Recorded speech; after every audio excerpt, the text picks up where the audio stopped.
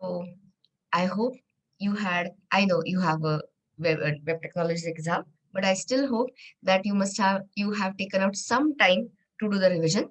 So this is today's plan. In a quick manner, we will revise. Okay, let me ask you. Did you have time to go through this Java streams or lambda expressions or the method reference part? Anything in Java new features? Okay, so some of you at least are saying yes, but I know majority may not have got time because of your exam. Yeah, so at least I'm getting the this. So I'm not going to spend too much time because unless until you have started working on it, whatever I get it done here will not make sense. But still, it is like everyday revision. So we will revise quickly. Then I will solve some assignments which I had given you on on the Saturday, so that we will get it done. So you'll have some idea about streams, and then majority part as quickly as possible. We are going to start with, yeah, I can get it. This IO programming device level, so that I'll get time on. I mean, I don't want to delay this. You have just input output overview, that is file handling overview, and main topic is serialization deserialization. So accordingly, let's start. Start revising with me. What is a functional interface? Simple question, simple answer. Even if you have not revised, this much everyone should know. It is nothing but interface containing a single abstract method, right? And in addition to that, yeah, single abstract method. And in addition to that, it can have optionally the default methods or static methods, right? So this doesn't matter. So there are, I mean, additionally on the top of it, you can have n number of it, but it should represent a single abstract behavior, single abstract method. Next one, give me a couple of examples. You have seen other day so many examples. So your comparator, okay? You have seen the consumer. There is a supplier. There is by consumer. Tomorrow in threads, I'll show you renewal. Let me see what you are answering. Predicate, yes. Serializable is wrong. Serializable weapon is this marker interface. It doesn't contain a single abstract method. It's an empty one. So these are the ones. Predicate is a correct one, and many more. By consumer or int consumer. So many are there. So, so tell me, were these existing before Java 8? Not all of them, but yes, some of them, such as comparator, renewable, did exist. But which is the annotation which has been brought by Java 8 on versus at the rate functional interface? You got that? And what is it? The important part of it is yes. So here, when you say functional interface, what is the connection between functional interface and the lambda expression? Okay, before we establish the connection, what is a lambda expression? It is an anonymous function, right? It is an anonymous function. And what is the point of it? Anonymous is in nameless function. It doesn't get associated with any class, and it is meant for conciseness. Anonymous function to add conciseness to the code.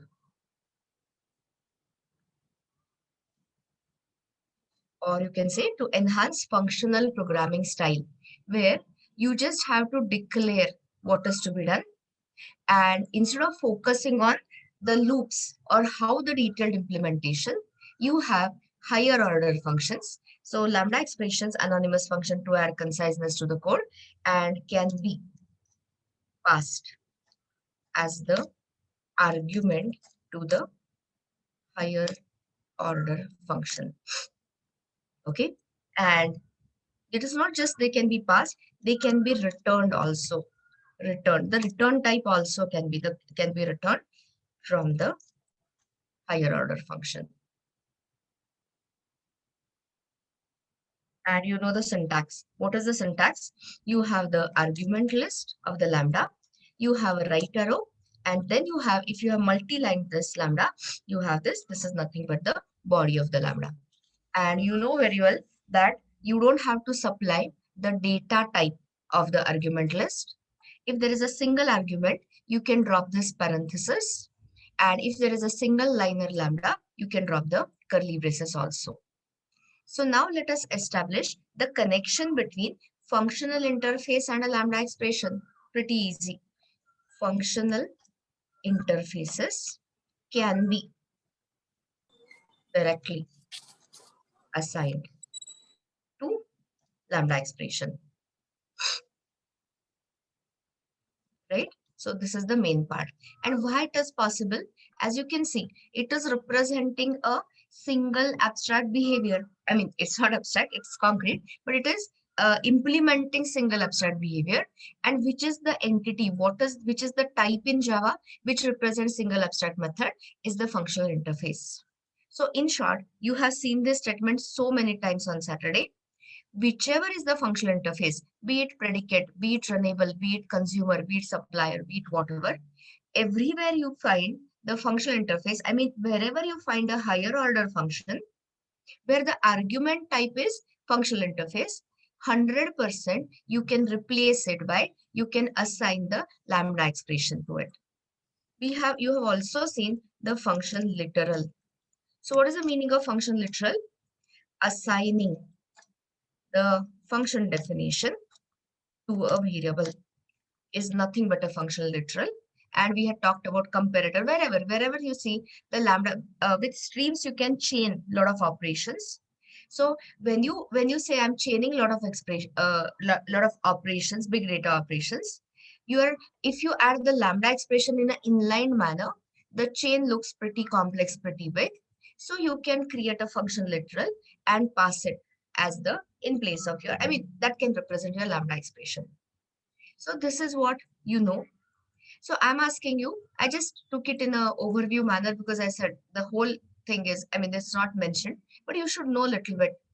So see this, the traditional code, the imperative style code, the reduction or the shorthand notation for that is lambda expression. So is there any further shortcut? Can you reduce the lambda expressions also? Can you add the further conciseness to lambda expressions as well? It's a yes or no question. Answer is yes. And what is it? It is nothing but called as method reference. Okay. So here in the today's help, all different type of method. There are 4 different type of method references.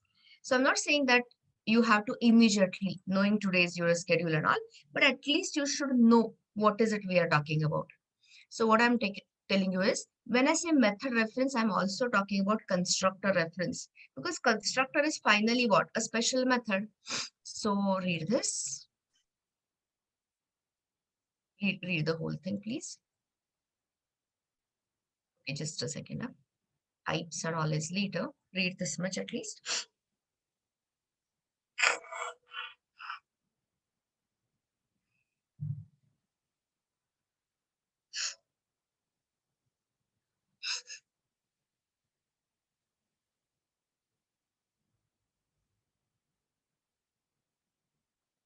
So let's start solving this. It is a shortcut, or you can say conciseness, further conciseness, shorthand notation of a lambda expression to call the existing method. So trick questions. Can you concise all the lambda expressions into concised, I wanted to say. Can all the lambda expressions can be concised into method reference? Absolutely not. But can all method references be, yes, exactly this one. Can all method references be converted into lambda expression? 100% yes. So since you are a beginner, I'm not saying beginner in general in functional programming, the Java syntax, you can be even happy knowing the lambda expression. And further, you can take a second step of checking whether this can be shortened further. Okay, so here is the syntax. Suppose your lambda expression, I think everyone can recognize this. This is your typically body of your argument of your for each. Everyone knows higher order function for each. So if your lambda expression, just take a look at it. I'll complete it. Anyway, I don't have to. So suppose you have a list, you have a set, or you have said map dot values, and you want to iterate over it. So here it is. So S can be, suppose it is a list of strings. So I'm saying S. So here, what this lambda expression is doing, here your lambda expression is directly using the argument to pass to the lambda and calling the existing method. Are you understanding? I'm giving you a not thumb rule, actual rule. When a lambda expression can be shortened further to into concise further into method reference, if your two rules are there. If you are the argument, whatever is the argument, you are passing it directly in the body of the lambda, and you are calling some existing functionality, existing method. So since you are calling a directly existing method on the lambda argument, instead of writing this longhand, can I directly refer to the method itself? Answer is yes. And when you are directly referring to the method, that terminology is method reference. So, which is the operator? Already people told me. Double colon is the operator to separate either a class and a method name, or an object and a method name, or there can be a constructor also. So the double colon operator is used in method references to separate the class or the object. So anyone wants to tell me, in this case, which is the method name we are calling? Println. So what is the LHS? Is it the name of the class, or is it an object? C or O? Class or an object? It is an object. No, no, wrong. You're saying object, this one, class is wrong. System.out, class name is print stream. System.out is an object. Open system class. Out is the reference type, which is of the point type print stream. So this is the example of a simplest method reference. Any discussion starts with this. But is this the only one? Answer is no. So this is the one which I'm referring to. Object double colon instance method. Open print stream. Println is the instance method. So this is example. But can you call a static method of a class? How do we call it? Class name dot method name. So here, how will you call it in the method reference style? Class, name of the class. For example, suppose I'm going to say product. Product is the name of the class, and I want to call the method get name. So how will I call it? Product double colon get name. It's not a static method. So okay, product double colon number of quantities, or get number of quantities. So that is a static method. Then if you want to call this instance method, I'm saying non-static method, but on any object of a product, for example, product, student, customer, not a specific object, but any object, then also the syntax is same. Class name, colon, double colon instance method. And if you want to have a constructor reference, means if you want to call a constructor using the method reference style expression, it is name of the class double colon new. So I'll just go take you through one or two examples, and then we will continue. We will use wherever it is possible. I'll show you one or two examples of method reference. So start. What are we looking at? Just start responding. It's a functional interface. So what is the first statement? What we make is, wherever the functional interface reference is being used, can it be replaced by lambda expression? 100% yes. Can it be replaced by method reference? Not always, sometimes. Okay, that way you understand. So here you have got a method of an example class. And now start looking at it. So see, this is your functional interface method, SAM, single abstract method. This is your some method, implementation method, not implementation of this. It's just its own class method. Now solve this carefully. So here I'm creating, because it's a what? Instance method, I have to create an object of it. So here example object reference equal to new example. And how do you refer to this method using lambda expression?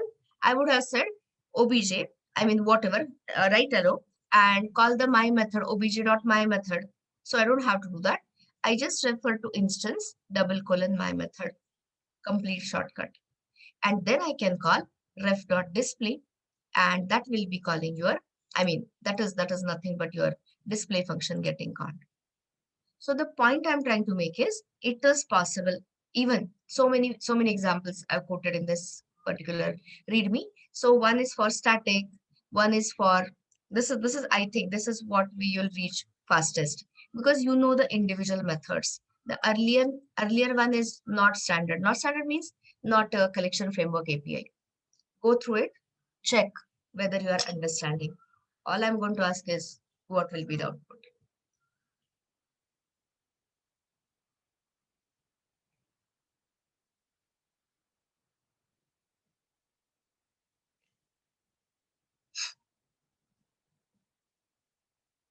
So let's start solving line by line.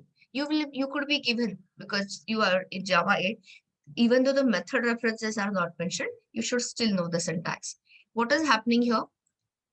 You are creating array of string type of references, actual string objects stored elsewhere in the heap. All these things now are, I mean, they are the ritual. So like how you have collections.sort, for array manipulation, you have arrays class and you have java.util.arrays. So what is it taking? Okay, just a second.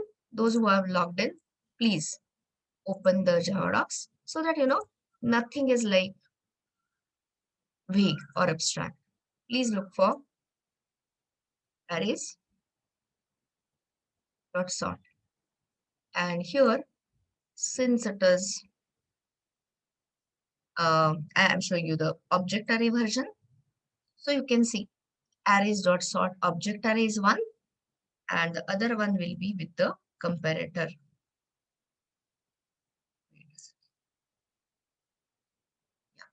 So look up into your Java docs and look for arrays class overloaded sort method where it takes the T type of arguments, forget the object also. And what is the second argument it is requiring is the comparator. Okay. Have you found this method? Has everyone found it? If not, you can look up from here. So what would have been the normal one if you don't use the method reference? Wait a second. If it would have, let me ask you, forget this for a minute. I'm saying, you tell me, what would have been a normal one? You could have passed a comparator. But comparator, is it a functional interface or not a functional interface? Tell me. There's a comparable version also, but anyway, you tell me. What is it? It's a functional interface. Can it be reduced to, replaced by lambda expression? Yes. So you can imagine a lambda expression, S1 comma S2. And what you would have written in the body of the lambda? S1 dot compare to S2. Okay, maybe I'm sounding vague because you should not jump directly. So tell me, what would have been your standard one? String array, and you pass the comparator. So S1 comma S2, and this is your compare method, right? So here, what you would have said is S1 dot compare to S2. So tell me honestly, frankly, and all, have I this thing properly? Yeah.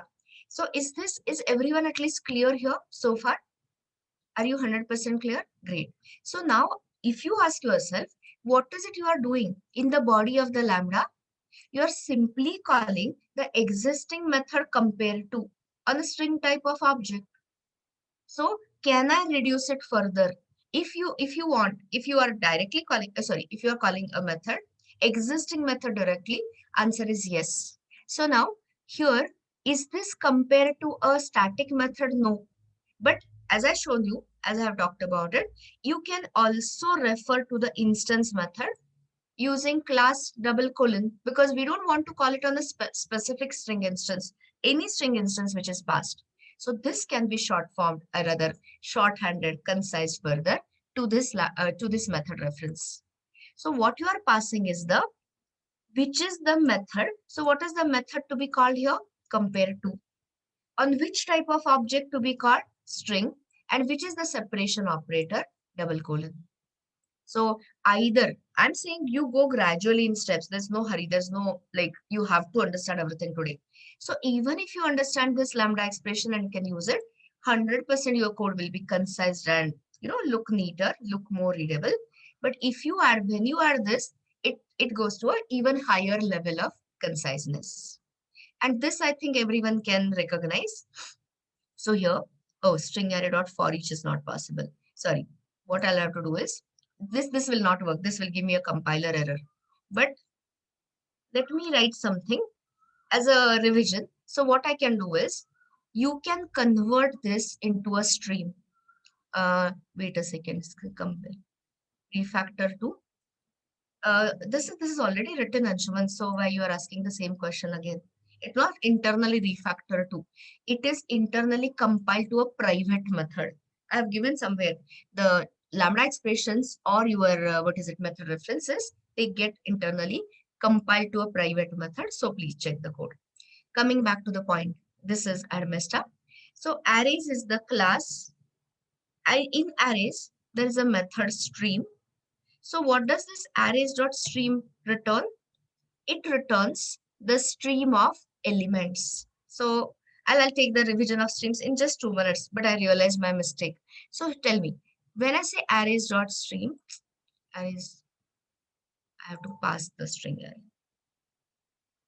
If you say, let me highlight, what will this highlighted code return? Anyone? Arrays colon compare to is not valid. Arrays class does not have a compare to method Apache. So what you're saying is wrong. Okay, so what will this return, guys? It returns stream of strings, all the strings, and they are already sorted as per the lexicographical order. So now here once you have the stream of what is it called string type, you have seen the for each method in the stream interface. So that is for each, and here system.out, again another method reference. Instead of saying s and right arrow and system.out.println s, you can shorten it further with a method reference. So like I said, I've given some examples, and wherever possible I'll be showing you further syntax. So this was just a first look at method reference. So now solve this with me. So we will solve this actually. First, we will discuss it here, and then I will write it in 2 minutes in Eclipse. So imagine that, I don't know whether you have looked at it, but I had given you some ready code on Saturday. So let us say, I'll not start it, unnecessary waste your time. So suppose I have got a product list. So here, can you display all the product details using functional programming style? I'm just asking you to display. I know everyone can do it. You have to just get into it, dive into it, jump into it. So there are so many ways. Start. If you want to display all this, I hope you are typing something, all the products using functional style of programming.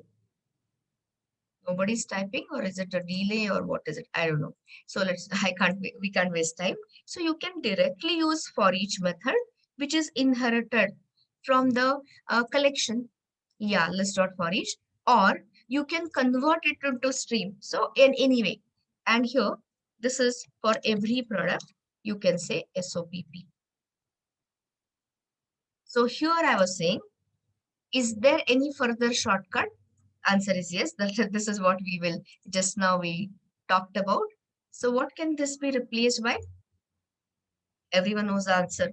Which objects, which method here we are calling in the body of lambda? Println method of a system.out object, and which is the separator? Double colon system.out double colon. Okay, so this is it. Sorry, just a second. So this is the lambda way, lambda expression way. Earlier we have not written the looping and all, and this is your method reference way. Okay, now continue further. Let's see. Solve more, understand more. This is I'll write it in this in 2 minutes. So this is my requirement. Do that. sort the product details as per the price in a ascending order.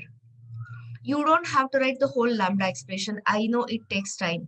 Even if you give me clues, clues means which method you are thinking. That is sufficient for me. Yes, please. What is it you want to use here? CT, I don't understand, Prachi. Can you give me a little more? I mean, how, what do you mean is not very clear. So first solve it using compare to. Compare to. Here we are talking about the, okay, so compare to is your string and all that you are saying. Anyway, you are missing the point. I think you are mixed up. Sort the, I'll give you more things without touching the product class, because I have to take you on track. And is my product class comparable? No. So don't just blindly apply the solution. String class is comparable, but product class is not comparable.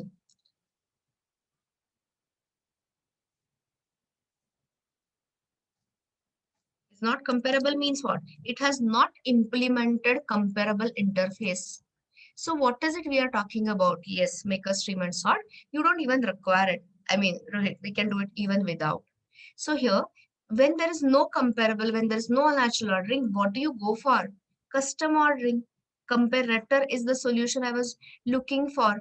We have done it so many times. So as an example, what you can say, collections dot sort. I'm not even going for stream and sort. That we will do. But I'm saying currently I don't even require. So collections dot sort. Suppose list is your product list. And what will be the this thing? So I'm using this as a lambda expression. Okay. Yeah. And then you can have your either function literal or comparator. So P1, P2, and you can write your the whole thing. So now see the not clumsy, but yeah, long hand still in a lambda. So anyone, it's a product price is a double. So you remember double is a primitive type. So you'll have to cast it. Cast it to your wrapper type, and then you can say P1 dot get price. Are you getting this? Dot compare to. It's easier to write in Eclipse. In a minute I'll start that. P2 dot get price. Are we clear so far? The idea is not to confuse you early in the morning. Idea is to make everyone clear. I'm saying simple one. Yeah, all those things map to double and all, you are answering very rightly, Pratisha, but that is a stream one. I'm asking you for a simple one. We will definitely go there. So now I'm saying, but using method reference, it will bring a different level of conciseness. Okay, so this part is the same. First thing is, can we do it at all using method reference? Answer is yes in this case, because there is an easy way to call product price compare to. Okay, so here is the thing. Just check this. Not here. What is it I wanted to open? Is this? Yeah.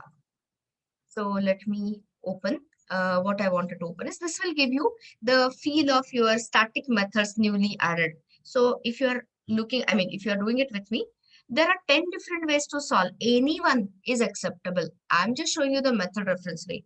So search for comparator. Go to comparator. And in this comparator, now you'll see, one method. Which method you know? Compare. So this is my chance to show you additional functional interfaces. So these are all the important functional interfaces, which is very good to know. So now the first method itself, there are again multiple. So have a look at it. I know it looks quite complex as far as Genix is concerned. So today I'll say focus on the functionality. So tell me, first of all, can you add a static method in the interface? Of course, yes.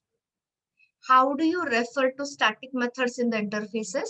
Exactly like your earlier stuff, interface name dot member name. So which is the interface I'm showing you? Comparator. What is the method name? Comparing. What is it returning? A comparator instance. Okay, so listen to this very carefully. I know things can get out of hand. So where is it? Yeah. So instead of giving this comparator, instead of replacing the comparator by a long hand lambda, there is a easier way. Okay. So where is that? Here they have given you the example also. Lot of examples are given, so it becomes easy once you notice it. So comparing, now forget everything else and focus on the argument. So take a look at the argument. So what is the argument? uh, I think Surya was asking what all different APIs we should know. So whatever is the list, consumer, predicate, by consumer, add this. There is an interface called as function. So function is like a mathematical function.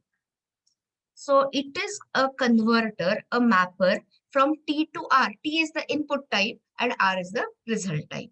Okay. So here the all the statements, I mean, what you should look for.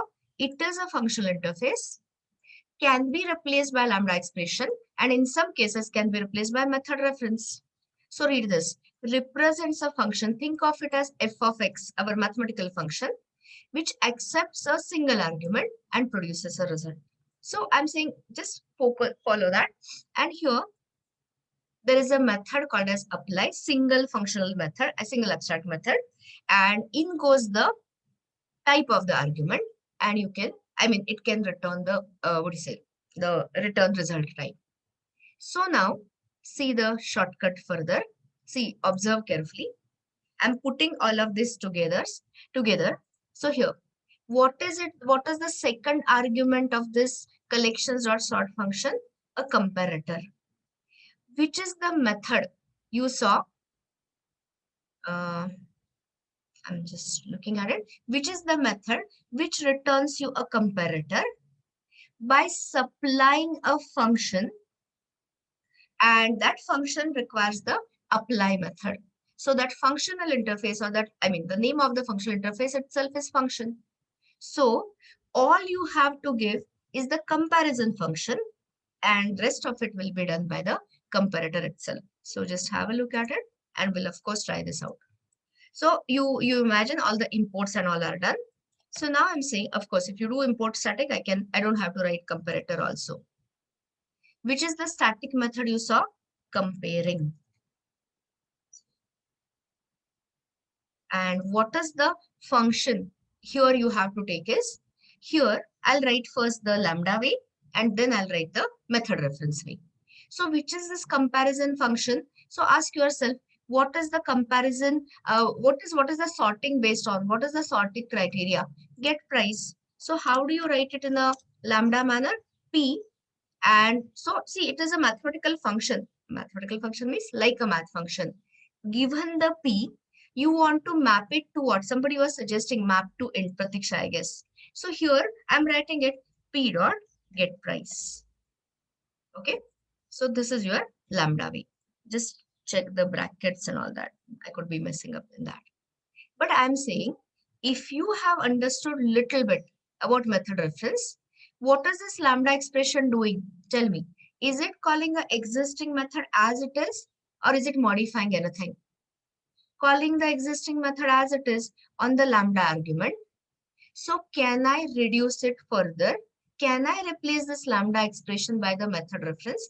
Answer is yes. So write down that method reference for me.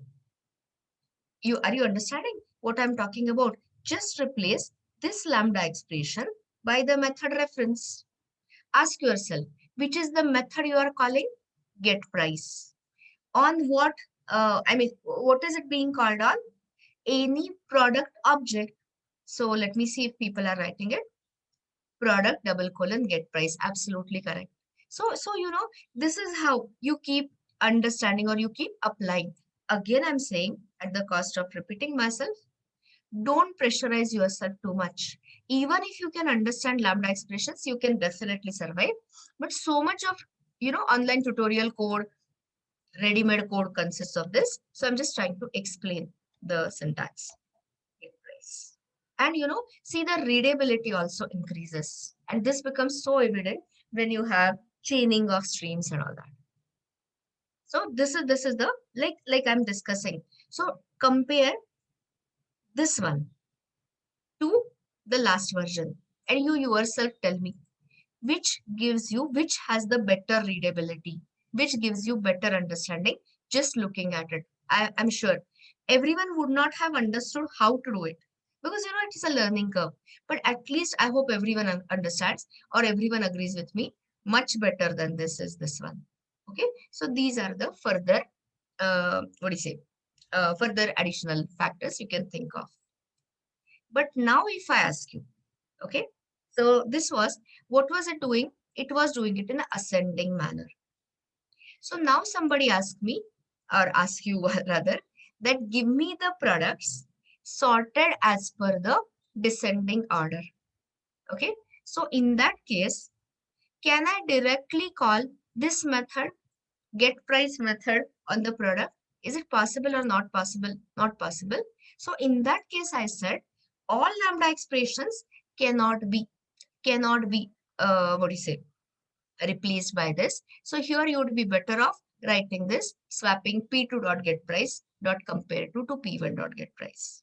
So the point is check what your lambda expression is doing, and in the body of the lambda expression, if you're just calling directly a method, definitely replace it by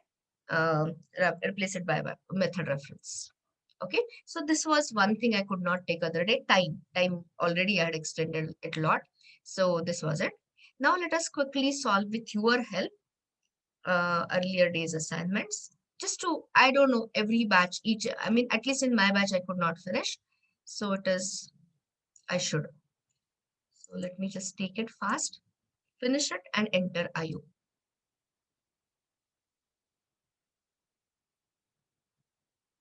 So let's do it. Again, I'm saying some of you might have already solved it, but if you have not solved it, we should know that. So let me just create it quickly. And then we are going to enter and spend the rest of time in IO programming. Before that, of course, I have to revise streams.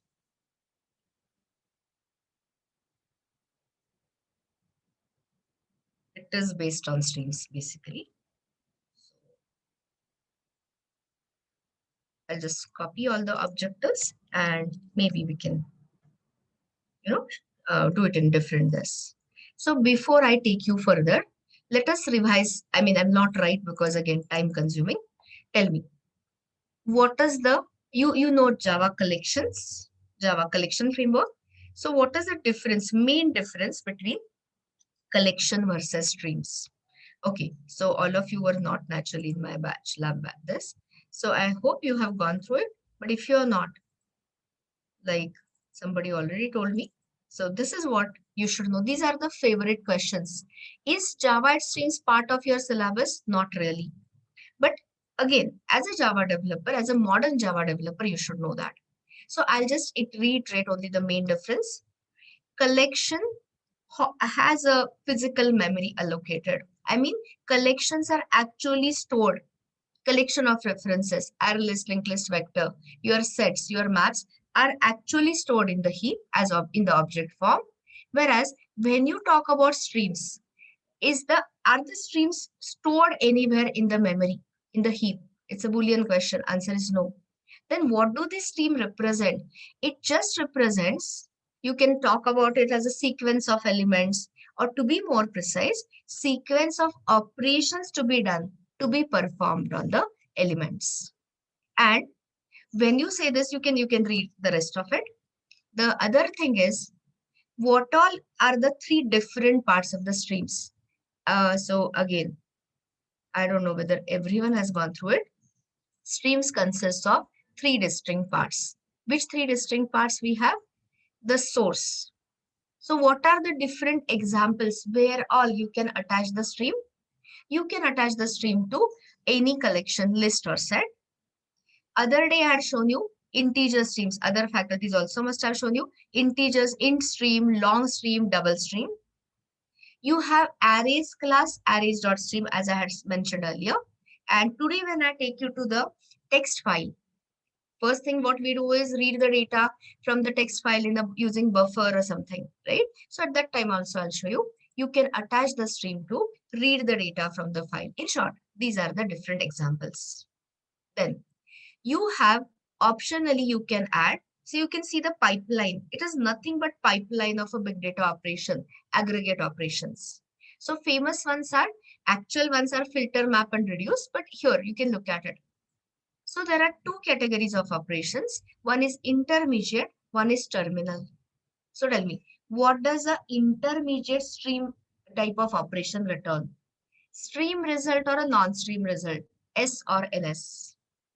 Intermediate operations will return always a stream type of a result, so that you can do the chaining, you can perform, you can form a pipeline, and these elements will pass through these pipelines into something, through something called as vertical execution order.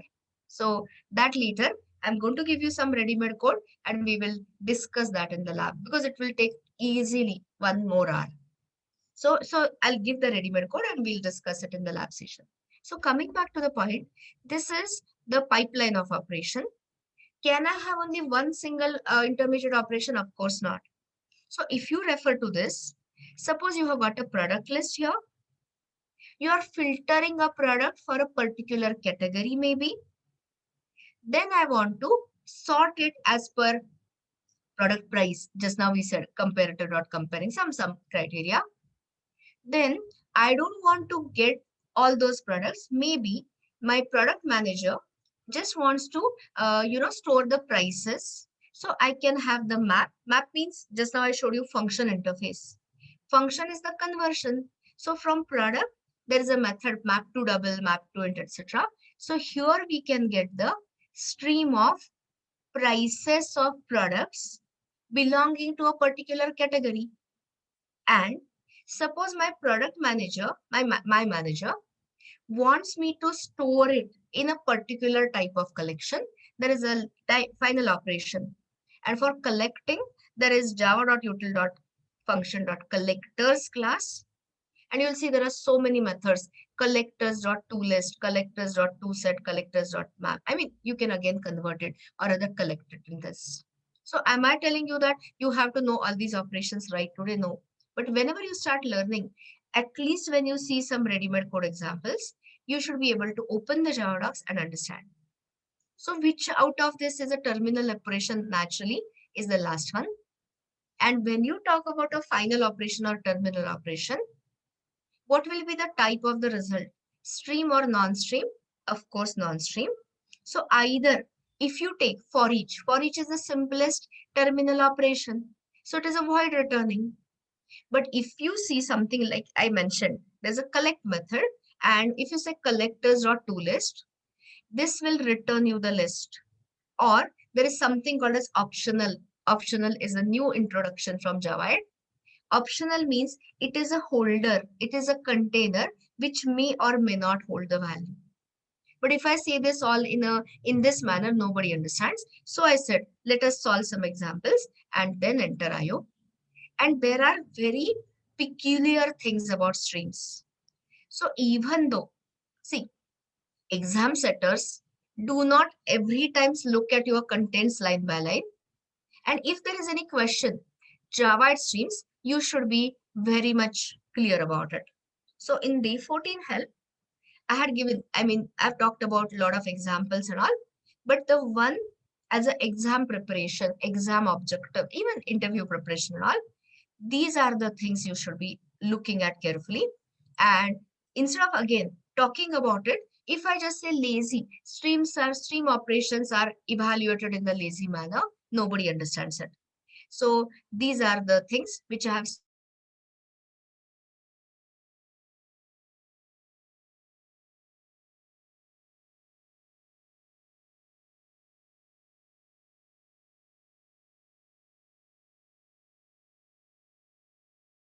and we'll go ahead with the IO programming. Rest, some more practice in streams will cover in the lab session. Yeah, usual. I really don't know. Yeah, now I think. Yeah. So people have got used to it. Okay. And you know what happens, as I keep telling you, I get this message, internet connection has a glitch after a minute or so. Anyway, so I hope I'm audible again. Am I audible again? Laziness of the stream. I said Just if I talk about that, collections are eagerly evaluated. Streams follow the laziness. I mean, streams follow the lazy evaluation order. Nobody understands the word. So that is why I've set up some examples which will help you. Exam objective it is not really, but anyway, to make you understand. So all these examples I said, I'll take it in the lab session. I'll share it. So any lab faculty can help you with that. So now let's do this much line by line, and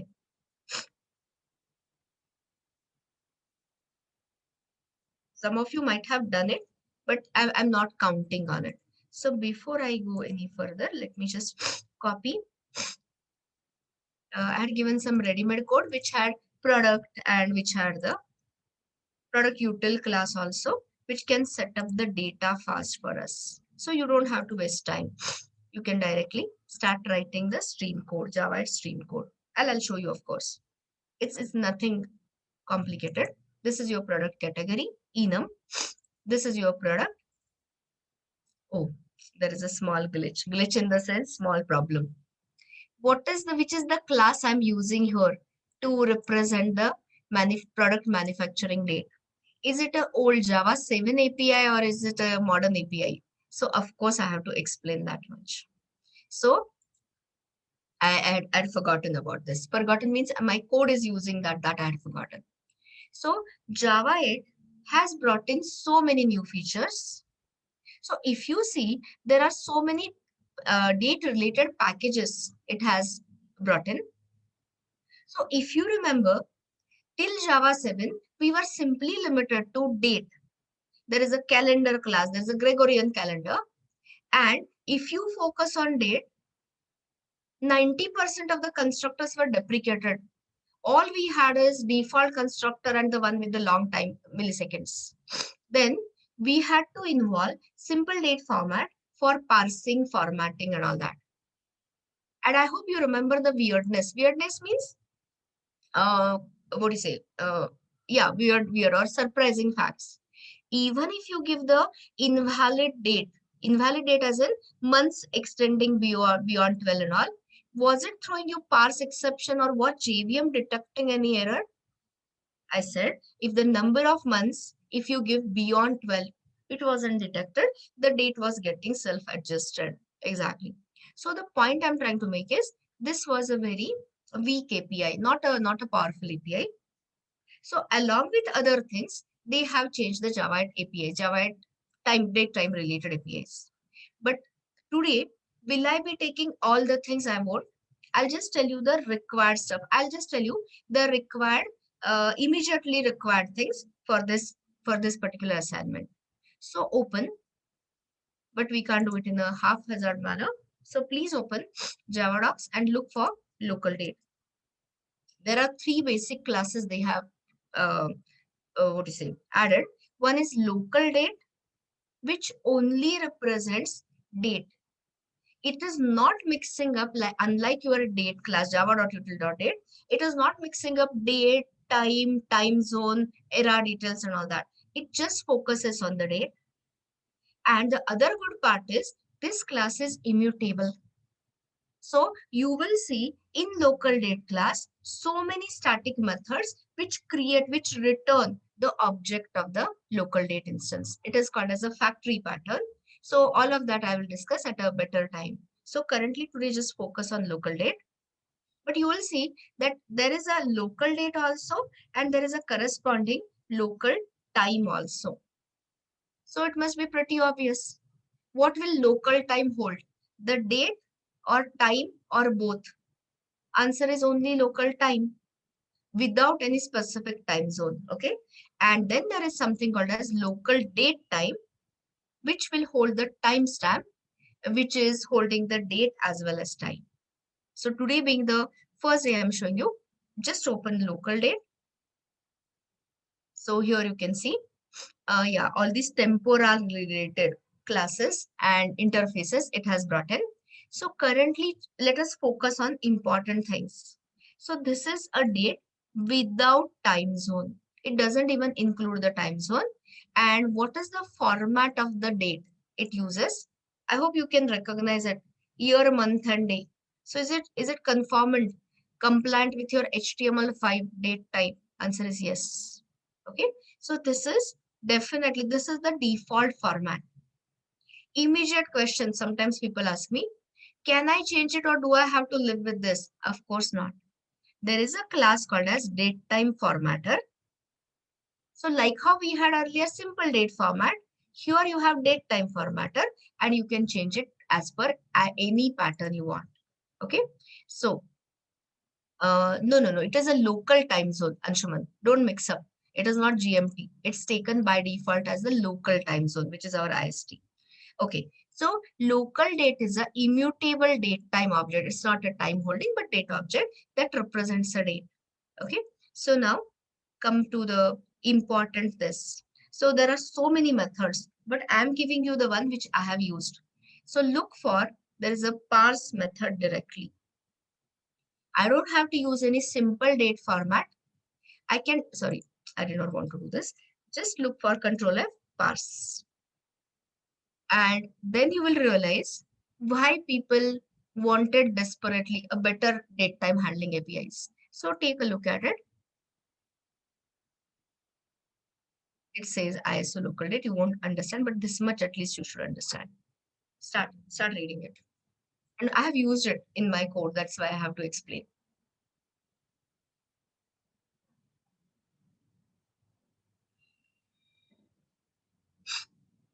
So start answering me.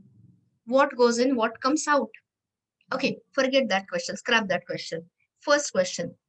Is it a static method or is it a non-static method? Because that is where the whole discussion starts. It is a static method. So you will not see any constructors and all that. The whole idea is to use the static methods which return you the local date instance. So this is well-known pattern in industry, design pattern called as factory pattern. Public static methods returning the instance of the class. Put more on the factory pattern and singleton separately.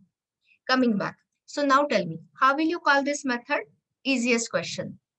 Since it is a static method, class name dot member name. And if you follow my import static strategy, you can say import static java.time.localDate.parse or something. And I hope everyone remembers. Do you remember what is char sequence? Yeah, if you don't remember, fine. You can just click on it. It is nothing but an interface. But you know that this interface is implemented by our string handling classes. So in short, if I want to see this, let's look for parse. Yeah. So here, if you want to,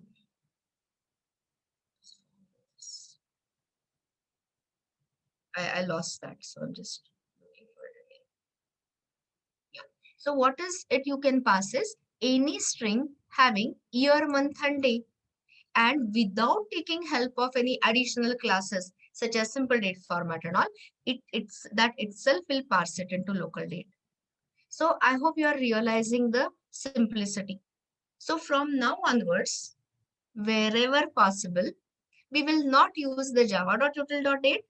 We will use the modern API, Java API. Of course, there are a lot of methods, lot of things I want to explain, but not in the middle of this topic. So tell me, how you are doing earlier? How you are doing earlier? The what is it? The conversion, the parsing from string to java.util.date. We had to create a simple date formatter instance. You remember all of that, public static and all. We had to initialize it in the static initializer block, and then we had to import it from all over the place, and then sdf.parse. Gone. And mainly it is not even mutable. So all you use is local date.parse. Next one. I'm asking you the next question. If you wanted, I'm just comparing. Yes, absolutely. Just wait for it and you will see that.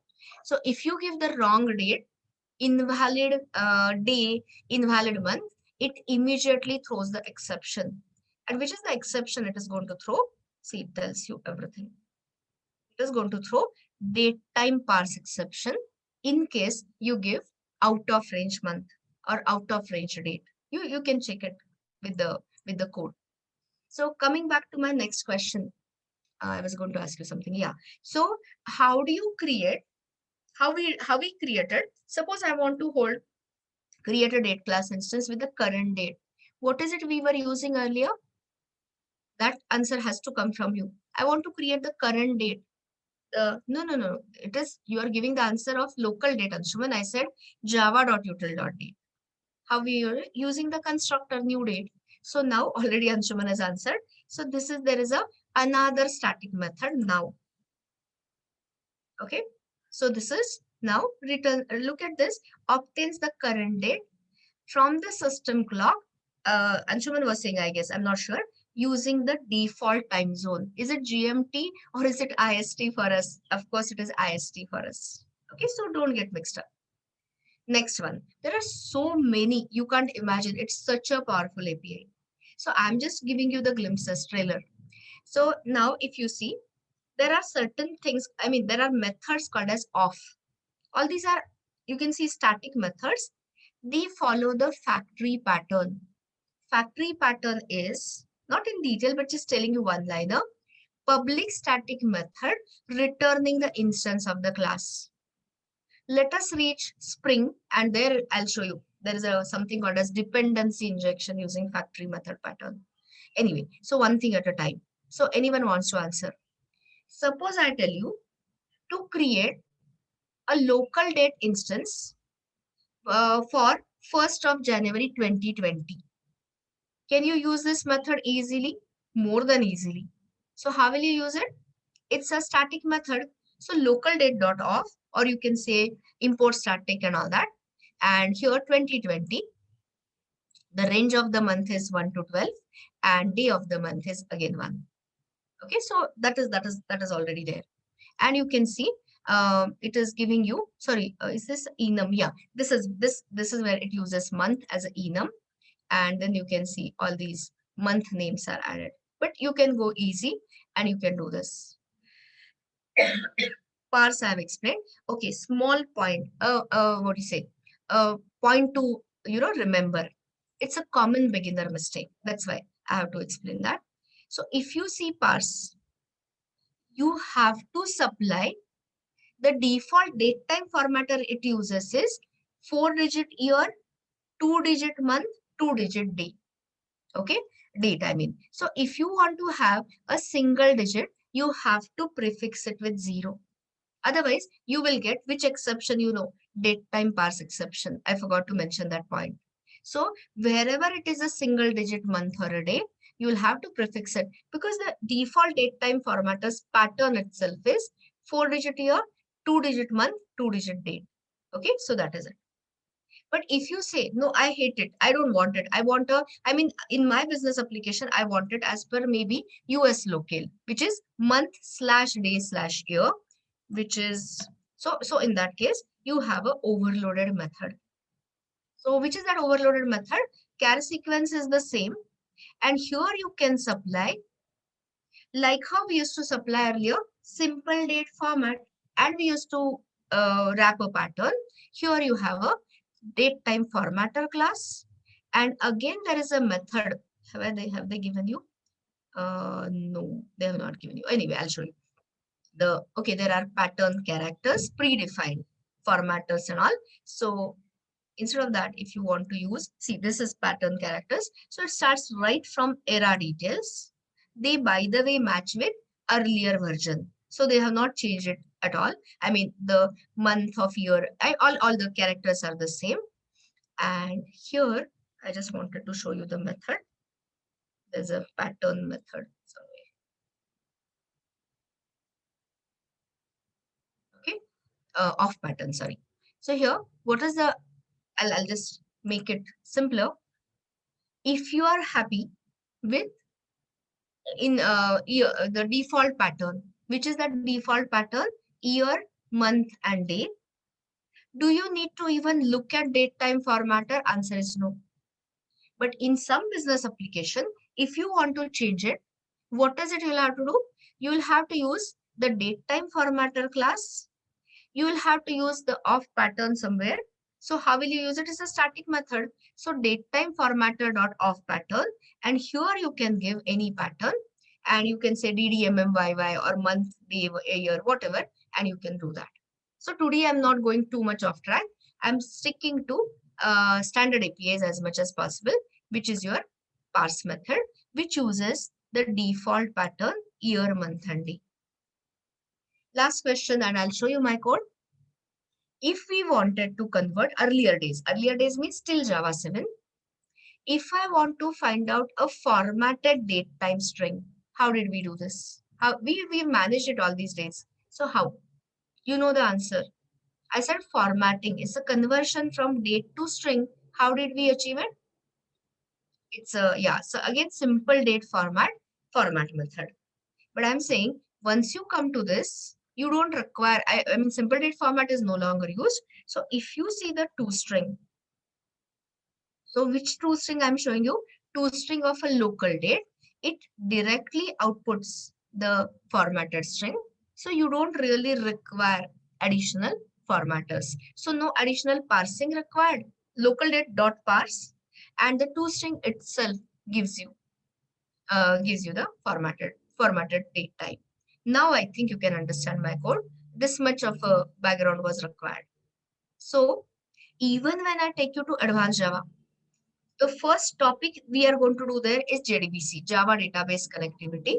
So there we have the third type of date called as java.sql.date.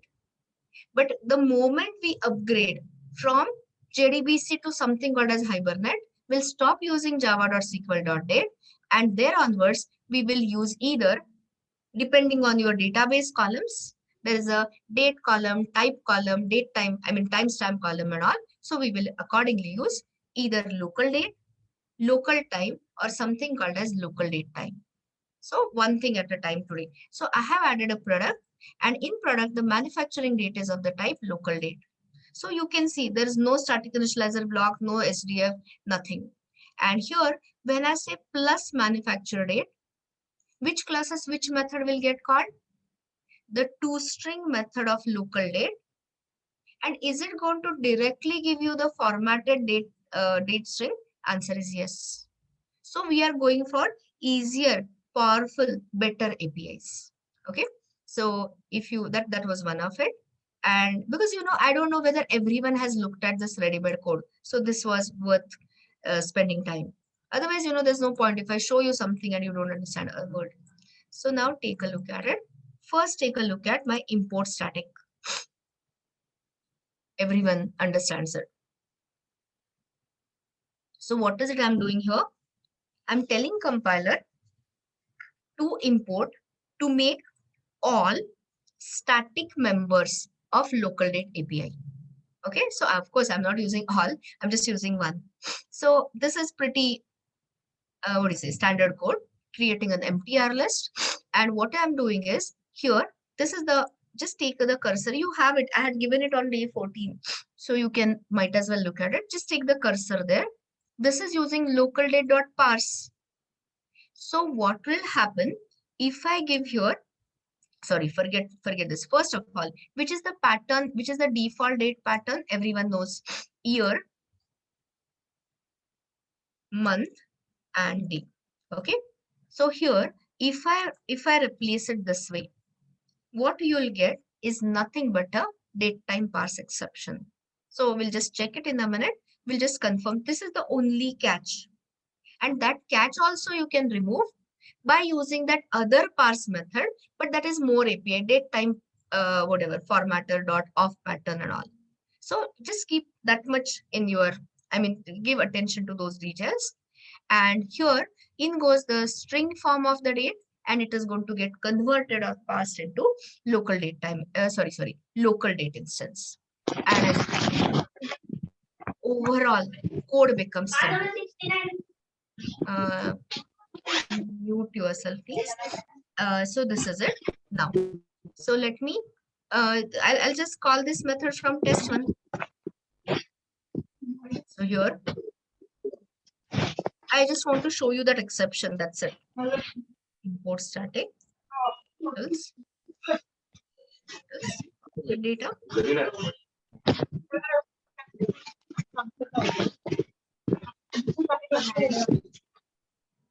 Take a look at it, please. All I'm trying to, make you. Oh no, Swati ma'am. Okay.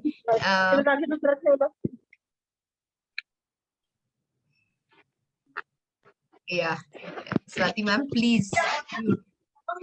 Here, this thing. Can you see this? Date time pass exception, and it tells you right away what is the problem here. I'll just send her a message.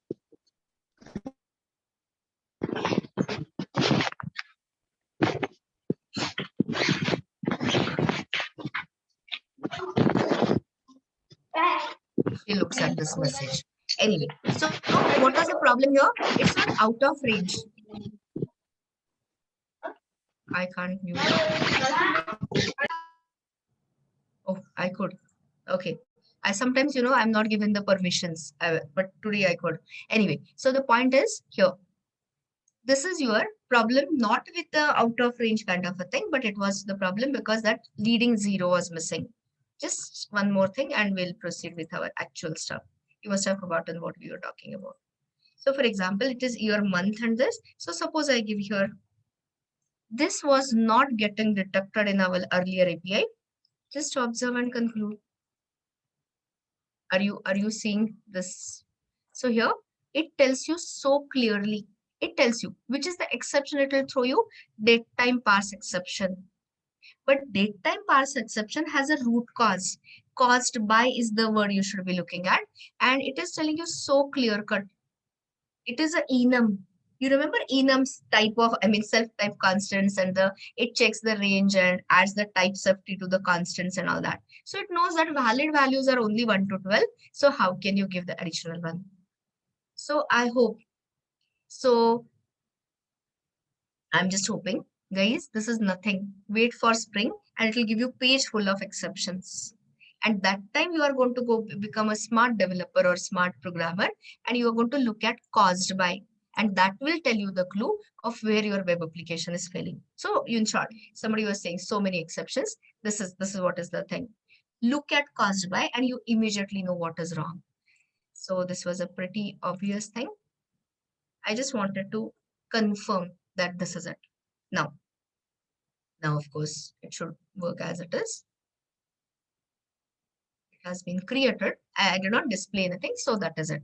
Now let us get on the track. So I have got a sample data populated in the product list. So now you are going to help me writing the code already. When I said I just wanted to wrap it up, still it's taking a lot of time. Now let's not go off track. So here I want to display the sum of product prices of a specific category. So what is going to be the input from user? Let me just do that much. I'll take a try with resources, the category name, and rest all we are going to do with the code. So, a minute. You keep your answer ready. Those who have solved, those who have not solved. Majority may not have solved it. So we'll of course discuss the operations and we'll do it. So even if you can identify the operations, that itself is good enough. Then the detailing of methods, the lambda expressions can be worked out. So this is it. And here let me just attach control1, assign it to the local variable. So I'll call it as the list.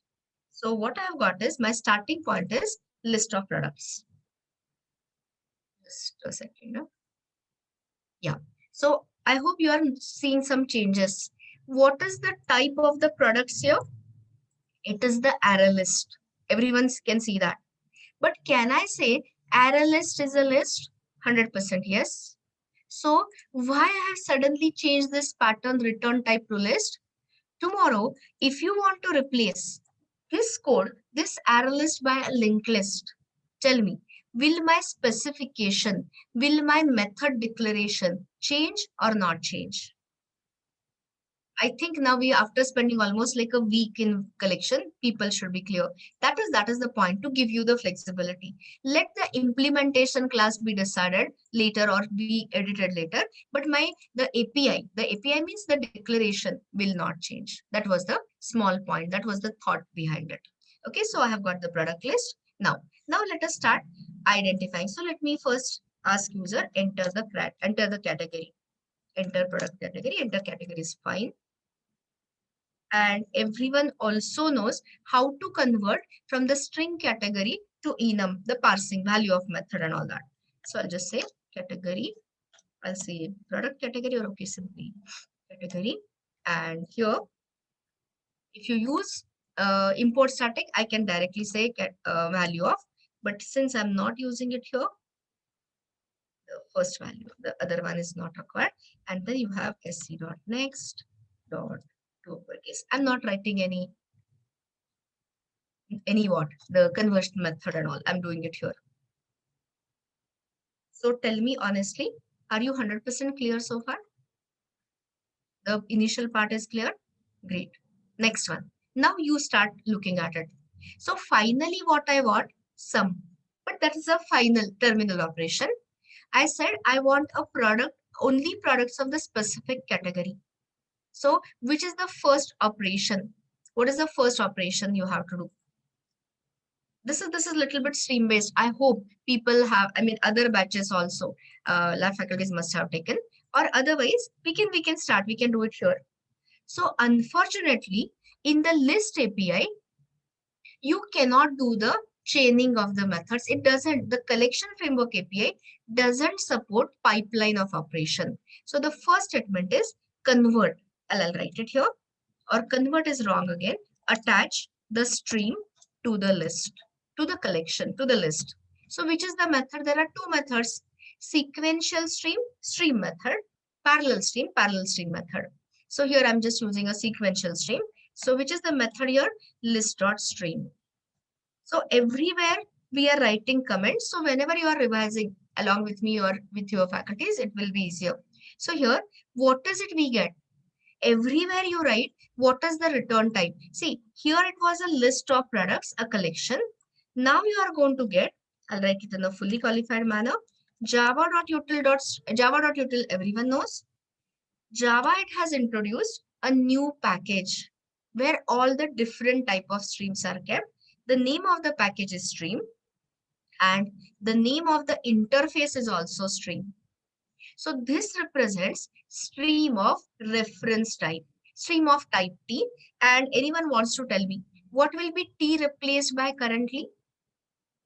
Not stream of category. What will be stream type? T will be replaced by product, because you are having a product collection. Of course, it will be product stream. Okay. So this is the first. You remember there are three things: source, intermediate operations, one or many, or even zero. Sometimes you can directly use the terminal operation, and then a final operation. So this is done. Now you look up, you parallelly please look up, there is a filter method. This filter again takes up the same predicate which I had shown you in our theory session on Saturday, remove if. So we had the predicate has something like test method, right? And then those elements, whichever was returning true, was removed. But here I'm saying I want to filter, I want to pass it to the next operation, those products which are belonging to a certain category. So start. So what is the argument of the filter? Predicate. Is predicate functional interface? Yes. Which is that single, you can check, single abstract method there, predicated is test, and it takes a single argument. So let's say P, and now I want to have a Boolean condition returning true for the products with this particular matching with this category. Takes more time, exactly. Talking in English, lesser time typing the code, or lesser time talking in Java. So what I'm doing is p.get category. Do I have? Yes, get product category. You can use double equal to, because enums represent, in the enum, they are self-type constant singleton instance of it. But if it is confusing, you can, your solution is also good, equals method, but this will also work. And what is it I'm saying is category. So now, so this was stream of all the products. Okay. Anyone wants to tell me what is it I'm going to get here? Am I going to get stream of products? 100% yes. Okay, it is not a converter, it's not a function interface or something. Function is different, function is that mapper function. So it is here only the filtered products. So it is a filtered stream. Filtered by what? Filtered by the criteria, whatever you have given, a particular category. So that's your first intermediate operation. Are we little bit, at least 10%, 5%? Okay, 10 is also much this. So stream of filtered products, absolutely correct. Now you read the problem statement and there itself is an answer. So I want to sum up the product prices. So if you try to, try to look for a sum method, there's no sum here, because how can you sum up, how can you add the what, the references, the arithmetical manipulation and all is gone. So now you will have to convert, you will have to map what to what is it, you'll have to do the mapping. Exactly, so you will have to get the price first. So that is where the map function comes in. Please refer to the Java docs because it will take twice time. So the next method you have to use, it's a filter map reduce, typical, the heart of big data operations. So map, and map accepts a function interface. Oh, sorry. There is a map also. There is an easy one, map to double. Why I'm using double? I think the price is double. Let me just check. Double or into whatever. Yeah, double.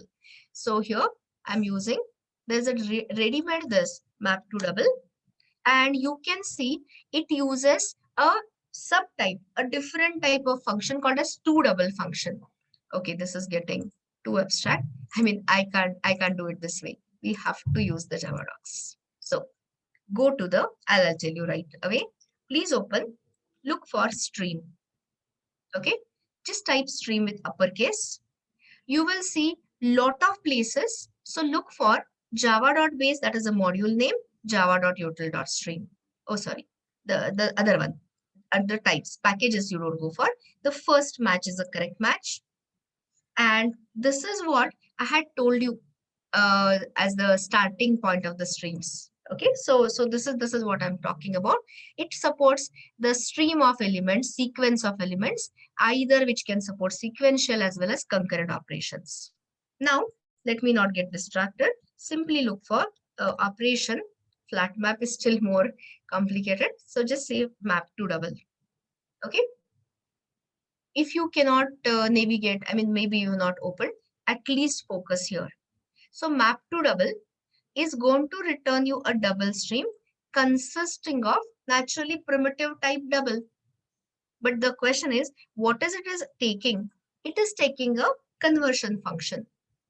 So the basic interface is function, but since it is converting your type T to a double, the name of the interface is to double. So this is what I wanted to explain. And like how in that function interface there is a method apply, here it is apply as double. So answer my simple question as always. What goes in, what comes out?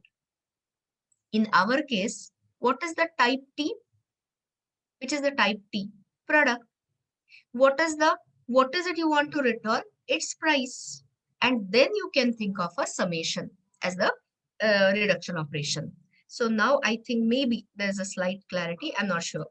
So you can have map to double, and here you can pass product, and what is it you have? P dot get price. Are you getting this? But if you observe here, what is it we are doing? Are we calling the existing function in a lambda expression as it is? Or are we making some modifications? Answer is yes. So is it a candidate for further reduction, further conciseness? I hope the answer is yes again. So what can you further concise it further by? Method reference, what else? There's nothing else. So here you can have product, double colon, and which is the method we have here? Get price. I'm telling you from my own personal experience, there is a learning curve. I will be fooling you if I say there's no learning curve in functional programming. Of course, there's a this learning curve. But like I said, if you invest those 2-3 days seriously, you start enjoying it. You start getting comfortable there. Coming back, forget all the pep talk. Here, What is it you are going to get here? One more suggestion. If you don't understand this and if it is confusing you, go back to your lambda. No issues. Absolutely great. Coming back. What is it you get here? You just get, anyone wants to tell me, am I going to get here stream of products? Of course not. We have converted it. We have mapped it. Each product is mapped to its price. So here you are going to get your stream of primitive types, which is double stream. And what does it represent? Prices of products from a specified category. Are you understanding a little bit? Okay, so this is it. Now, so once I come to, wait a second. So what is it returning? It's a returning a double stream. See this. This is that primitive type stream. And can you sum up the doubles? Can you do the addition of doubles? Of course, yes. So here you will find the reduction operation, reduce operation, sum, and that's it. So internally it is like it uses a reduce and all, but don't go to that. Oh, sorry. That's a minimum. So you can look for sum and it is of course present. Returns the sum of elements in the string. So terminal operation at least is easy. So then I'll just say terminate the stream by sum. And then I'll just say control 1. You know, it is so surprising sometimes. Sometimes it gives me intelligence, sometimes it doesn't. So I'll just say double sum and I can display the things. See, total price products under whatever category, user chosen category.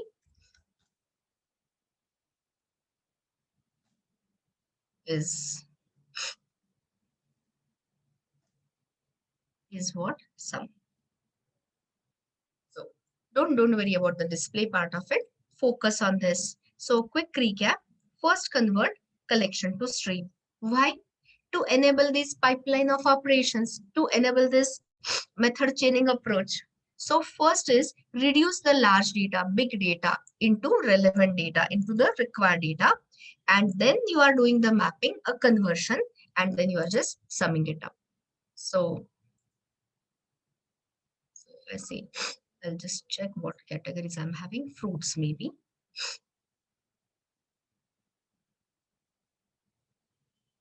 And you can check later.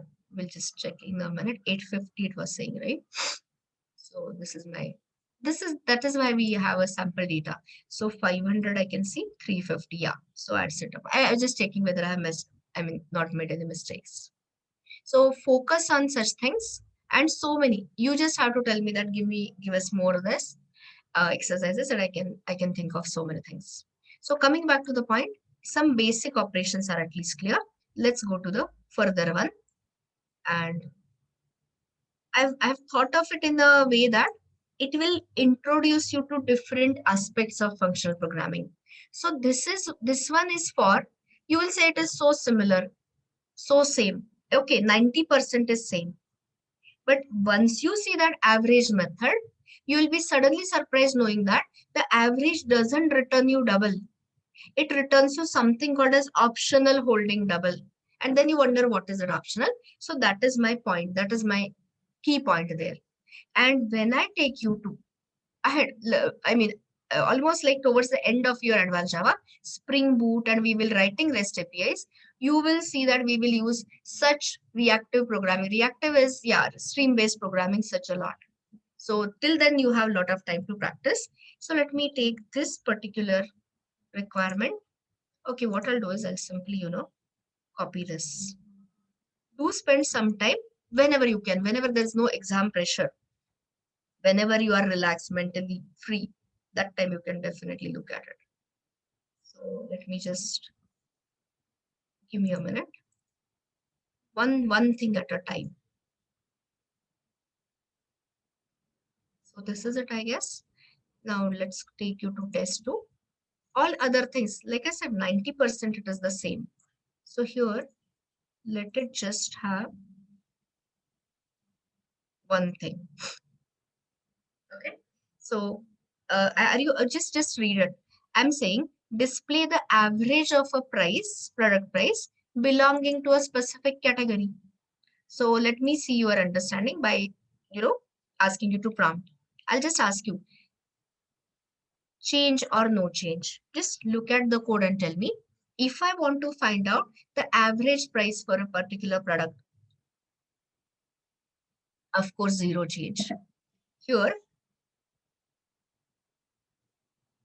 average of this, that is fine. So now start looking at it. So tell me, forget the LHS, this part. Do I have to still convert a collection to stream? Yes. Answer is very much yes, because otherwise I can't use those stream based APIs. I can't use those powerful aggregate functionality. So this stays the same. So what will I get here? Stream of products, stream of all products. Do we require this filtering operation here? Yes. If I change my problem statement, give me the average of all the products, then this can go away. But I'm saying I still want a filter. So this is same. The next one. Do I still have to map it to the price? Yes. Otherwise, there's no average method in your what stream API. So average of what? Average of product prices. I can't say average of product names, right? So of course this is required. The terminal operation, as I said, is going to replace. But before I say it, there's an average method. But the surprising part is, the different part is the thing. Oh, I messed up, I think. No, I'm correct. I was, there's so much of APIs, so sometimes I end up saying something wrong. It was not wrong. So just look up for this method. Average, wait a second, I'll just increase the font and look for it. Okay. So what is surprising here? Surprising here is the return type. Everything else is the same. So read this carefully, because from my side, I'm explaining the optional part for the first time.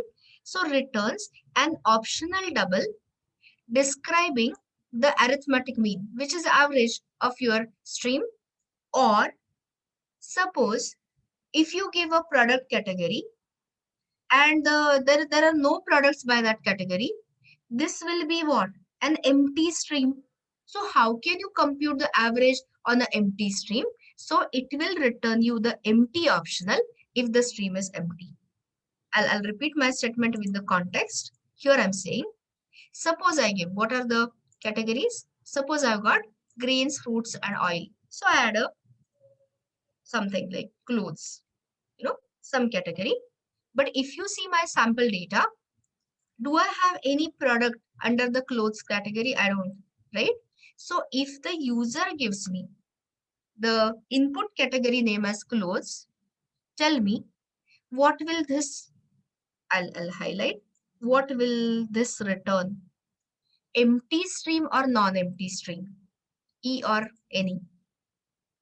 Everyone understands it. Empty stream. And how can you compute the average on an empty stream? Some I can still say zero, but for averaging, I require non-empty stream and such things.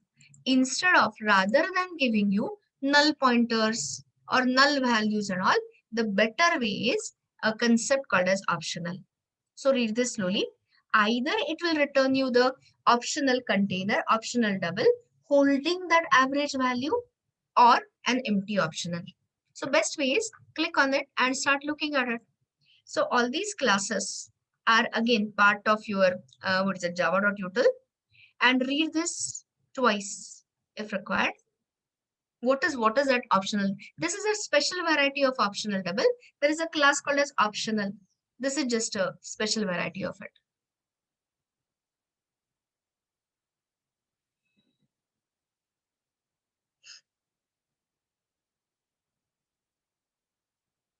So what it represents is a holder, a container, which may or may not contain a value.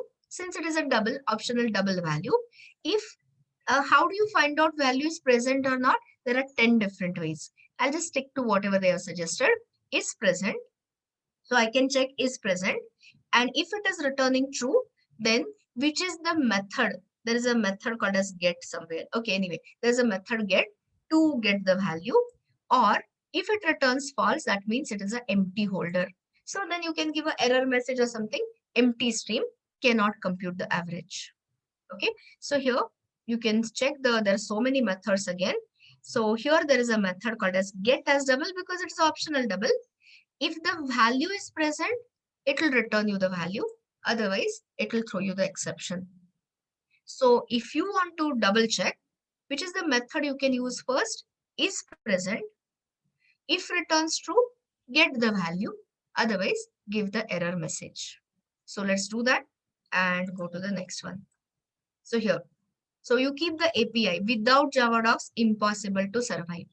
So now start. Let me make the assumption that it is present. Anyway, I'll write something. You just check.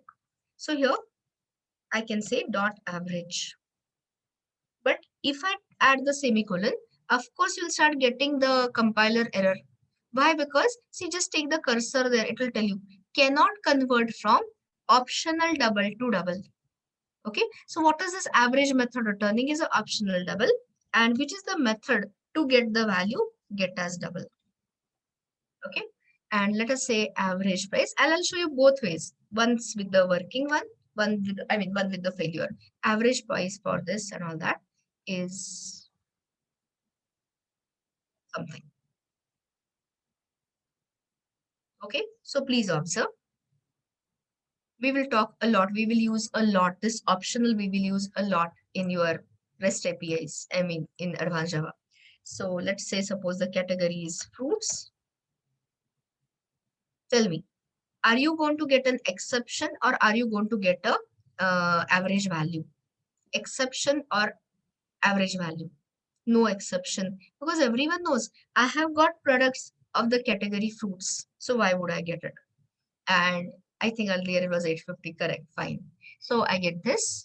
But if I give the category which is not having, I'm not saying non-existing category, otherwise you'll get that illegal state. So which was clothes, I think I added. So here if I say this, can you check that? Can you get this? No such element exception. It tells you this optional holder, optional is just a holder, just a container, doesn't hold any value. It's an empty optional. So if you don't want to get into this, what is it you have to do? You have to perform a check. So let's rewrite the code in the next minute and go further. So don't assign it directly here. Okay. Don't blindly get the double value. So what will I assign it to? What should I assign it to? The left hand side. Is it returning me the double or is it returning me the optional double? Answer is optional double. I'm going a very easy way. Later I'll show you. There are so many methods. So optional double. So let's say something. I'm looking for the variable name. Anyway, let me call it as optional double itself. Easy. And then, which is the method to check if it is present or not present? Is present is the method. So if optional double dot is, you can have is empty means it's a empty holder, is present, whatever. You can use this. Then you can say this much. And you can see here, how do I get the value? You already know that. So I can say here optional double dot get as double. Just a learning bit of API, stream API. And trust me, whole world is using it. The modern Java world is definitely using it. Else you can get, there is a very interesting method or else throws. So I'll take you to more and more over time, not today. So otherwise I'll say no products found. No products. You can give a appropriate this for a particular category. And now I think have I done it correctly? I guess so. So here if I say actually, you can see there are no products, and this is how your entire business of getting that null pointer exception or checking for null values is largely reduced, largely replaced by concept of optional. So really now this time last one, and we'll proceed. Otherwise we'll never reach IO and then our threads will suffer coming back. So let's have the copy here. I'll just check. Oh, I have lost that. Anyway, I'll pick it up from this. Purposefully chosen the APIs which can give you maximum coverage of stream APIs. I'm just saying maximum under the current circumstances. So wait a second.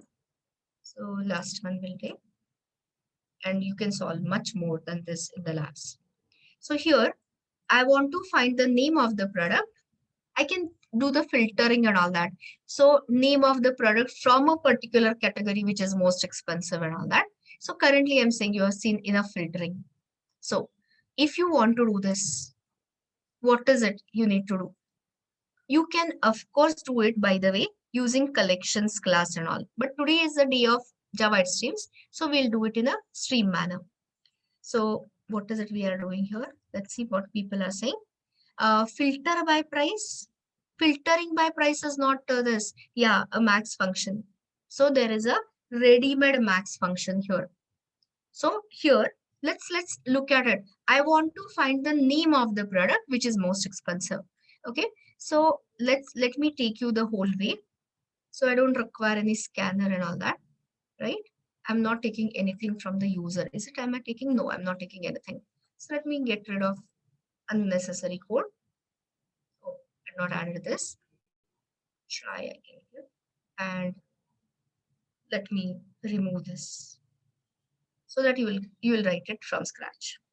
Starting point is clear. So now, if you say first is convert list to the string, because all the operations are there. So how do I convert it? The method itself is list.string. So what is it I have got here? Everyone knows stream of products. Okay. So what is the next operation? Is the filter. Yeah, I got you. I mean product by this. So here, Anshuman, right? Somebody suggested Anshuman, I guess. Yeah. So here, what he's suggesting to me is convert it to the price. Okay. So I'll just show you and you tell me correct or wrong. So where are we? Let me take you to stream. No, not this. This is a double stream. I want it to a normal stream because all I have got is the stream, collection to stream. So if you are suggesting, one of you is suggesting map to double, which I showed you earlier, what it will return is the double type of a stream. And from this double type of a stream, do I have a max method? Yes, I have a max function, max method. It returns me an optional double. And how do I get the value from that optional double? How do I get the value from that optional double? Get as double. But guys, I don't want that. Did I ask you to give me the maximum price? I asked you to get me the name of the product which is most expensive. Are you understanding why it is wrong suggestion? So you can't go that way. Are you getting me? If I had asked you to give me the maximum price, then yes, it was absolutely fine. So we need something else, and that something else is easier. So let us rewind all the way to stream. Then the stream itself, there is a function max. Just a second. I'll just check where I am. No, we are in double stream. So let's go here. And all you need is your comparator function. You'll see it is so easy. Everyone understood why I'm here? Collection to stream so that I can apply the pipeline of operations. And here itself, can you check? There is a max function which requires, see, go systematically and you won't feel what is it called? Too mixed up. There's another max function. Yeah. So what is it taking is our good old comparator. And this comparator, see the thing. I hope you still remember something about generics. It has a coupling with type of the stream. So type of the stream is what? Product. So I can supply anything product or super type. You know, to avoid downcasting, we don't go to the object type and all that. So I just have to supply a comparison function, comparator basically. And what is it going to return me? It is going to return, if the stream is empty, it will return me an empty optional. I hope you are realizing earlier it was optional double. It is now optional of type T. And what is that type T? Product. So we will get a optional container, I mean holder object, which may or may not contain a not null value. So we will check as usual, is present at all. So if there is a element, if there is a stream, because I can use filter and I can end up into an empty string. So if there is a value, I will get that product, whole product details, and from that product, I can always find the product name.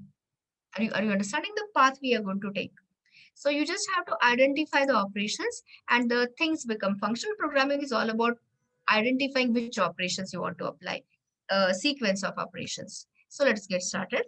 So continue rather. Here there is a max function. So what is it it is taking? It is taking a comparator. So if you just click on this max, it is returning you the optional type of product. Anyone wants to add this? Okay, with lambda expression, I hope everyone can manage. Pallav, we don't even require sort. I hope you realize now. There's a direct max min functions, so you don't require sorting. It does it internally. Coming back. So here, everyone can identify through the lambda expression. What is that? P in the round brackets, argument P1 comma P2. What is it I want? Most expensive, price based, right? So here again, double P1 dot get price. Are you understanding? So exactly P1 dot get price. Only thing is, Anshuman, you forgot that you will have to do the typecasting. So becomes so long. Is there a shortcut version? All I'm is calling is the compare to of the what is that? Of the double class. So there is an option here. So here I'll just give the function. So here I've just explained it recently. Please open the parallel Java docs. So if you open comparator as an interface, comparator is a I mean, you have the additional functions called as comparing, and here you just have to give the comparison function. So here, what is the criteria of comparison is the price. So I hope you remember product, and here is the get price. So if you are saying that, okay, too many hops, too many jumps, I want to climb it in the slower manner, absolutely fine. Replace this method, replace this method reference by your P right arrow get price or P dot get price. Or if you don't like this at all, go back the good old way and write the lambda expression P1 comma P2 and as here suggested, your choice. Okay, so this is where I don't get directly the product having the maximum price. I just get a holder. What is that holder type? Optional of type product. Can it be empty or non-empty? I can say either way. So it can be either empty or non-empty. When it will be empty, somehow if this stream is empty, then there is how can I find that max value and all that. So of course it will be empty. Then in that case, we just have to check whether it is existing or not. So I'll just terminate it. It's a max is a see what is this operation? Attaching the stream. What is this? The final operation, terminal operation. So I'm not using any intermediate operations at all. Next one. So let me assign it to our optional. It's a java.util class and it is an optional of product type.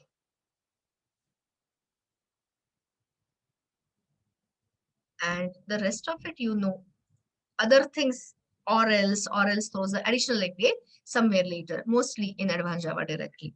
So here optional, sorry. If this part I think everyone knows, optional product dot is present, then you can say name of the most expensive product in my shop. Expensive product is whatever. What was that?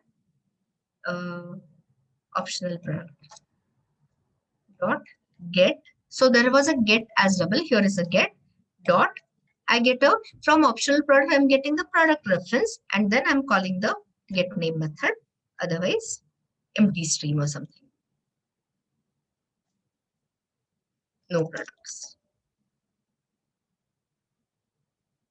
So you can get used to it over time and go through the stream API, stream interface, and I'll give you in writing that these are the operations, these are the basic APIs, these are the basic functional interfaces or basic stream-based operations you have to know. So, okay, I got the answer here. So just check from my collection data, sample data, whatever is the product. So what is the highest is 700 wheat, yeah. So of course you can add more sample data and confirm. So this was the intention was not to confuse you, but yes, it is confusing unless until you start actually using things are bit not bit little bit more than little bit confusing. So at least solve the ready-made examples, and then I can always give you some parallel scenarios for giving you more practice. And the thing which I generally do in lab session is peculiar, cryptic things, peculiarities about the streams, such as order of execution, such as laziness of streams and all that, such as non-reusability of the streams, which will highlight the differences between collection and a stream. All of that, we will take it through the ready-made code samples in today's lab. So this is all time I can spend. I mean, I've again, as usual, overspent the time on this, but JavaScript is okay because it is a simpler API instrument. JavaScript is all hiding. Take example of your simple spread operator. Try imagining doing the same thing in Java. It will end up having 10 lines. But you are not going to write the backend in JavaScript. That is your problem. If you learn Node and if you do Express.js, you can have a full stack application in JavaScript.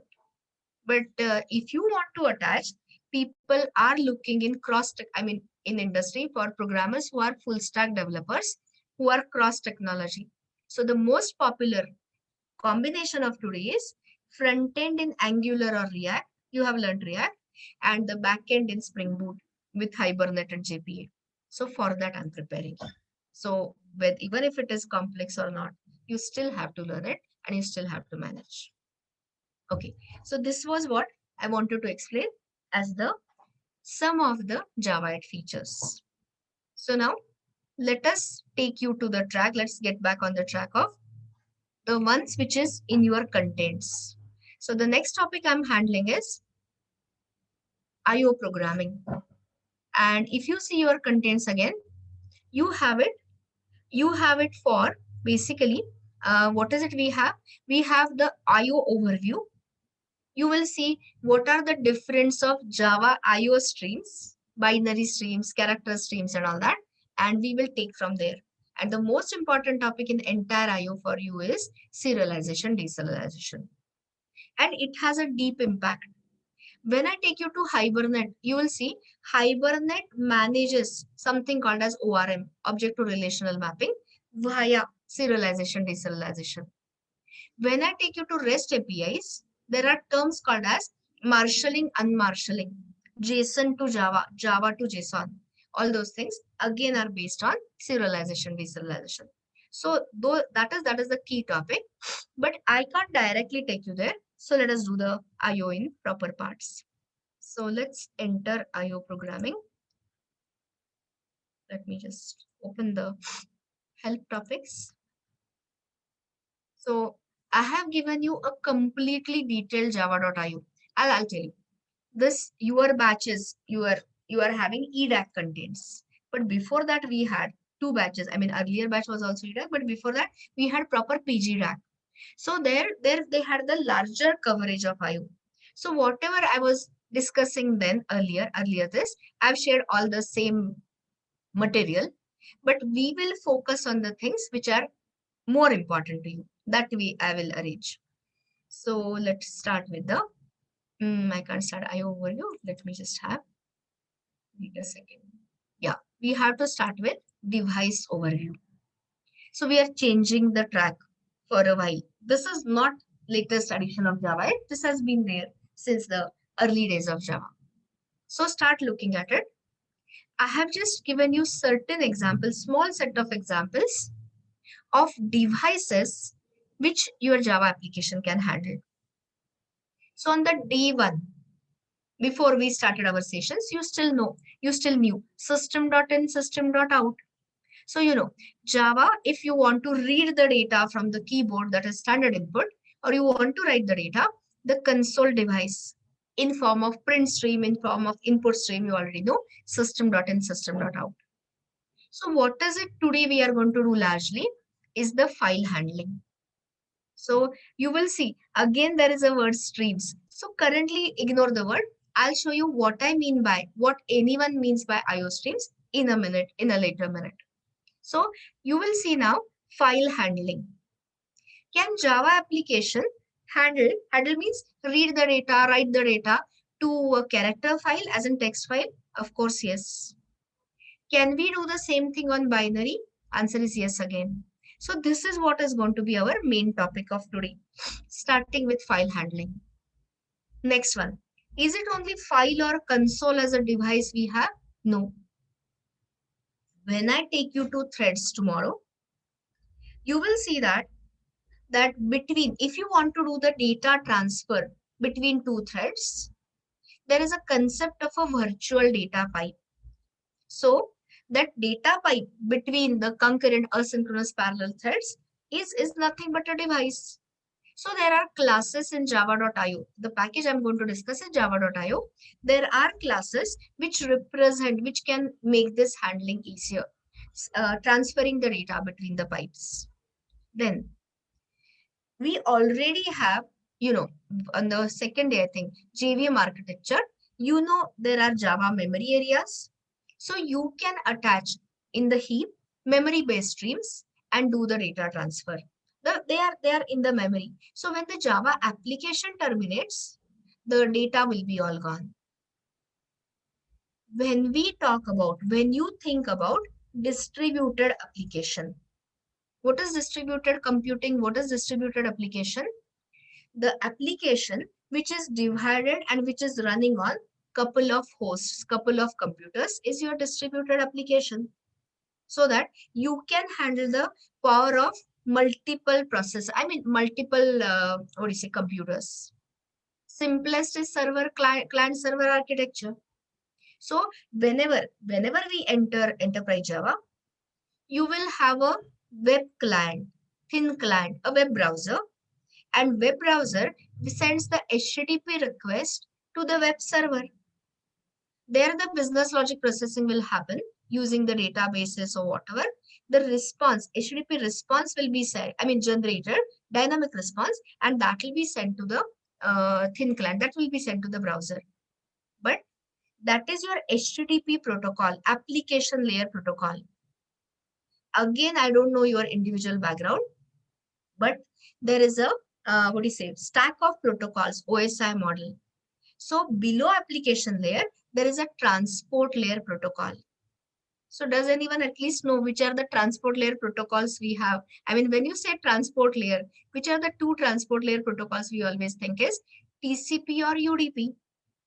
So when you are talking about a reliable communication such as HTTP, what is HTTP based on? I'll be discussing all of this in advanced Java on the day when I show you the web container, web server, the whole architecture.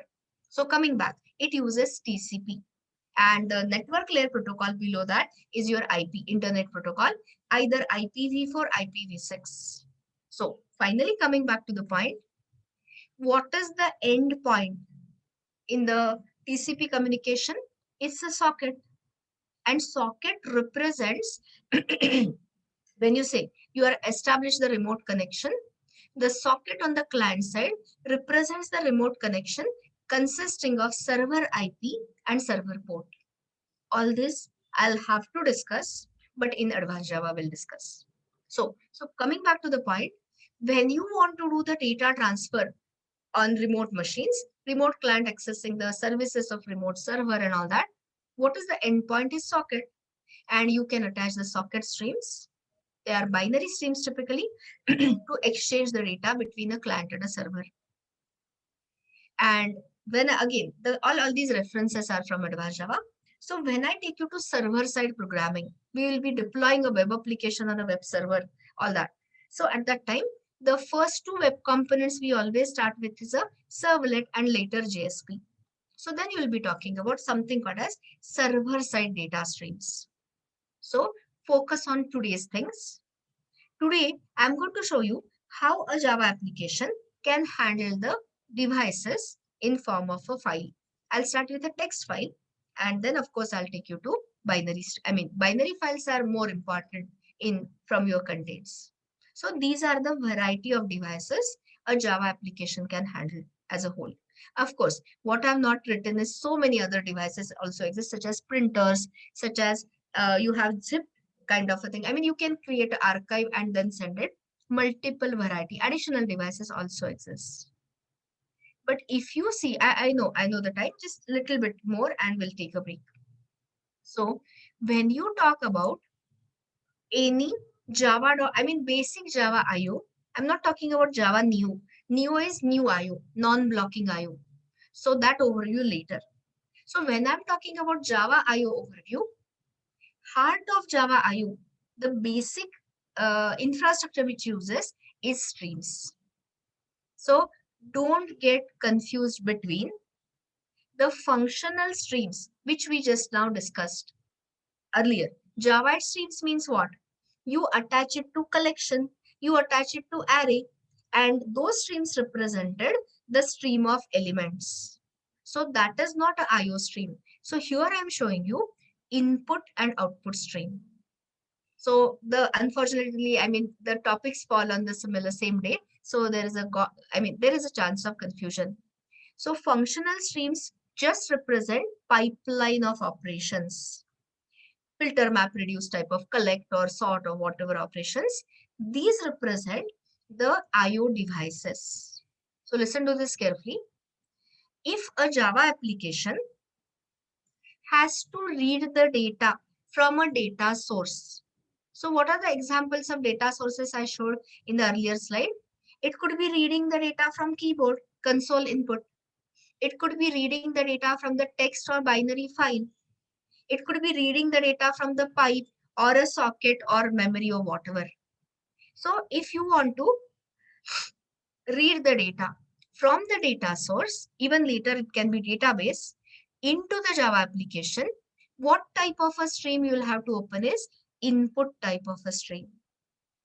So in this case, what does this input type of a stream consists of? Nothing but binary data. You know, the bytes in short, internally. So forget about the types and all that. That we'll cover after the break. So what is it you have to open is you are here.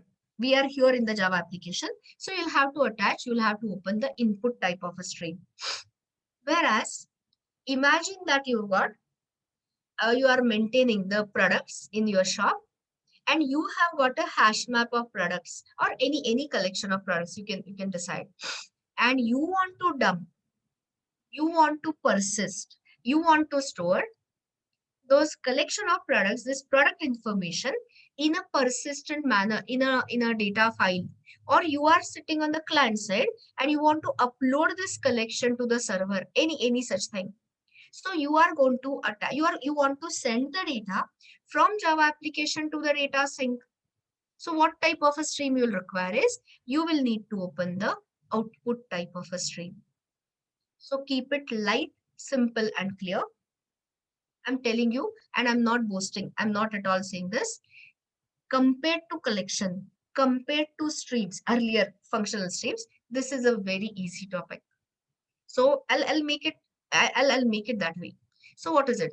If you want to read the data from the device, which type of a stream you'll use? Input type of a stream or output? Obvious question.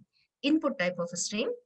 And if you want to send the data from Java application to the data sink, could be console, could be pipe, could be memory, could be whatever, you need to open output type of a stream.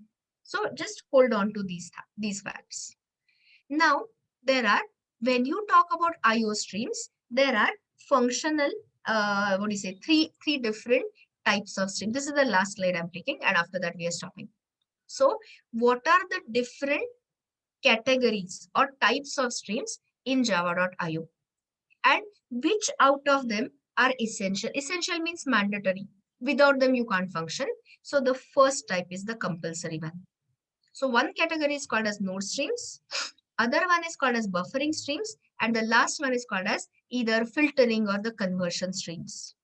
Once again, I'm repeating, it has nothing to do with Java streams. Coming back. So start reading the first variety, please.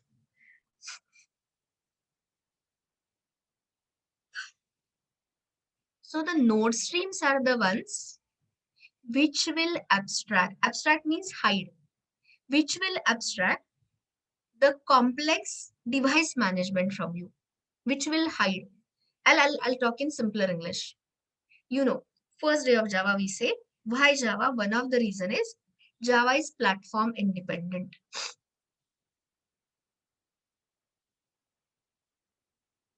But I hope everyone knows, on different type of operating systems, do you have the same file systems or do you have the different file systems? I'm not talking in Java.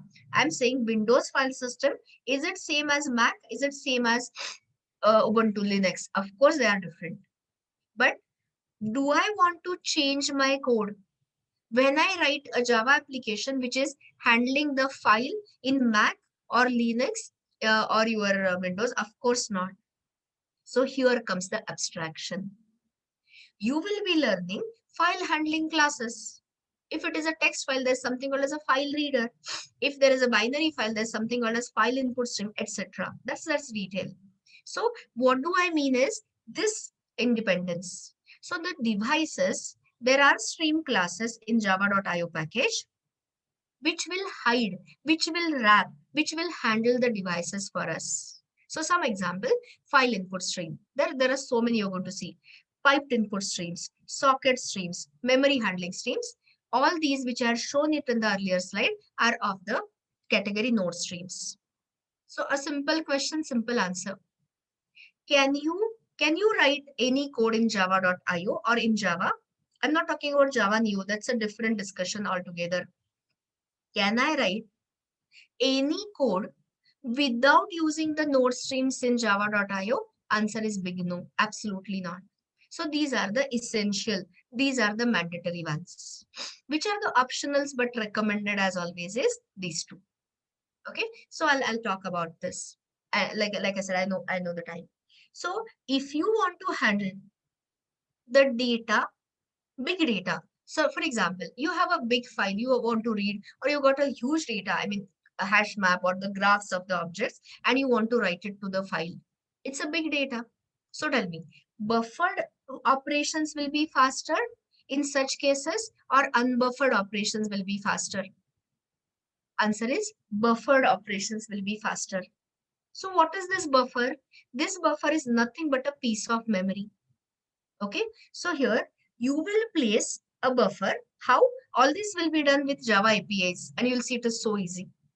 Sounds complex, not at all complex. But you first time when you are hearing, it does sound complex. So you have a Java application and you have a device. So instead of directly, so device will be represented by your node stream, obviously. But if you connect this node stream directly to Java application, you will be doing an unbuffered operation.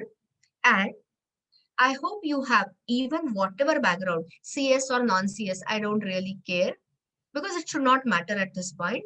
So which speed? I'm talking about a processor speed and I'm talking about a disk speed if it is not a SSD. Which speed will be faster? I'm saying the disk movement speed will be faster or your processor speed will be faster. Of course, processor speed will be faster. So if you do the direct unbuffered read operation, your processor will have to wait for getting the next data bytes or the next data samples from the underlying device. So we never do that. What we do is we introduce a buffer. There is something called as a buffered input stream, buffered reader, so many. Those are the classes. Those are the names of the classes. Forget that. Focus on the concept. So what can happen is you introduce a buffer in between. The data from the device can be loaded into a buffer. But buffer is what? Okay, another question. Reading the data from the buffer will be faster, or reading the data directly from the device will be faster? B for buffer, D for device. Of course, buffer. Because the data has been already loaded from device into buffer. Buffer is a part of the same heap.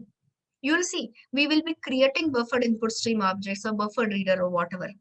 And then whenever Java application is ready, it can just read the data. If it is a text data, line by line or whatever binary data in chunks, it can read it from the buffer.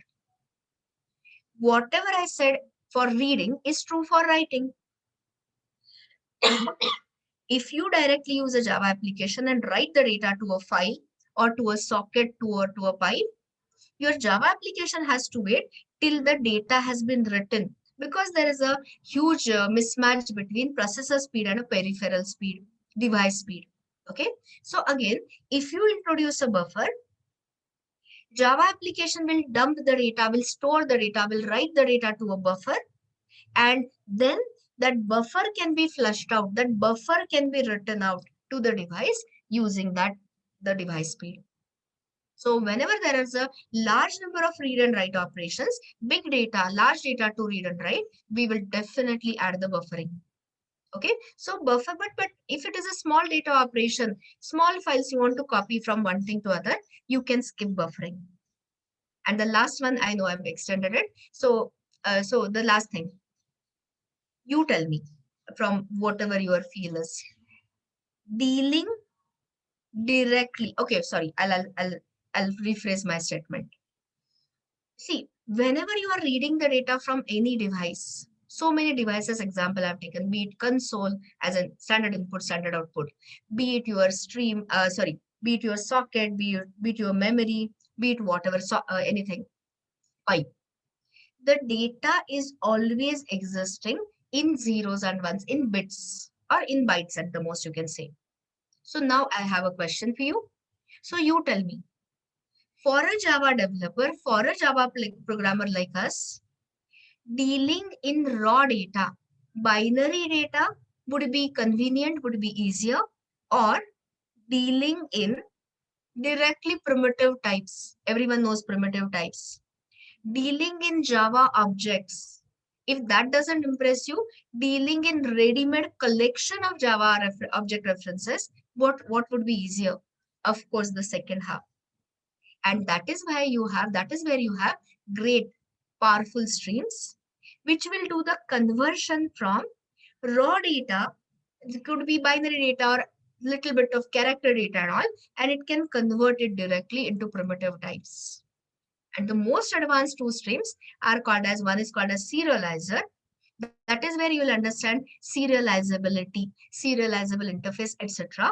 So this is where you can take directly, see the amazing power. You can take directly the hash map of products, map of products, and you can write, there's one method, write object. So it will convert, this class will convert this hash map, or to be precise, the state of the hash map into binary and put it in a binary file. You say, oh, I don't want to put it in a binary file. I want to upload it to my server. No issues. Simply replace file stream by the socket stream and data will be uploaded to the server. So in short, these are the one of the most powerful streams, and we will start in the left to right manner and all, and we'll cover IO overview. So that is all for now. I had created some project for this earlier project A15.1, so that I'll share. And since I have extended it, we can start at 11:10, no issues, so that you get a enough break and you are refreshed. So let me just create that zip. DAC. If anyone wants to look at it, I did not ask you actually, but in case you want, because today you are in exam mode. Your exam is done or still not done? I think exam is still in the evening or something. I don't know. I did not look at the timetable. Okay, so it's not yet done. So I know your frame of mind. I can read. So just in case you want, you have a look at it, not necessarily.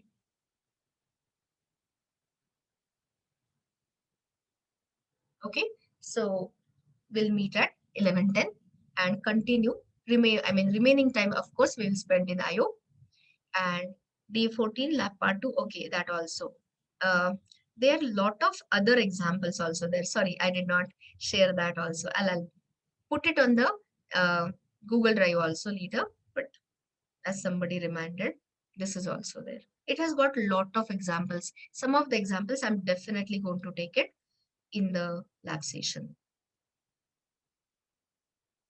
Day 14 lab 2, yes.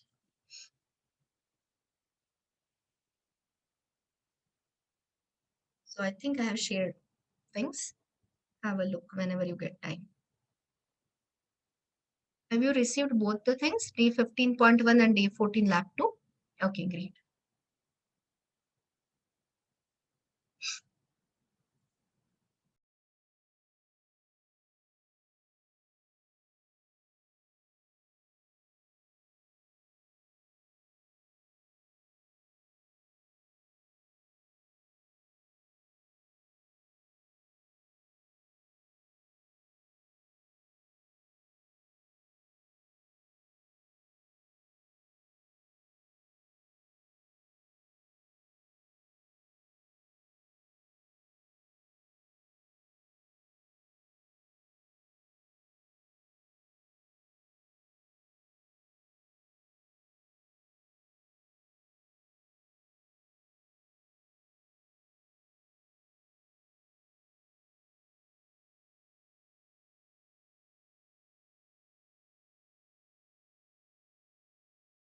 Welcome back.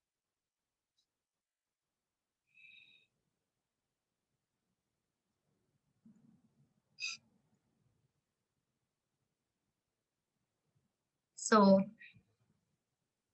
what we were saying just before the break was different types of the streams. So, wait a second.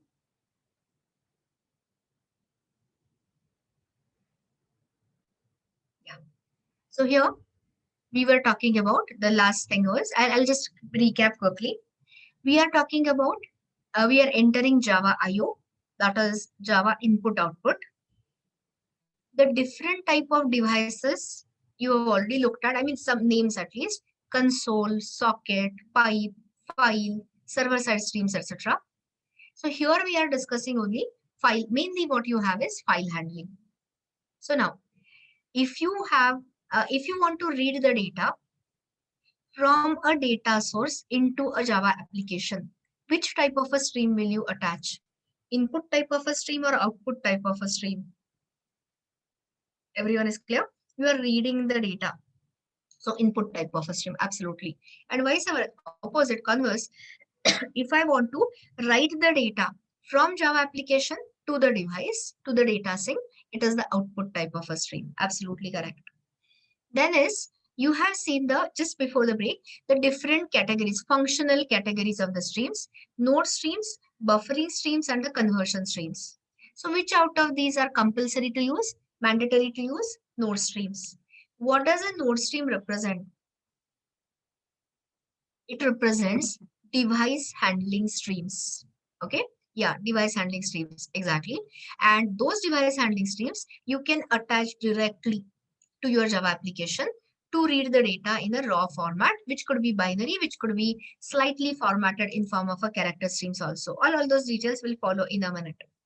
But if you have larger data transfer to make, what is it you will prefer on the top of the, in addition to node streams, which are the streams we add is buffering streams, right?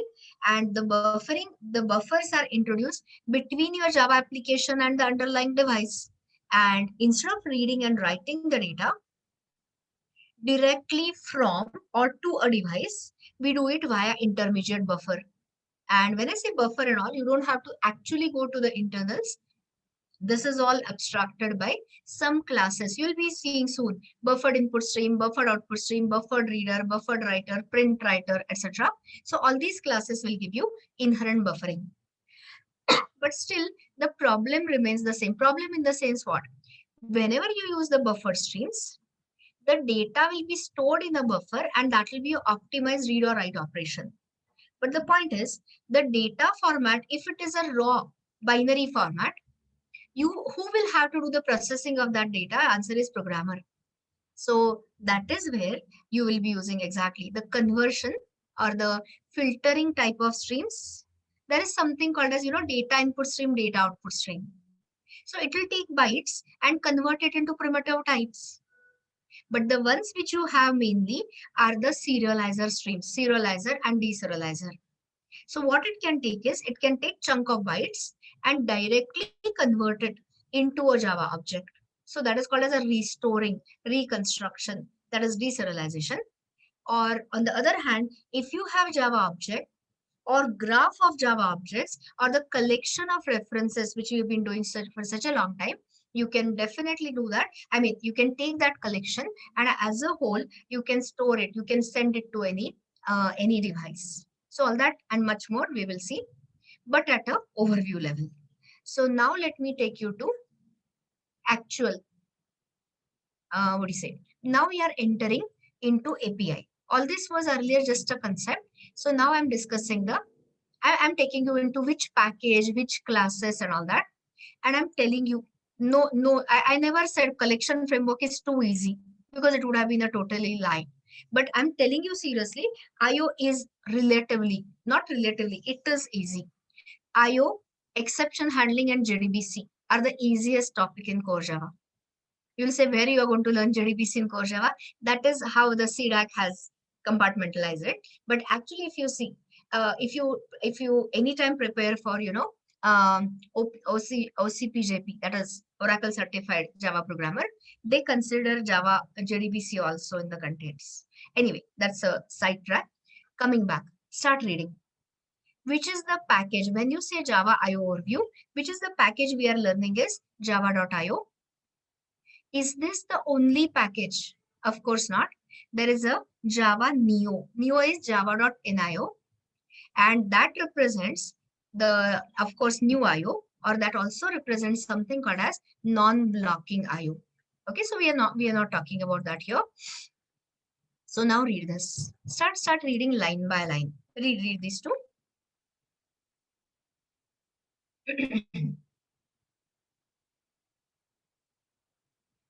Anytime in your application, in your code, you have a runtime error.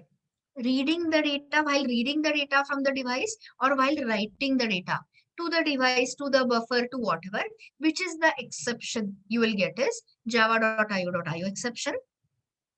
Immediately next question you should have checked or unchecked. Answer is checked. And for a specific cause, for example, you are trying to read the data from the file and file doesn't exist. Then you have something called as file not found exception.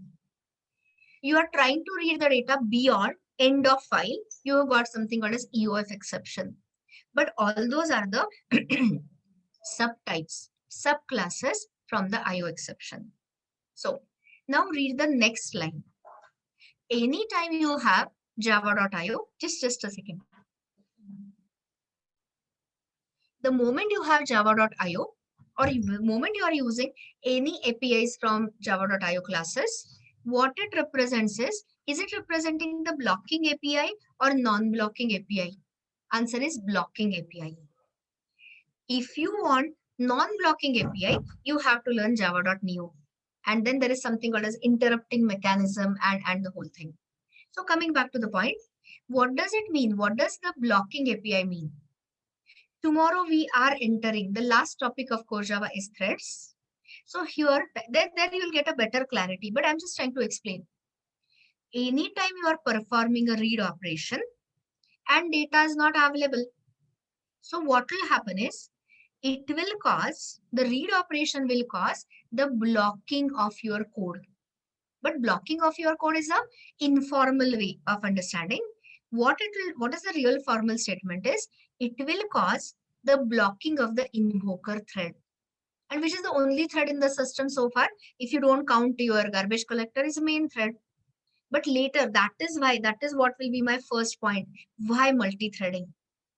To ensure that one part of the code, even if it is blocked, other parts of the code, other parts of the process that can still continue to run. But that's why threads. So forget it. So focus on here, focus on the current topic. Anytime you perform a read operation, unless until that read operation is complete, you are trying to read the data till the reading of the data is over. Or if you are trying to write some data to the data sync till your write operation is over, can the continuation, can the program, can the execution continue? Absolutely not. So that is why these are called as blocking APIs. So one of the important difference between Java IO and Java Neo is Java IO represents blocking APIs, whereas if you learn, I'm going to give you the overview, but if you go into depth, you'll see Java Neo does allow you, does give you something called as interruptible mechanism. There's a concept of a selector and multiplexer and all that. So that's a separate story. Now come down. So all we are doing today is java.io. So if you open java.io package, you will see it is distributed into two categories of streams, two different types of streams. One is binary streams, one is character streams. So that is that overview I'm talking about. So what is the meaning of it? Ultimately, when you read or write the data to device only understand binary. So these are called as unformatted, raw. There's no formatting, there's no conversion, whatever is happening. So what I mean by that is for any read or write operation, I'm going to show you in a couple of minutes. If you see the data, data transfer unit is either a single byte or array of bytes. I'll repeat this line slowly. I said, after a while, I'll show you input stream and output stream methods. And you will see they will consist of reading the data either byte by byte manner, or you can read the data in chunks of, in units of binary array. Okay, so that is your binary data streams. When you shift to other half, which is character oriented, character data streams, text data streams, these were completely raw, unformatted. What is the meaning of unformatted? It is not doing any conversion. It is reading the data in the binary form. It is giving it to you as it is. Is it doing any processing? Here, answer is no. But here, these are called as slightly formatted streams. So anyone, what kind of conversion you think will happen here when we talk about character data streams? Conversion from something to something, source to destination. So what is that? Answer is from binary to character. Everyone remembers character is UTF-16. So what will these streams do? Reader writer streams, they will read the 2 bytes from the underlying stream, underlying data source. These 2 bytes will be converted to the character and returned to the caller. While writing, you will be writing using characters. So that character will be split into 2 bytes and returned to the stream. Okay. So if you open, which we will open in a couple of minutes.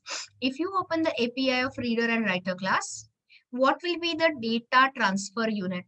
The data transfer unit will be either a single character by character, or you can see character array. So this is the basic difference between binary streams versus character streams. Everyone must have got a feel that collection framework, I'm just comparing collection with IO. Collection framework is so extensive, so exhausting, so much to remember. As a contrast to that, all I'm telling you is to remember 4 classes. So can you just look at the complexity level reduced? This much is only the thing you really need to remember, and that is hardly anything. So here, if you see, what are the classes under the binary stream category? Input stream, output stream. What are those for character data streams? Reader and a writer.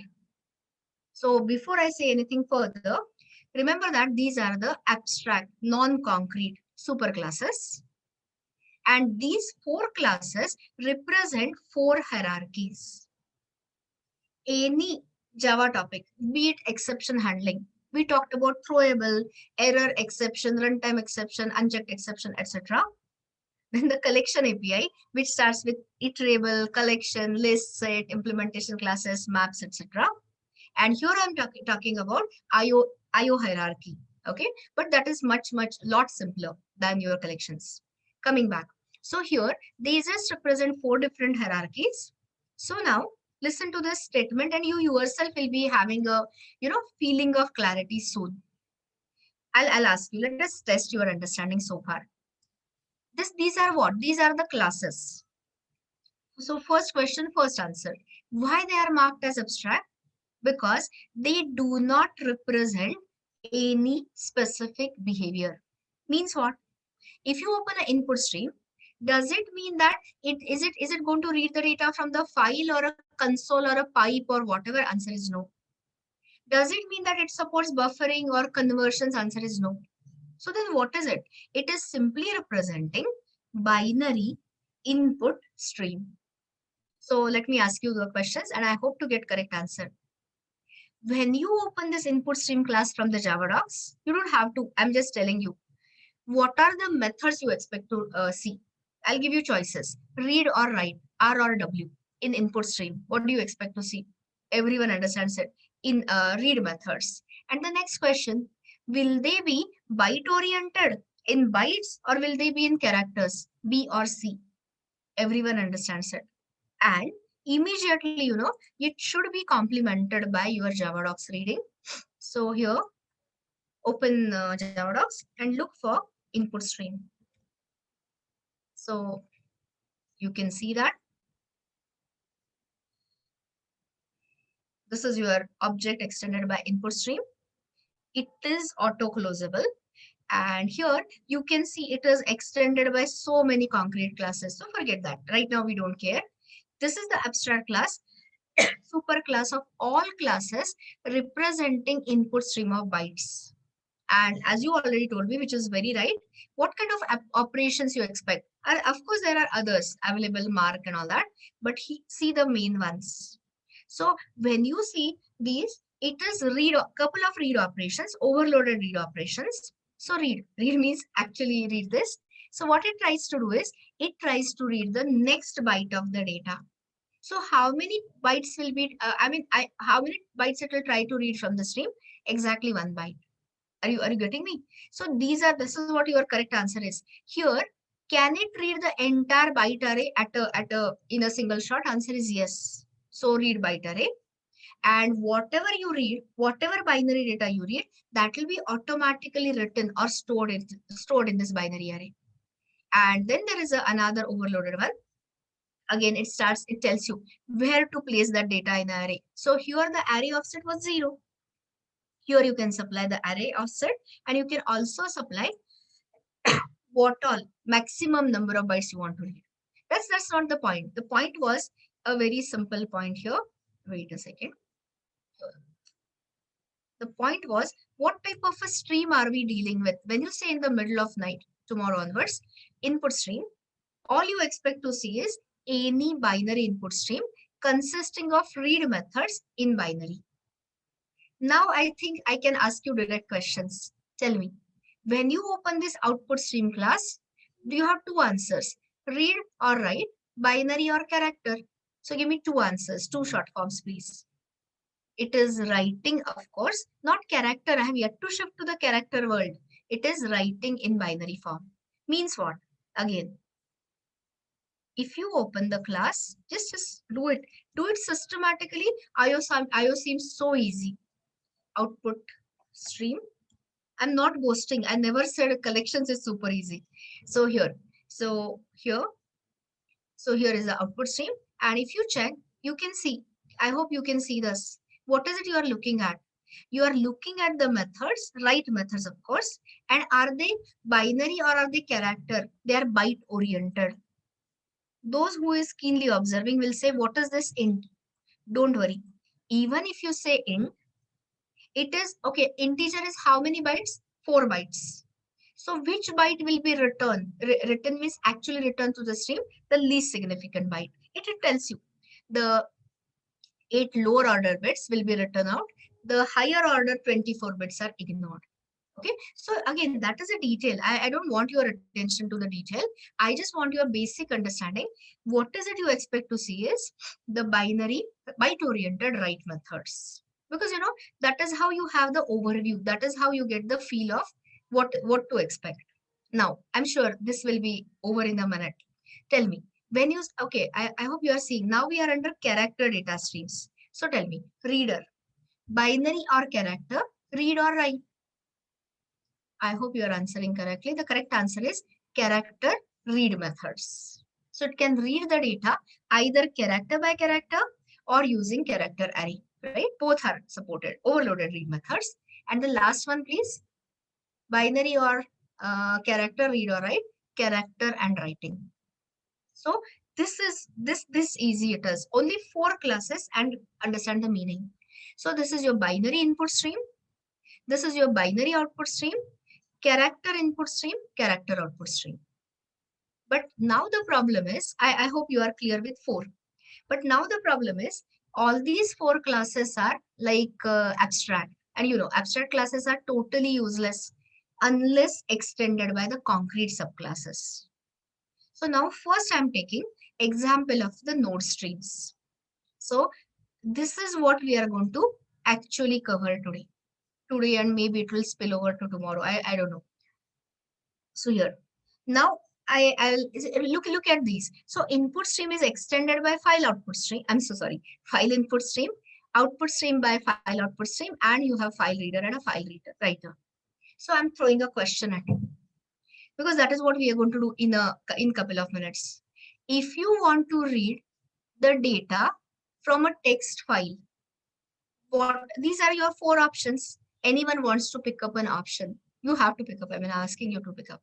I'll repeat my question. I said I have a text file, character data file. I want to read the data from it. So which is the option you are going to pick up? The third option. Don't say reader. This one, reader is an abstract class. So give me a proper answer. File reader is a acceptable answer. Okay, reader is abstract. I can't use abstract classes, right? So file reader is what you meant, I'm sure. If I have got some image data, okay, some binary data, and I want to write it to the binary file naturally using the pure byte oriented format, which is the choice. Use short forms. No. I want to write the data. Write. You are talking about something else. File output stream. Are you understanding? You are in the Java application. You got some binary data you want to write, so you will use file output stream. What will you use file input stream for? For reading binary data. And what will you use file writer for? For writing the text data, character data to a text file. Are we clear? So what are these classes? Are they node streams, buffering streams, or your, what is that, conversion stream? These are the node streams. These will be representing or handling or abstracting the device handling. They will be separating the device handling from you. So whether you are running the code, I'm running it on Windows, but somebody has Mac, somebody has Ubuntu, I mean Linux. Take the same code. I'm not even saying recompile. I can give you the jar file. I have not yet shown you jar file creation. I'll show you sometime. So you can export it to a jar file as a solution to our application, of your application. You can take the jar file. What does jar stand for? Java archival format. Okay. So like how Java API is distributed in the jar file, can I distribute my solution, my application, or my case study, or whatever you call it, in a format of a jar file? Of course, yes.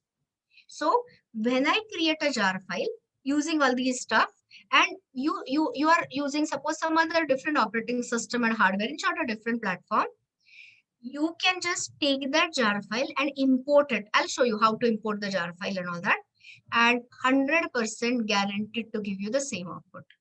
So that is where that platform independence, that is where that the node stream concept really becomes powerful. It is going to hide the internal details of handling the file devices. Next part is, are these the only stream node streams? Of course not. If you have 2 concurrent threads, 2 as in multiple, asynchronous concurrent threads, and you want to do the data exchange, then you can open piped input stream, piped output stream, or piped reader, piped writer. I hope you are understanding the pattern. What is the pattern which is emerging? It is the suffix which tells you the type of the stream. Are you getting it? See, it is ending in input stream, input stream, input stream, input stream. So that will tell you immediately, middle of night, that it is a binary input stream, and it is the prefix which tells you generally whether it is a device, whether it is a what do you say, buffering stream, or whether it is a converter stream, etc. Okay, so when you say, I'll ask you a question here. When you talk about, I'll just draw. It will take a minute, but that is, I think, worth it. Extra minute. So here, suppose you have two threads. Okay, and I say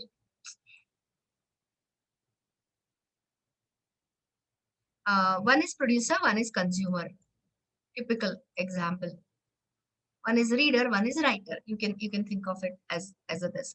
So whatever you understand is fine. Producer is the one which produces the data, and the consumer is the one which consumes the data. Right? One is the writer thread, one is the reader thread, consumer thread. Okay. So now listen to the question, please. So what is it we are talking about is there is a virtual, if you want to transfer the data, I'll show you different solutions of transferring data, something called as shared resources and all that. But suppose you say, I want to really transfer the data. This dotted lines because of virtual. There's no real pipe and all, but this is your virtual data pipe. So this is your virtual data pipe existing between a producer and a consumer. And what is the data flow? What is the data direction flow is? Everyone knows this. Producer is writing the data to the consumer, or you can say consumer is reading the data, etc. So now the real question to you all is, if you say, if I say, this is has to be done. This is the text data I want to transfer. Okay, I want to exchange the text data between producer and a consumer, maybe some employee names or whatever. I mean, I don't care. So can anyone tell me? You have four options before I say this. It's not a memory test. It's an understanding test. So what are the four options you have? Piped input stream, raw stream. I mean, the node streams I'm asking.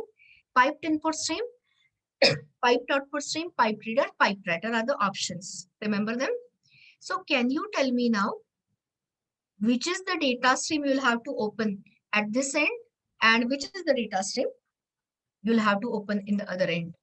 Everyone understands it? Oh, piped output stream you are saying. Wrong, wrong. Your attention is little less. I said text data, guys.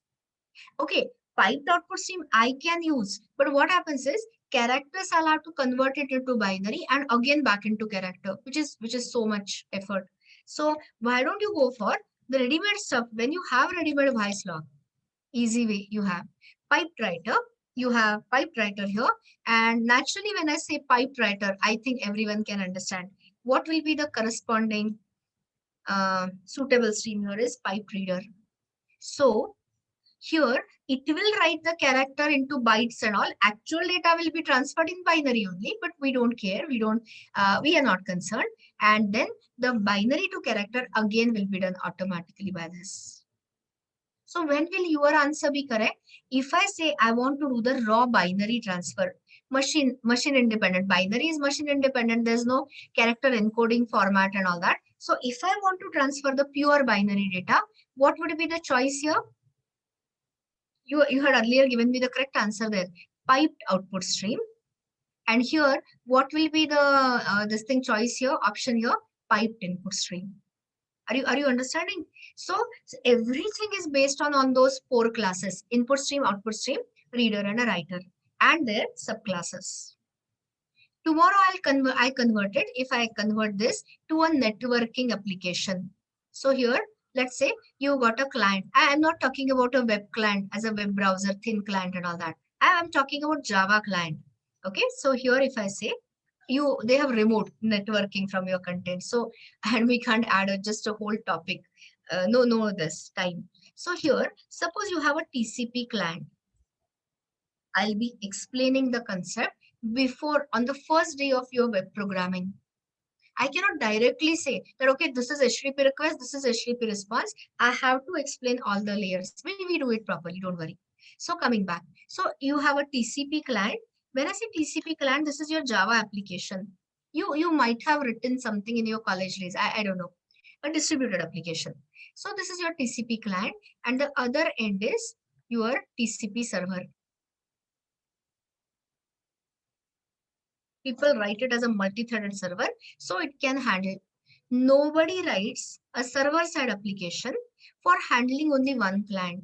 I hope you know that at least from your web technologies understanding or in general understanding. So you will have so many clients, and those clients will be accessing the services of the server.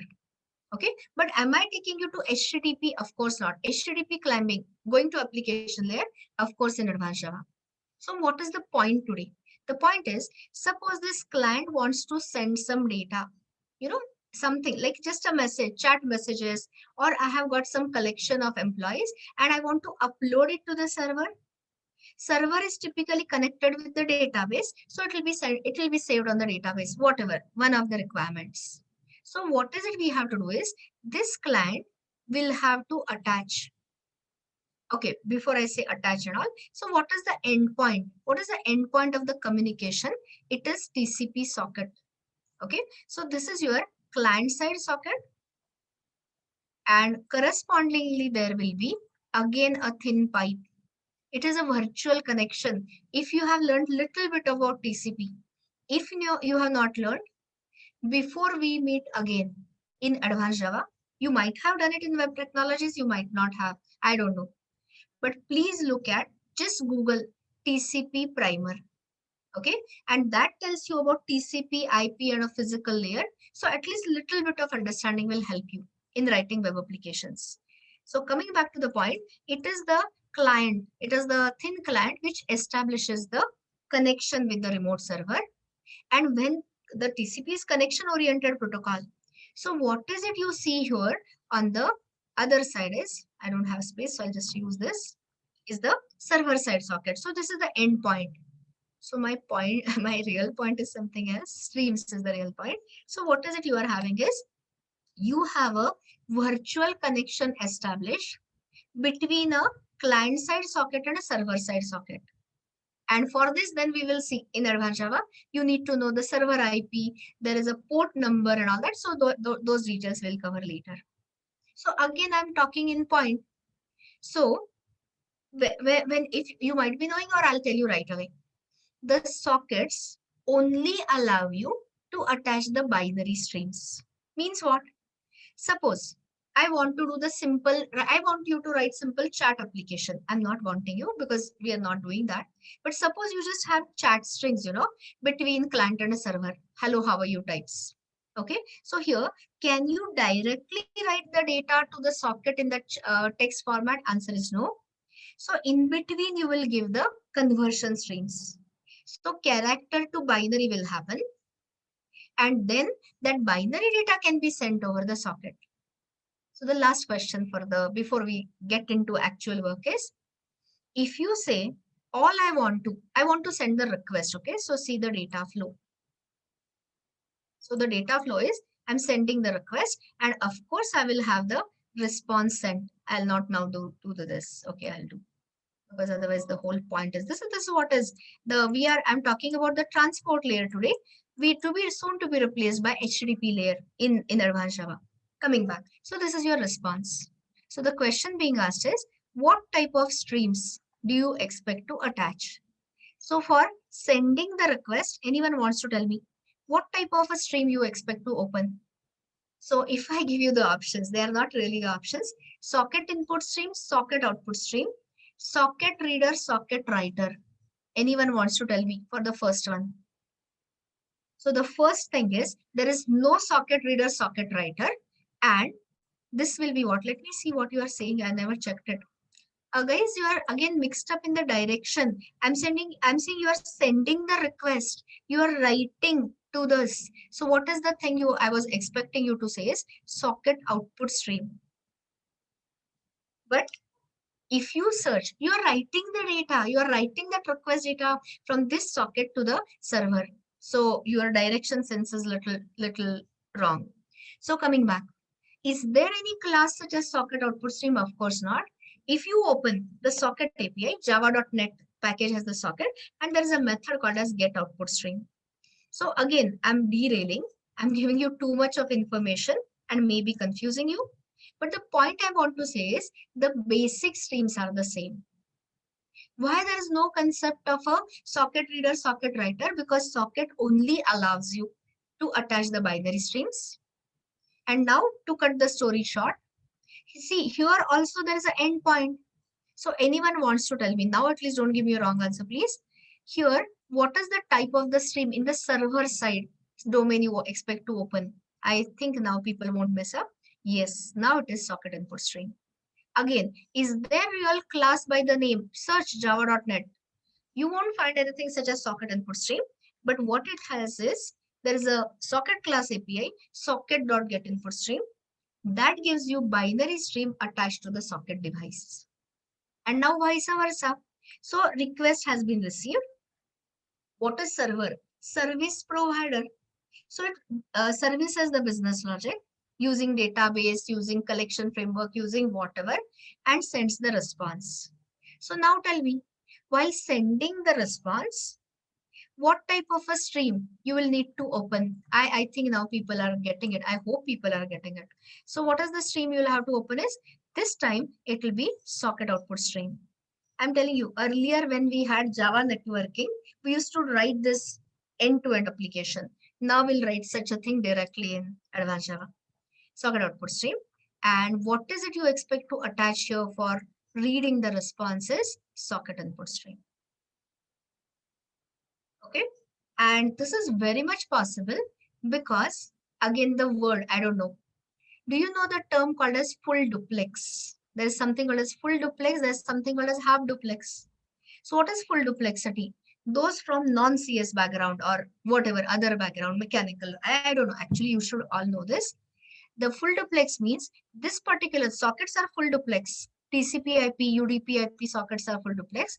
They can send the data and receive the data on the same socket concurrently. So the point is, this is about your socket streams.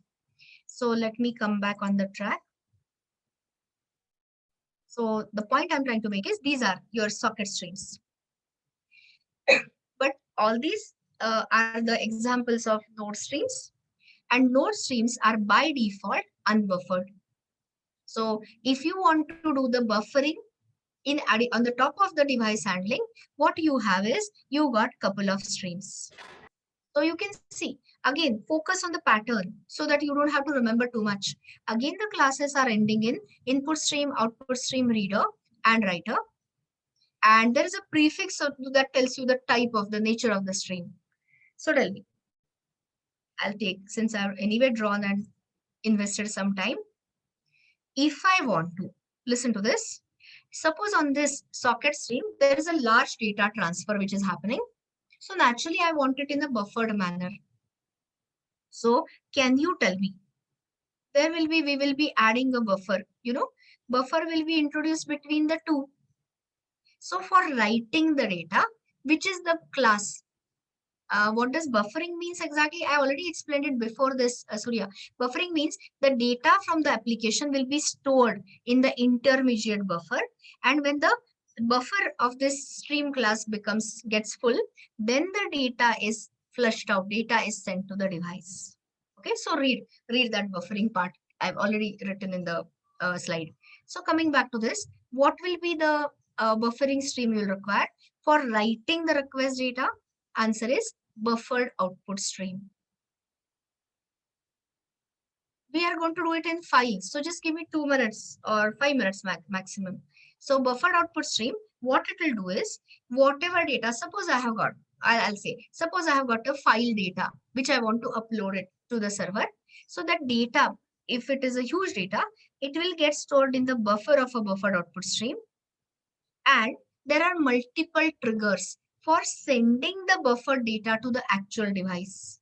One of the trigger is buffer full condition. So when the buffer of this, there are constructors which can dictate the size of the buffer.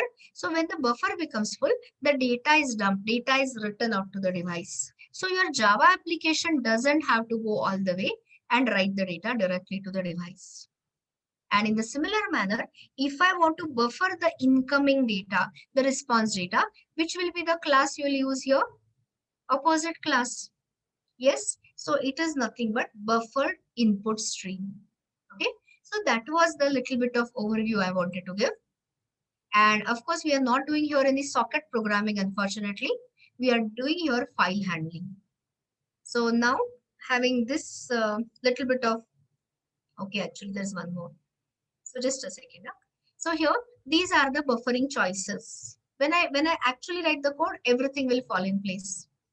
And then there are most advanced streams such as data input stream, data output stream, or even more advanced serializer, deserializer, which are nothing but your filtering streams, conversion streams.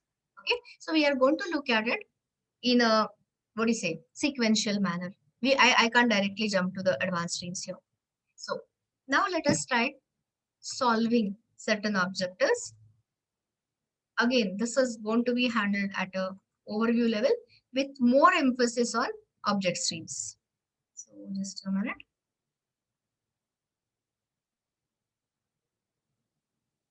IO sequence. I was looking for this. Read this. These are the standard questions, standard requirements you have.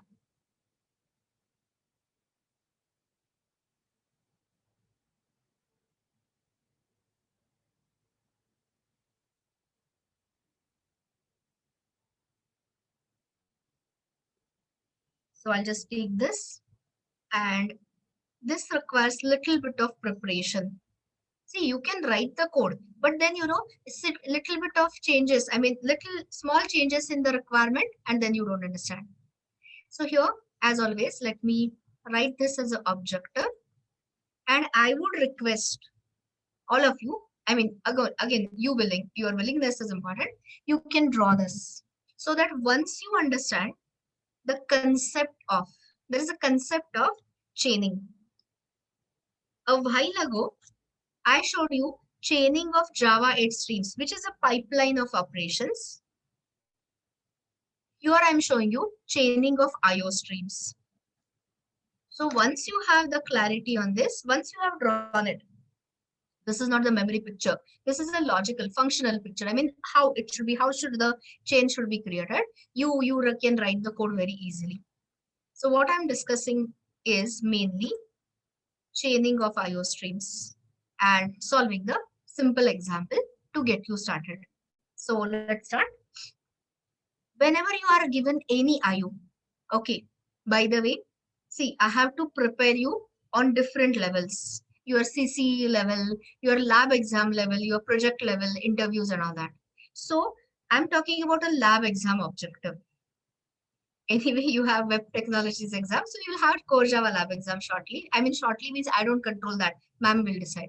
So coming back to the point, don't expect that you will have only one topic, such as only collect. You'll say only, but yeah, but collection. So it will be collection and IO, or sometimes collection, IO, and threads and all that. Okay, so we will always mix up different technologies or different things which you have learned to confirm your understanding. So that is not meant to scare you or frighten you. That is meant to, make you more, what do you say, develop as a programmer. Coming back to the point, first example, if I directly show you as collection and IO, people will be lost. So this is only IO. And then once you are settled on basic input output, we will bring back your collection and we'll write something. So now when you are solving any IO part of the assignment, it is easiest part. So start with two ends. So what is that two ends? So first end is, this is where we are. This is your Java application. I'll label it accordingly. And the other end is the device. And we are going to literally fill in the blanks. So this is one end is Java application, which we will write together in a minute. And the other end is your device. And what is the device currently we are talking about? Read the question and answer. Which is the device we are discussing here? I hope you are giving me the correct answer. It's a file device. Is it a text file or is it a binary file I'm talking about in the beginning? It's a text file. So, let's give maximum details here. And I'm telling you, if you do systematic thinking, logical thinking, things are not so bad. Not at all difficult here. So start. Now answer the next question. Are we doing the reading operation or writing operation? R or W? Here, it's a reading operation. So, be clear in the direction. So let's start from the device end. Since it is a reading operation, start answering the next question. Which is the first stream which I have to add as a device handling node stream? Your choices are file input stream, file output stream, file reader, or file writer. It's a file reader. Operating OS is different. OS output stream is totally not relevant. I'm talking about where is it written?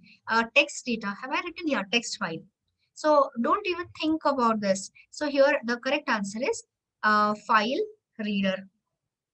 I'll just give you more. I'll just use this. So when I show you, you can parallelly open. So file reader is the node stream and it's a class. Is it an abstract class or a concrete class? Concrete class. So one of the, there are a lot of overloaded constructors. One of them it simply takes in is the file name. But this file name, wait a second. This file name will be along with the path.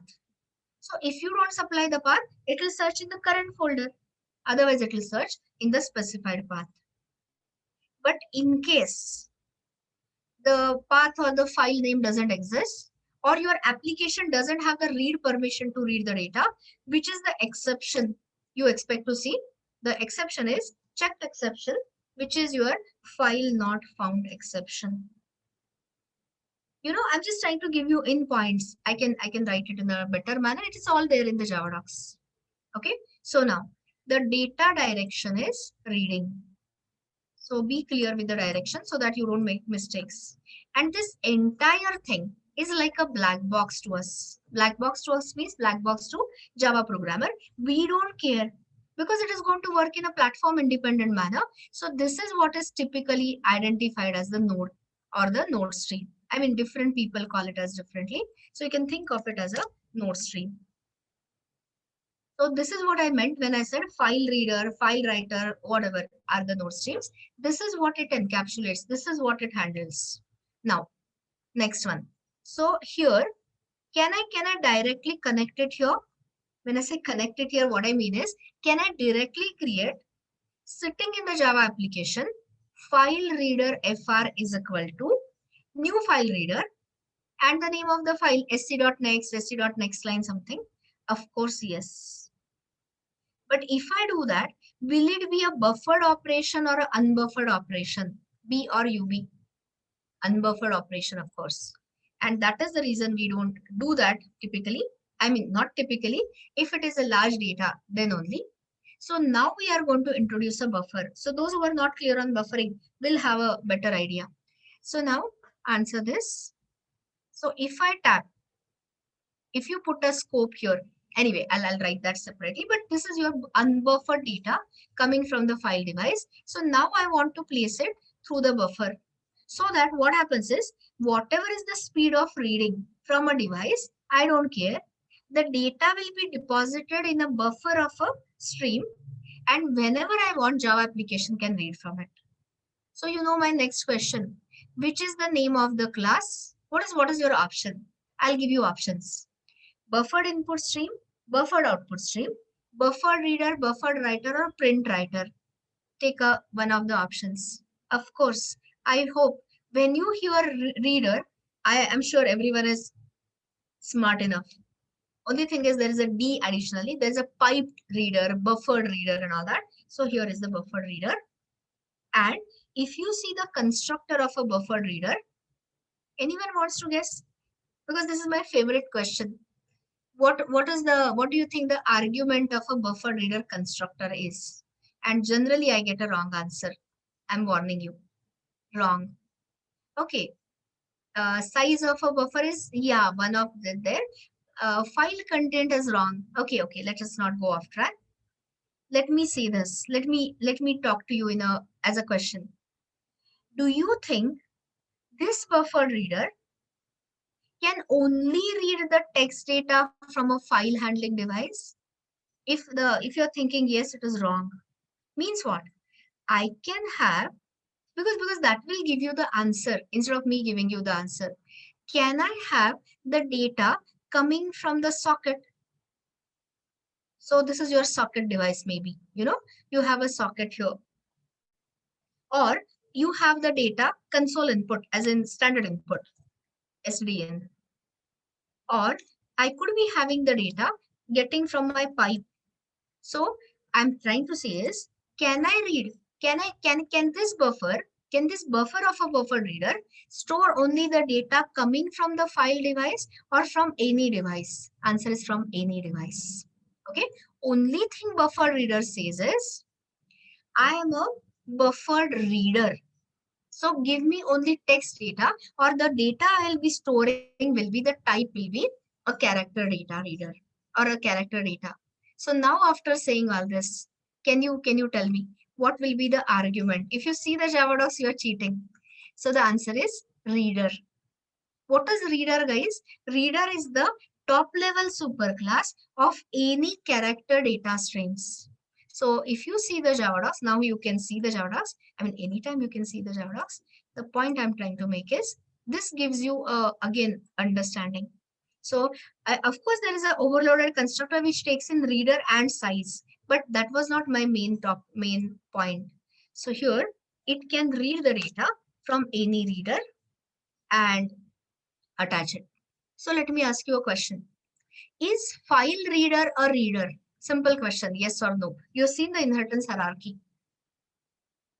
Is file reader a reader? Yes. But socket, you can't attach a reader. So, there is a in between a conversion called as input stream reader, and then socket data gets converted to character and can be stored. Standard input same. It cannot directly connect, but the point is, it can read. Pipe reader, yes, it can read. So this is the flexibility we get, because a buffer reader says, I can accept character data coming from anywhere and I will dump it in my buffer. And then, of course, this is what we are going to connect. So what is the data direction? If you're drawing it, keep the arrows proper. You are reading the data from the device ultimately into Java application. So what I wanted to ask you earlier was, if you tap the data here, what is the type of the data here? Is it going to be buffered or unbuffered? This is unbuffered character data, because it is coming from a reader. Unbuffered character data from a text file. And if you tap your data here, what it will be? Is it an unbuffered data coming directly from the device, or is it a buffered data? It's a buffer data. So those who are confused, what is that buffer data and all, I hope there is a slight clarity. So this is buffered equivalent. Okay, this was the understanding part. Now, if you want to solve this requirement, of course, you're not going to draw a diagram. But once you have identified the chain of the streams, which streams are we chaining? We are chaining file reader and a buffer reader. Later, I can also add a conversion type of a stream. See this. This is your node stream. This is your buffering stream, and we can still add your conversion streams and all whenever required. So now the main thing is, how do you translate this into Java code? More than easy. So how will you do that? So before I start writing the translation into Java code, this diagram I'm just translating. One small thing. All these java.io classes, including file reader, file writer, print writer, buffer reader, etc., they are all auto-closable. The moment I say they are auto-closable, like your scanner, can I open them with a file with, try with resources? 100% yes. So the code becomes so easy. So here, try with resources. Now you are, see, where should you be? You are not in the device end. We are here in Java application. So anyone wants to tell me, which is the first class, which is the closest stream next to the Java application? So which is the instance I have to create here? What is the instance I have to create? As a buffer reader. I'm writing in short form. Okay, too early for short forms maybe. Buffer reader BR. So here Now I'm creating, see, this is the outermost. Outermost is not the word, closest stream to the Java application. Here, now I'll write the short form, new buffered reader. Now, what does it expect? What does it accept? Any reader. Is file reader a reader? Yes. So can you tell me, what is the instance I should create here? What should be the argument here? New reader or new file reader? If you say new reader, you will get a compiler error. Reader is abstract and I don't want any abstraction. So new file reader. And what does it, one of the arguments of it is the file name along with the path. So if there are white spaces in the path, sometimes you have within the folder names and all, then, and if you say sc.next, again, you will get a problem. So how do you read the entire data till the end of the line? sc.next line. I'm talking about this is scanner API. So have I matched the brackets correctly? 3. So are there 3? No. Okay. So here we will do the handling and all that. So tell me, let me go from inner to outer. I'll highlight. What is this you are looking at? It is the name of the file along with the path. What is this representing? Unbuffered character data coming from the text file. And what does the entire RHS represent? Buffered equivalent. Buffer data, this is what is representing the data from the buffer. Are you somewhat clear? As can you visualize? Because then the coding becomes so easy. Once I have given you this background, development program becomes easy. Now we have to understand what is the method. I mean, see, I told you, I have to keep reading the data from this buffer, which is attached to this file till the end of the stream condition, till the end of file. But end of file is here. Here it is end of buffer. So it is called as end of stream condition. So there is an API. Actually, you can open, instead of writing it here, but anyway, I've written the rest of the things. So, okay, you open parallelly. You can open a buffer reader class, and there is a method of a buffer reader class, public string read line. See the name. Read the data in a line by line manner. And of course, any read or write operation, if it makes, if it has errors, can throw IO exception, right?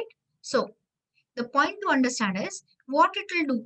When I say br.readline, are we reading the data from a buffer of a buffer reader or all the way from the file? B or F, it is a buffer. So of course it will be faster. So it will read the data till the carriage return, new line character, and send it, read it in the Java application. Then you can display it. You can do whatever with it. And what this method returns at the we don't call it as end of file. It is called as end of stream. See, today we are dealing it in files. Today we are dealing in files. Tomorrow means not literally tomorrow. Sometime you could be dealing with sockets or the networking. So that is why it is taken as end of stream. So returns at the end of stream null value. So buffer readers readline method returns you null at the end of stream. So if you say, I don't want to write it in a functional manner. Everyone knows functional is your declarative style of programming, non-functional imperative style of programming, where you have to supply what is to be done plus how it is to be done. So first we will write it using non-functional imperative, and then we'll convert it in another API, stream-based API, and we will convert it into functional. So coming back to the point, how do you write it? So can anyone tell me which loop you would like to use? Because in non-functional you have to do the looping and all yourself. For or while? Okay, while is typically what we use. You can use for, but go becomes too much. So while, what is the condition you have? You can use do while actually. You can do whatever you want. So you can do the do while or while anything. So here you can create it would have been better with a do while, but since I said while, let me stick to that. You declare a string type of a reference outside, string s equal to null or something, and here you will have to do s equal to, which is the method br.readline. And here till it is not equal to null. So what is S? It is a, you'll have to declare a string or something. We are going to write a code in a minute. It will be clearer. So till it is not end of line, you can, the first requirement is just display. So what you can do is SOPS. So I'll stay quiet. This is the chaining of the stream. This is the tiny code counterpart. Of course, you'll have to say catch all because this includes in the throws class checked exception. So we will do it in a full-fledged manner in 2 minutes, provided you are clear. So this is nothing but first look at IO streams and including the chaining. So this is showing you example of node stream and a buffering stream. Soon we will have conversion streams also added. Are we clear? 10%? Okay, so I am telling you, this is a lot easier code than your earlier one. So let's start. I'll create a, of course, new project for this, IO.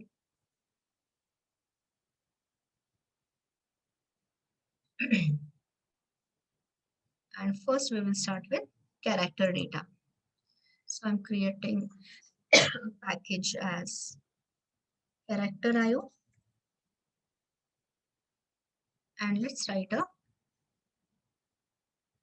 what is it we are doing is buffer file read operation.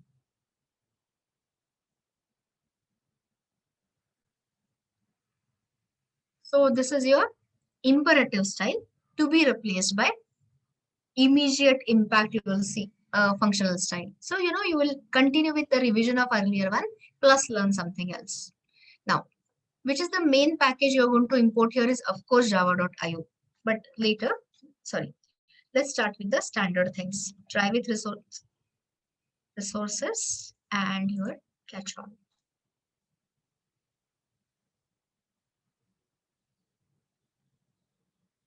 And which is the resource? Can anyone tell me what are the resources you'll need to open here? You know the requirement now. Anyone wants to tell me? There are multiple resources you're going to open. Yes, sir. First one. Which will be the first one? Exactly. So scanner is still required. Otherwise, how will you talk to user? So start with your scanner.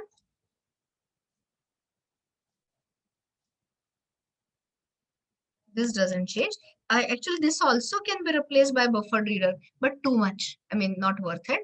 And then can you open multiple resources from the same try with resources block? We have said yes to that much earlier. So here you can have buffered, what is that? Buffered reader. I'm just using control space. BR is equal to new buffered reader. Can you see this? There is a reader. Reader means what? Any character input stream. So if you use the first argument, I mean first constructor, it will use the default size buffer, system size buffer. And if you want to specify your own size buffer, you have a second constructor. Currently, we are happy doing, I mean, using the this thing, system size buffer. And here you have, which is the reader you want to use is file reader, the character reader attached to the file device. And here sc.next line. You can use sc.next also. Depends on whether you have any white spaces in your path. And here itself I'll say SOP, enter file name along with path. If you don't supply the path, it will search it in the current folder. Enter file name along with the path to read the data. Read and display, echo back data. Okay, so this is your first step. I hope people are still clear. Scanner doesn't require any introduction. So here, name of the file along with the path. This is your unbuffered character data coming from the file device, just full of characters. There's no buffering. And this is the one which gives you the buffering also. So now you have seen the API. You can parallelly open buffer reader and check. So here, let me declare some variable line initialize. Uninitialized variables Java compiler doesn't allow. So while line, how do you read the data line by line? Br dot read line. is not equal to null. What does br.readLine return at the end of stream condition is null value. So till you have this, I have already got the data in this. So I will read the data. Sorry. I'll display the data line by line. And here I'll simply say file read over. And here I'll say main over. So anytime anything works, it doesn't work, you can debug easily. So answer this. Is this two-liner or whatever liner code clear completely? Currently, I'm not putting it, when we actually combine it with collection and IO, nobody writes all the IO part in the tester. So we will have layers. You are used to collection utils. You are used to core classes, validation rules, custom exceptions, collection utils. So today, tomorrow, time permitting, we'll be adding a IO utils. And whatever is the data read and write part, we will write those methods in the IO utils, taking the help of the fact Java 8 onwards, can you add the static methods in the interfaces directly? Answer is yes. So you can refactor your collection utils, IO utils, whatever doesn't require any non-static, static non-final members, you can convert it into an interface and try it out. So we'll do a lot, but sequentially, not immediately. So this is looks okay. So now let us do that. Suppose I give the wrong name. Naturally, everyone knows I don't have anything like this. What do you expect to see here? Of course, a runtime error. Which runtime error? File not found exception. So see this? It tells you file not found exception, and the detailed error messages, system cannot find the specified file. So now let me give a correct file name. So let me just open something. I'm not taking chances here. So I'm just opening core Java assignments. I'm just trying to read that. So what is it we are doing is the path. The path character is platform specific. You can also make it platform independent. There is a java.io.file class which tells you platform specific separator. Today we are not going to that. So since I'm in Windows, I'm using it. And then I'm just using. Okay. So you can see, our standard day 1 to day 14, whatever, that contains of this text file. So tell me, look at the code again. Anything what I've said so far is not clear, do let me know. When the sizes of the code is small, things become really easy. Are we suitably clear? I need some answers, please. If not, like I said, give me the line number, I can explain it again. So this is the step 1, step 0, step 1, whatever. So now let me take you to step 2. What will you call this kind of programming? Functional or non-functional? Imperative, declarative or imperative? It's an imperative style. So since I see on one day, given the limited time, I can hardly take all the Java streams. Over time, yes, I can. So please open now because I want your dictation, you participating. Please open. The methods, telling you the method names is my job. Using it in your code is your job. So buffer reader.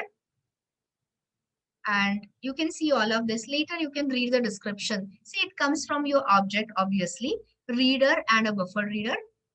And it tells you in such a clear-cut manner. Read that.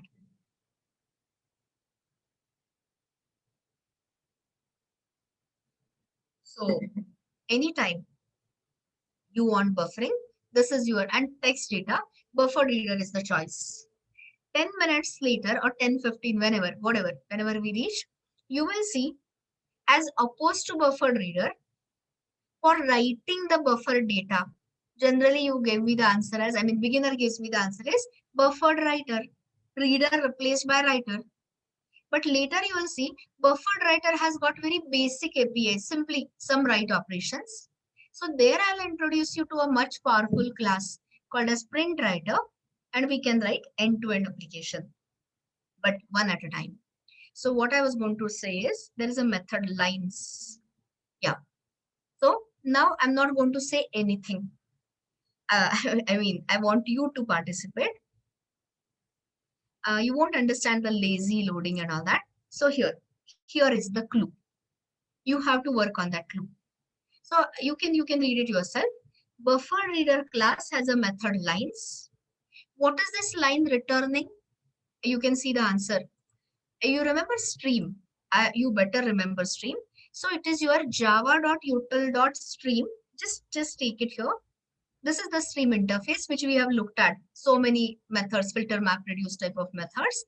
And what is it representing? Stream of lines. So write a one-liner. That is what is famous as, I mean, lambda operation, lambda expression. So can anyone give me a clue how to use this method to get the same output? Output I don't want to change. I just want to change the technique, paradigm. Start, try it. I'm sure you will manage. Try it. At the most, you will give me a wrong answer. You understood the question? The clue is lines method.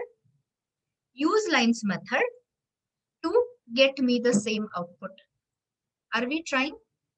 If not, tell me, then I can give you the answer. Line.stream.lines.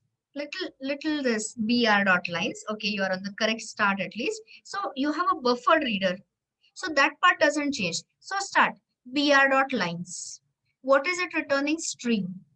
And is there any higher order? I already got that. Higher order function, yes, for each. And then I want to print the data using line by line manner. That's it. So I'll just make a copy so that you can look at both the manners. I can comment this itself. Let me not do that. So let me create another copy. Let's call it as functional. FP. FP is for functional programming. And you yourself will see not required. That is what is the thing. What is to be done? We are supplying. So this part is still required, by the way. This is not going anywhere.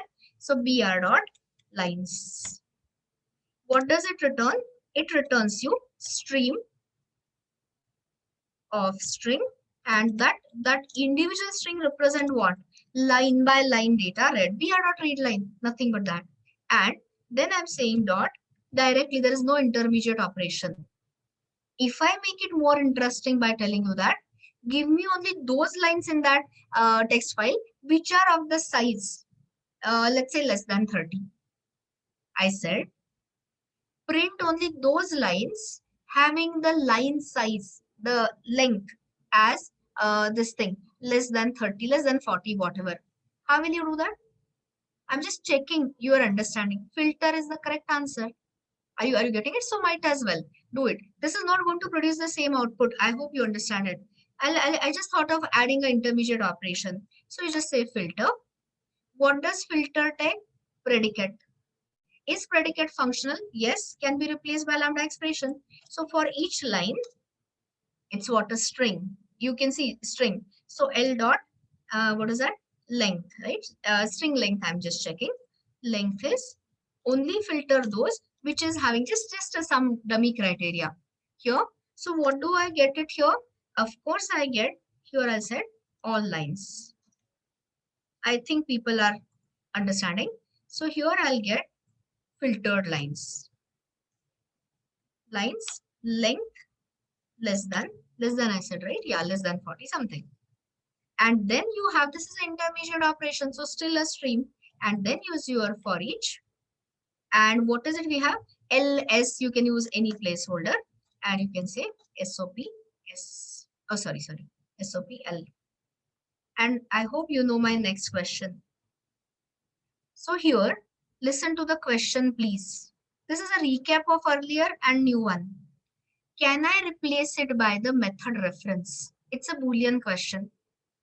I said, yeah, you are absolutely right, Anshuman. So can I replace this? Of course not. Because here I'm not calling directly the length method. I'm having some additional checks. So this is not possible. But can I replace it by my method reference? Of course, yes. All I'm doing is calling the existing API, and that is how I got the answer. Whose method? Okay, sorry, which method? Println. Which is the separator?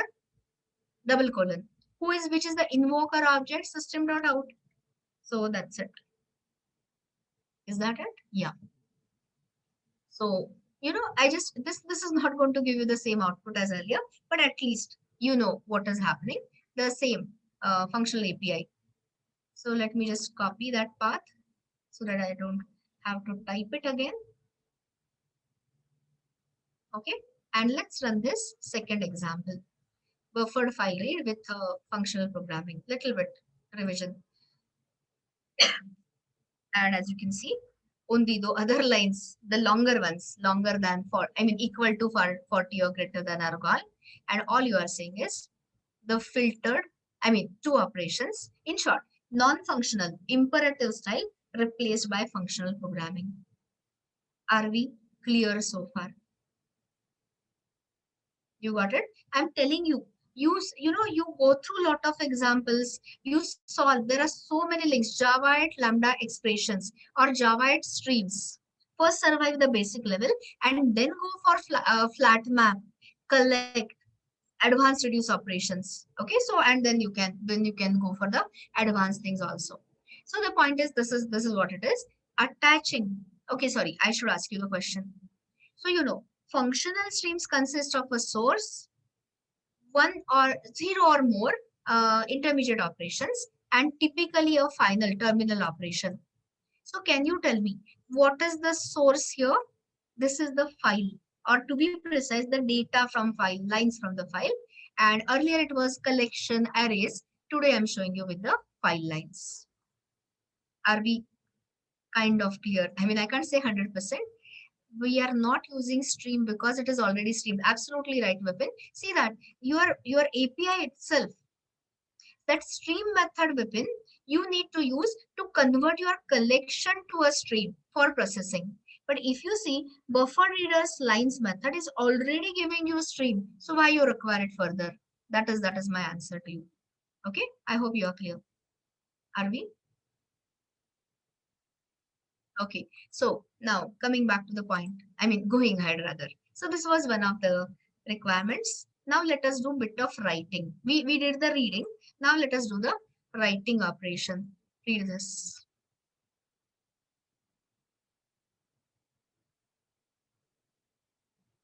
You read this, I'll just modify this.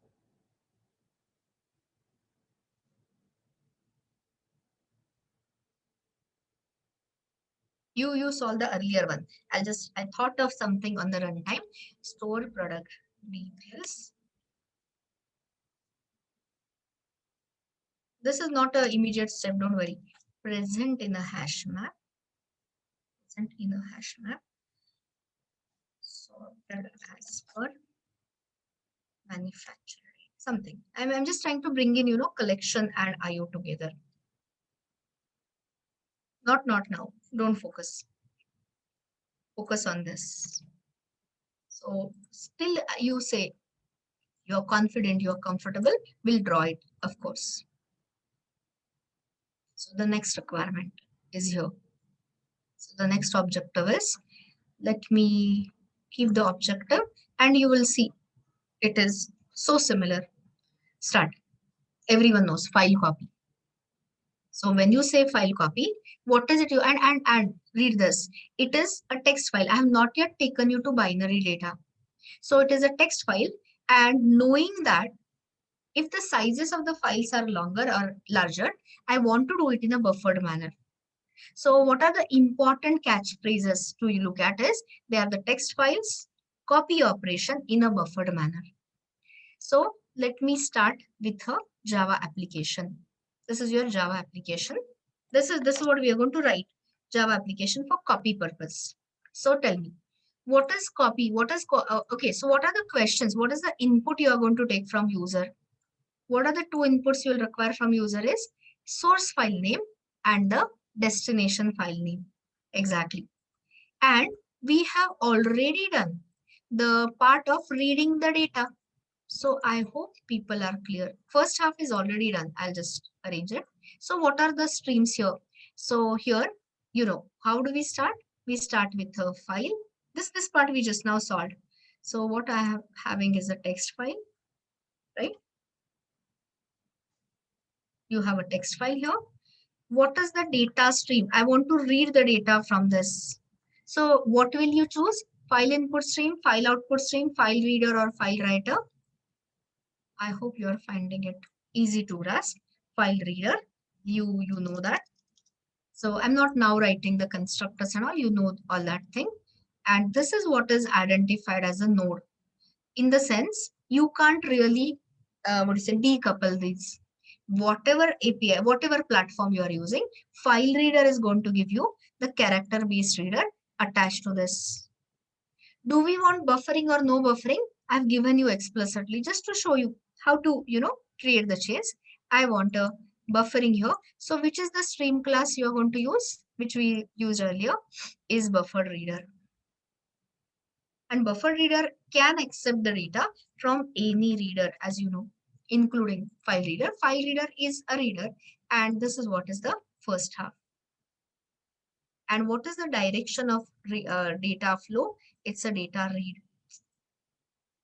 You know this. So data is flowing from the data source. Look at this. Into the Java application, right? So this is it. Now, can you complete the second half? Means what? So you have read the data from the buffer of a buffer reader in a line by line manner using functional approach, non-functional approach, doesn't matter. But that is done. Now, what is it you have to do? You have to complete the other half. So now start writing the data. So you know the data direction. So what is the data direction?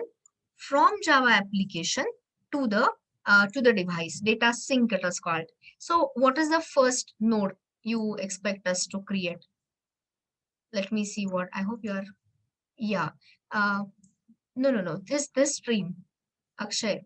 We are writing the data. So buffered writer. You just have to globally replace read by write. What else? There's nothing else. So here, of course, you have a buffered writer. This is what I get generally. And then we enhance that buffered writer. Anyone wants to guess? Sorry.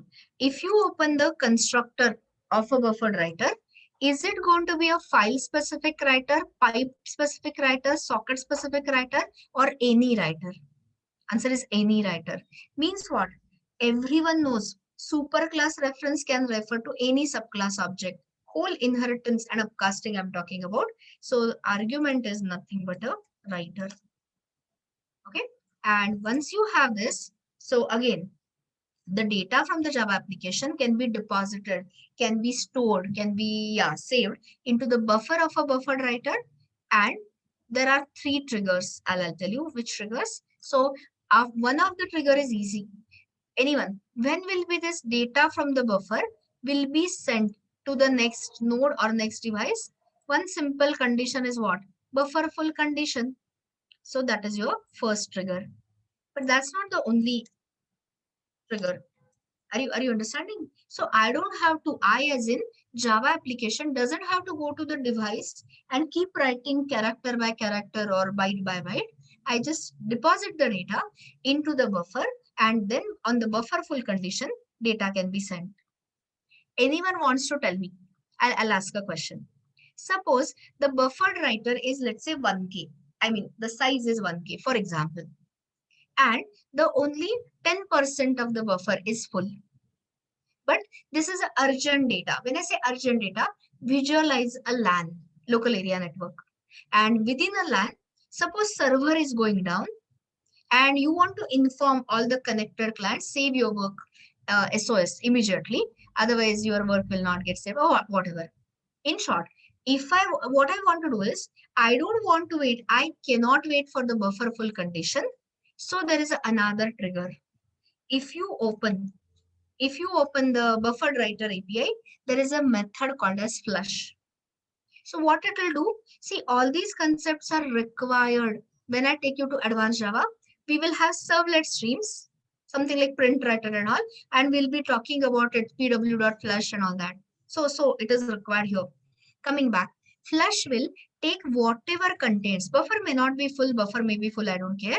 So whatever, even the, what do you say, partial contains, those will be written out. So another trigger is calling the buffer writer's flush method, or the third trigger is close. You will say where we call close, our auto closable does the job. By the way, we forgot to discuss that. I'll take you to the earlier sample. Anyway, so even you know you call explicitly close, or you use that auto closable. Try with, what I mean is try with resources. I don't again care. It doesn't matter really. That's why. So try with resources. Either way, here anytime, okay, anytime your buffer writer device is getting closed, JVM is not stupid enough or dumb enough to directly close the device. It will first take the data from the buffer, whatever is the contents, whatever are the contents, and that will be returned to the device. Okay, device means next node. So these are the three triggers.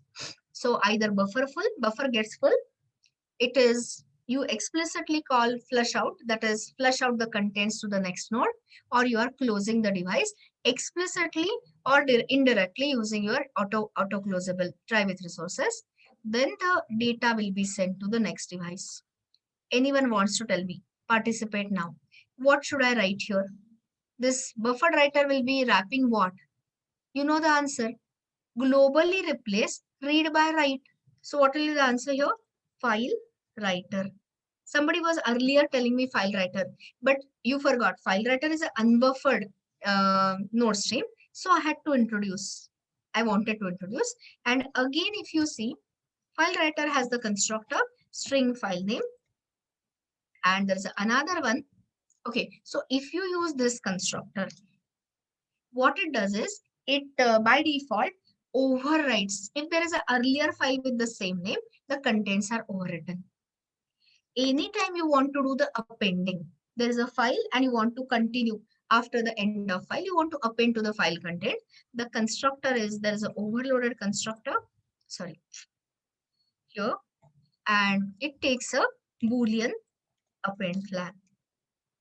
Okay, so depending on your requirement, if you want it to be appendable, append at the end of the file, you can use this second constructor and make this flag true.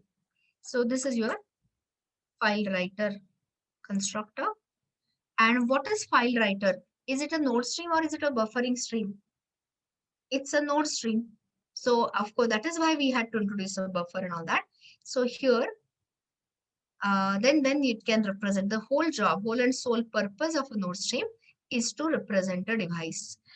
So this is your destination text file. This was your source text file to read the data from. This is your destination text file to write the data to, and as usual, surround it as a next node stream. So I wanted to ask something, I forgot. So this is your buffer writer, file writer, and all that. Yeah. So this is your destination file. Is the diagram clear? Because if you are clear with the diagram, writing the code just literally takes 2 minutes. So now, if you go this way, I think everyone can translate the upper half. We have done it already. So what will be the translation into Java code? I'll write it here. This is all auto closable. So, you know, try with resources. You have your scanner. I'm just writing as SC because that is well known. Then you are opening a buffer reader BR is equal to new. I'm writing in all short forms. Buffer reader, new. This is for data read, file reader, and the name of the file. So you can say sc.next line or something. I mean, I don't want to even. I'll say source file name. Better. Better as in for your understanding better. Next one now. Can you tell me which is the next one? I just give me the Java code for representing this branch. So which is the node, which is the stream which is closest to Java application? Buffered writer. So what it will be? Buffered writer, something out or BW is equal to, start dictating. What is the right hand side? New buffered writer. What is it? It is wrapping a file writer, new file writer. And this can be, if you don't want to, I mean, you just want to replace, you want to override, not append, you can just supply the destination file name via whatever, sc.next line and all that. So 2, 3, right? And then can be your copy operation. I'll write it, but I have a point there. So are you clear? Are you clear with chaining the resources, chain of IO? So this is your input type of a chain, and this is the chain for data read operation, and this is the one for data write operation. Are we clear? So this is the initial one.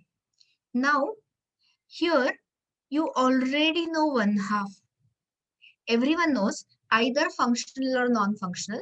But if I go by the non-functional way, BR, while BR dot read line, don't feel lost. Here, we wrote it just a minute ago. So what is it we have to do is, this part will be the same. So it will be while it is not not equal to null. Here, which was the device we were using? We were using system.out. What is system.out? It was nothing but your standard output, print stream, and print streams println we were using. So things were so easy. But now if you see, let me ask you a question. When we talk about copy operation, tell me, will there be any change in this first line? It's a yes or no type. Of course not. Of course, we will do the functional variety, but I'm just explaining with this. Will there be any change in line number 15? Yes or no? Of course, yes. You are saying no to line number 15 also? I think you are saying yes. Okay. So here, if you check, now is the real statement. If you look for a class by the name, look at it, or at least open here, buffered writer.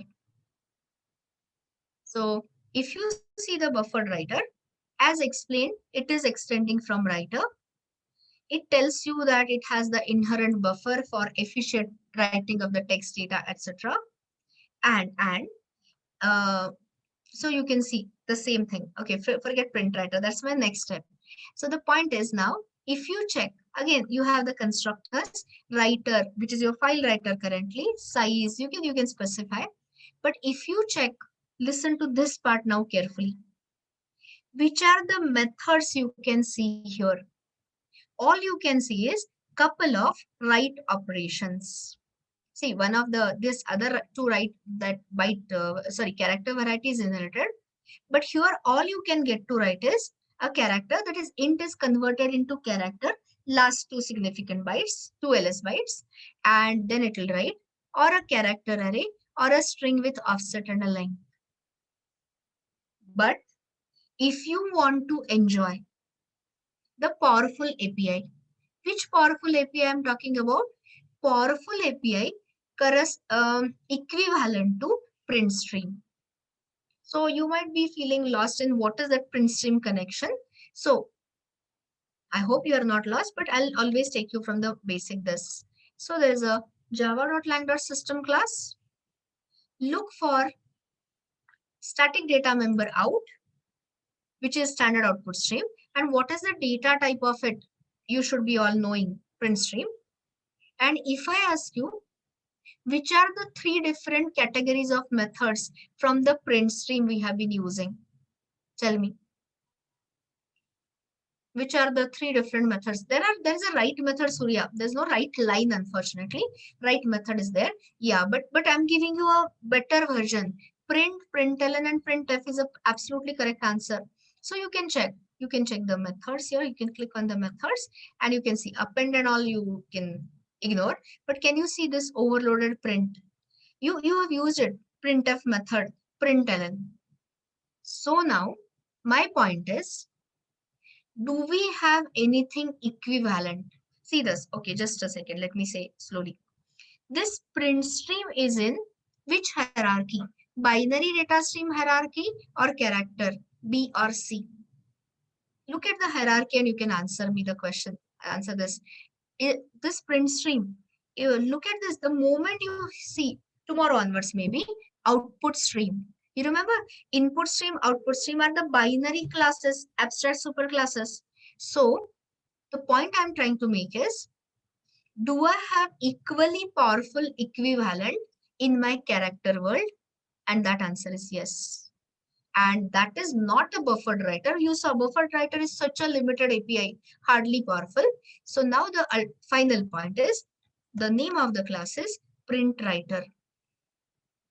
Do focus on this, because the first day we do JDBC and advanced Java. But yeah, whenever I take you to the servlets, the first example of servlet will involve this. So in short, right now, don't worry what is it. So just open the class, look for the class print writer. Tell me, is it from the binary data stream hierarchy or is it from character data streams?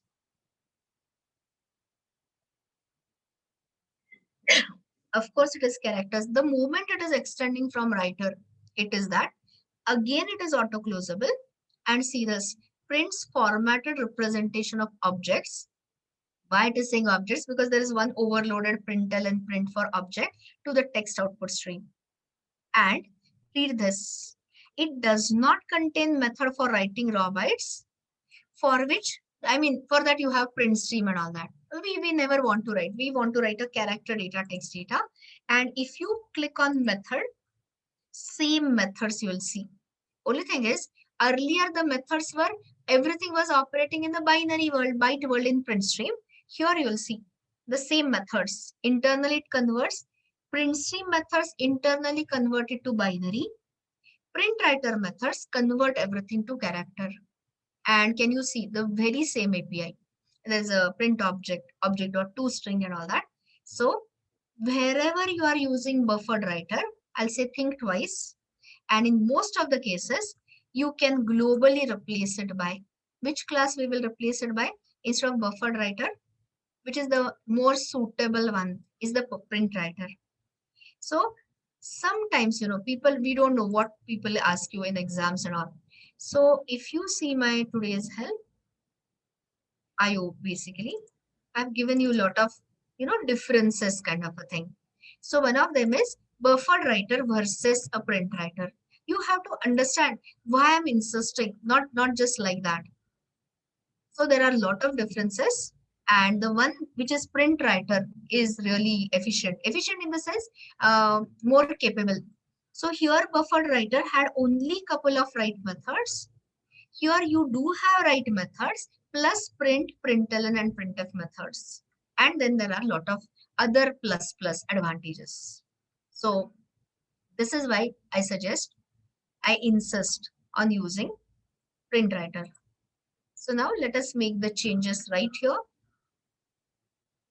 Just a second. So we'll not waste our time twice. So here itself, we will be replacing it by the print writer.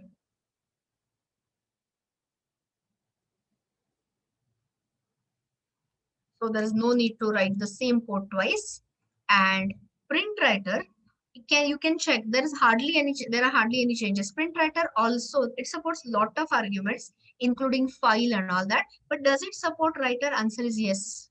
So the only thing in the overall discussion will change globally print writer by the, buffered writer by the print writer. So this is your print writer. And of course, here also the same changes. Since you could be looking at this, I just want to make it globally.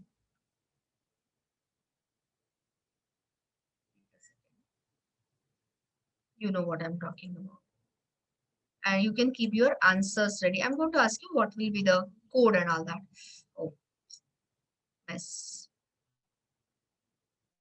Print writer and this. You can just adjust like that. Anyway, we are writing. So please go through today, tomorrow, whenever time permits, buffered writer versus print writer, and you'll definitely appreciate the advanced APIs in the print writer. But are we going to write it now in a non-functional manner? I'll not take two things. We will directly write it in a functional style programming manner. So let's start writing. I'll not copy from earlier one. You'll just get more and more practice. So I'll not make two versions. I'll directly write it in a declarative functional manner. So buffer file copy in a functional programming manner. You can keep your answers ready. You can at least try keeping the things ready. So start. So the first thing is, it is still all auto closable. Am I doing the separation of IO utils collections? Not immediately, not today. I don't know. If time permits, I'll show you today. But initially, we are writing everything together. Done. And here, first resource to open is a scanner.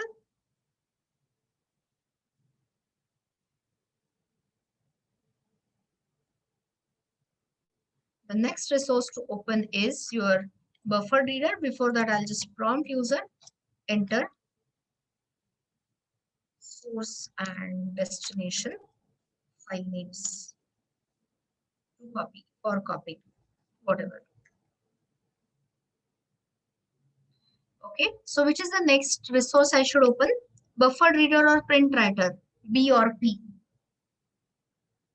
First, you will expect the source file name. So open the buffer reader, which is exact replica, which is what we already did.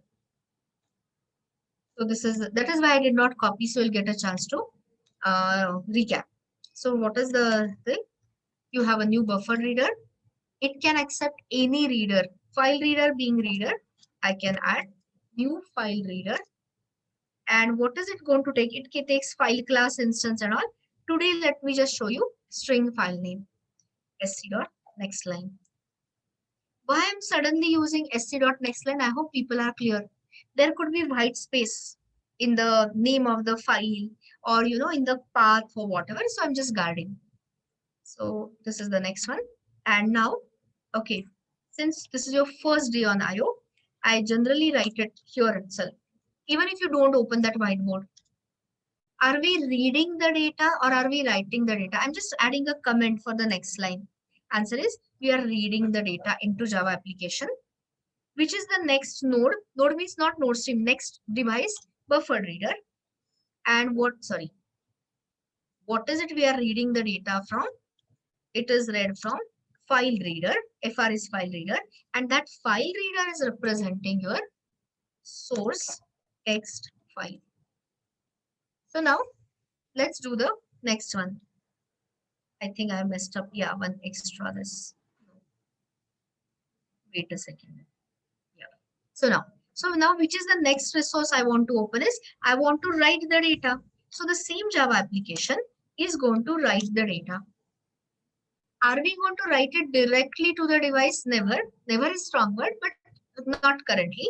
Print writer, pass it. Print writer is means not extend, but does have the buffer. So it will be deposited in the buffer of a print writer. And either when the buffer becomes full, or if you say pw.close or pw.flush, or there is something called as automatic flushing. So read that. I'll show you from the API a little later. So, and in short, in either of the conditions, the contents will be sent to the next node. So which is the next node, guys? Replace file reader by what? A file writer. And what is it is going to wrap is destination text file. So just translate this into Java code. So what is it I'm having is the print writer. Typical thumb rule. Thumb rule means, just to give you, anytime in Java you are using java.io. I'm not talking about java.neo here. So in using java.io, if you want to read the buffer data, buffer reader typically is used. And for writing the data in a buffered manner, print writer is the best. So this is your print writer. And here, now you can complete it, I hope. New print writer. So many so many options, so many overloaded constructors. So I'm showing you a writer. So it is a new file writer. And then I can supply the name of the file as the next line. Are we understanding this? And the last line, even if you add the semicolon or if you don't add, it is opening. So what I had forgotten to ask you earlier was, this is fine. You have opened the devices in a auto-closable manner. So tell me quickly, When you reach the end of the try with resources block, what is the code your JVM will call? You understood my question? We have solved this earlier. Only thing is now you have couple of resources. So first it will call pw.close. Is it going to waste? Is it going to throw away the data in the buffer? Never. So first it will flush out the contents to the file writer, writing it into the device, and then it will close the print writer file handle. File handle is represented by the file writer. So you are closing the device. You are not leaving any devices, any handles unclosed or I mean open. Okay. So after doing that, then it will say br.close. After closing buffer reader, it will close the file handle for reading the data, file reader, and then finally it will close the scanner. Okay, so now directly write it in a functional manner. So read the data from buffer of buffer reader using functional programming. So I hope you remember, which is the method we used? Lines. So buffer reader API. What is that API you saw? Public. What it returns is a stream. What type? Stream of string. And the name of the method is lines. Start using. No while loop, no looping, nothing required. Yes, lines is the method. So apply. So here br dot lines. Now I'm not adding a filter. I want to copy entire source file to destination file. So I have done that. Br dot lines. What does it return? It returns the stream. You can actually mention it returns the stream of all the lines. Okay. Now what is it I want to do? Yeah, anyway, I'll give you a minute. I want to write those lines into the buffer of a print writer. So anyone wants to take me ahead? Yes, of course you want to write. Yes, so this one, Vipin, there's a pw.println. That is why. See this. Wait a second. Here. You remember we used, wait a minute. Here we used system.out. This object, print streams object, println. Now what is it going to get replaced? Simply the device changes. This was your console output, I mean standard output. So replace that standard output by the file or by that print writer. So what will it look like? Anyone? So here, this is returning me the stream. So can I add a terminal operation as a for each? Yes. For each requires a consumer. So for each line, I just want to take that line. I don't want to display it. I don't want to SOP it. Put it in the buffer of a print writer. So without method reference, how will it look like?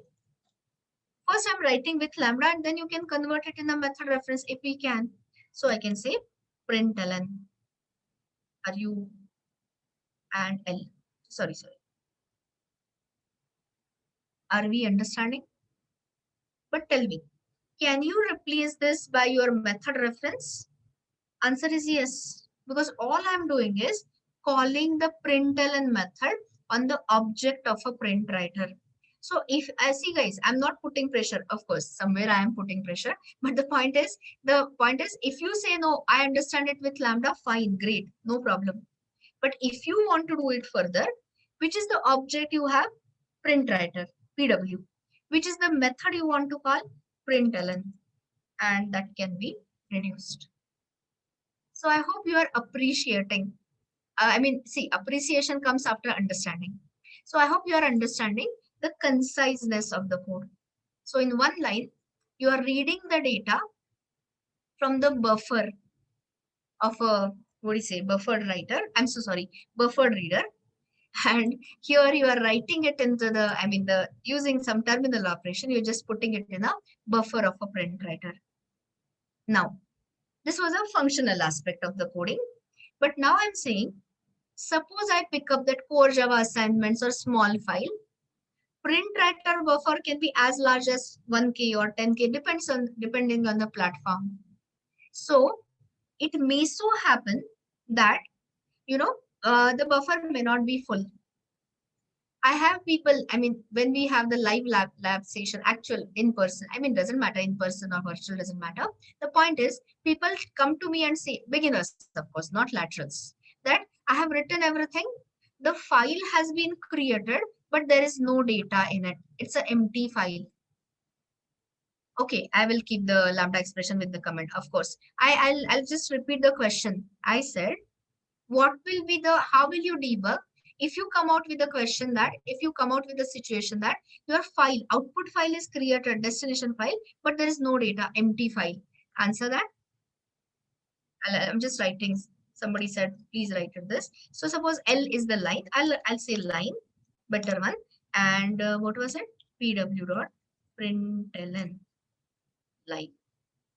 Okay, so you can see all we are doing here in the lambda expression is taking the argument and calling the existing method. So the reduction. Yeah, my original question. You understood my question? So the answer to that is you must have forgotten to close the file handle. So in short, that is why I insist on try with resources. So you'll never make such mistake. Again, at this point, in time, what is the first thing your JVM will call? It will try to call pw.close. So if there is any data in the buffer of a print writer, first that will be flushed out. First that will be sent to the file, and you'll never you'll never get any wrong results. Okay. So the debugging part is you must have forgotten to write a close method somewhere. And that is why the data which was in the buffer never got returned to the file. So that's it, I guess. Yeah, the code becomes so easy and so readable, simpler. So I think you understood what I said. Call flush and forgot to close. No. If you say flush, this one Vipin, the data will be sent, but the file handle, that output destination file handle will be unclosed. And next time you want to write to the same file or you want to read, you may get problems. So what is a golden rule of programming? Any resource which you open, be it system.in, be it a file, be it a socket, be it a database connection, must be closed. That was my point. So let us what? I should have copied the earlier one. Do I have it in the copy? No, I don't have it. I was, I was hoping that I have that path in the this. No worries. So let me have path here. This is my source. I'm just picking up any file. I'm just taking this because it's the easiest for me. Just taking that. Okay, dot text. And then I'm saying, suppose something.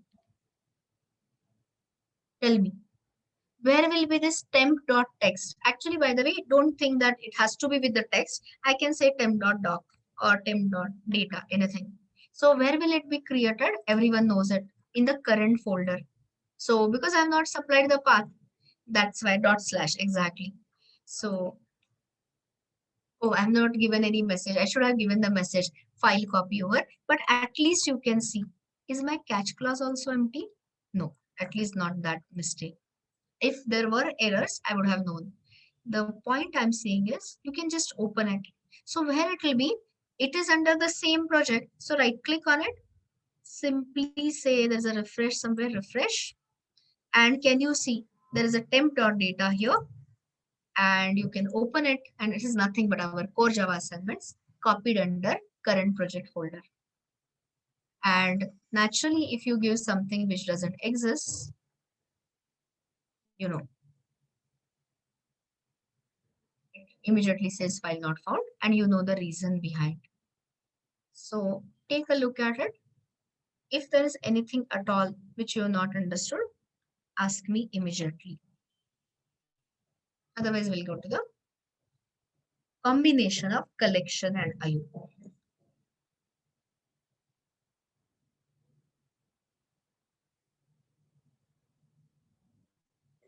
Is there any question? Let me see if there is any question. What happens without buffer? You don't enjoy all these APIs. So open file writer, file reader, and you have to slog, because all it gives you the character data, read and character data, right? So you'll have to actually convert the string into characters. There is a method in the string class Surya, get chars. So, but you have to do the heavy work. Instead, when there is so much of help, you use the APIs, and plus you enjoy the benefit of buffering. So that's my answer. Are we clear? Yes, of course, Anshuman, definitely. I told you, you don't, nothing happens. Only thing is sorry, I'm still talking to you because you said in writing. So what happens is you can't enjoy. There is no print writer. Instead, what you'll be using directly is file writer. So you'll be dropping this in between buffer and open file writer in the lab session or whenever you want. And at that point, you'll see that file writer just supports your write APIs. So you can't enjoy all these high-end APIs there. That's my point. Plus no buffering. So operation will be slower. Okay, so think about it. Whatever extra questions, definitely I'll take it in the lab session. The last one for today looks like, yeah, I can't take you to binary, or maybe I'll just barely start with binary. We don't, I don't know. The main topic has to be starting when you are fresher, that is tomorrow. Read this, take a look at it. I was just thinking about it. So here,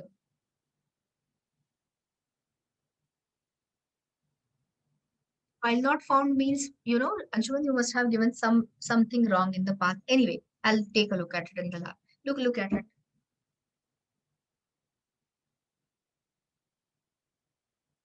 My Here the problem statement may not be clear. So here, where are my product details? I just took the product scenario because I have the ready-made data. That was the only thing. So where are the product details? Suppose product details are there in the hash map. Okay, so they are in the hash map. I'm purposefully taking. So I will get a chance to show you how to convert array list to the hash map. So I don't know whether you are understanding what I said. Wait a second. In that ready code, if you recall, in collection utils, I have got a array list or list of products. So I said I'll get a chance, additional chance to show you how to convert a list into a map. That is what I said.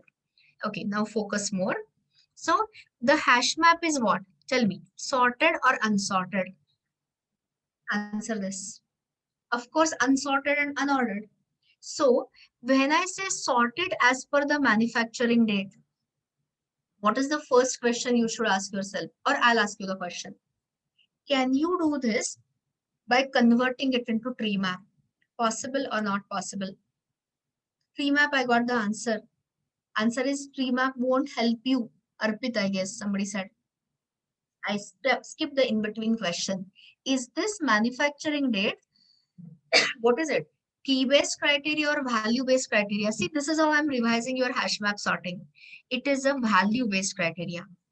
Okay, so you can't do it. You will have to convert it into what? You will have to convert it into this thing. What is it called? Collection view and do the sorting. Are we? But that was a traditional way. So I will show you, of course, something different to take, certain objectives. Which objectives? List to map is my first one. Then sorting the map, so we will do that as well. And then we will talk about, there is a method sorted or something in the stream API and comparator based. And then the real deal of today, real question of today is, I want to write those, sorted things into a file. So we will cover the, what is it? The revision of your collection along with the functional style programming. And finally, we'll dump the data in a text file. So don't worry about how to do it, but can you at least, has everyone understood the requirement? Requirement is clear? Okay. So now, instead of mixing it up in one, we always write it in layers. When I say layers, we will have not physically, but yes, you will have something, when I take you to database, you'll have a POJO layer, entity layer, a DAO layer, and so many. Here, there is just, so first we write the core classes, and the core classes is nothing, but I'm going to copy it. Product. Again, I don't want to write from scratch. You have product, you have category, and you have that. Next is, if you want to do the exception handling, then we write the custom exception. I hope on 15th, today's 15th day, right? Things are, I mean, when I say things, you can relate, you should be able to relate. So there will be a custom exception class, a checked exception extending from this. Then we typically write validation rules. You know, am I going to add all of it? No, I'm just reiterating to give you a big picture. Then, if you want to hardcode some sample data, we have written collection utils. But this collection utils currently is giving me list of product, but I don't want it. Just I wanted to change the scenario so people understand. So that I want to convert it into, because my problem statement is map. So, we will convert it into map of products and I'll get a chance to show you something more. So collection utils will have that. And I'm just thinking about it. Wait a second. Yeah. So here you can have it as a map. I mean, list to map. This will be the first one in the collection utils. Don't worry if you are not able to visualize. We are going to write it together. And then we will add another method for sorting.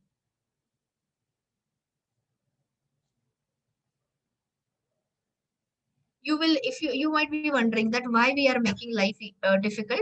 I have a list, I have a collections dot sort and do it just for more practice. If in some case you have data in the map and you need to sort, you should know the all the statements and all. And once you have done that, then we have the last one as IO utils. This is the real part of today. And in IO utils class, we will add another method. Okay, for a change, actually this also I can convert it into interface. And this also I can convert it into interface. Java 8 does support adding the static methods to the interface. So here I will add a method to write the data. Write the sorted data, right? Sorted product data to the text file using buffer.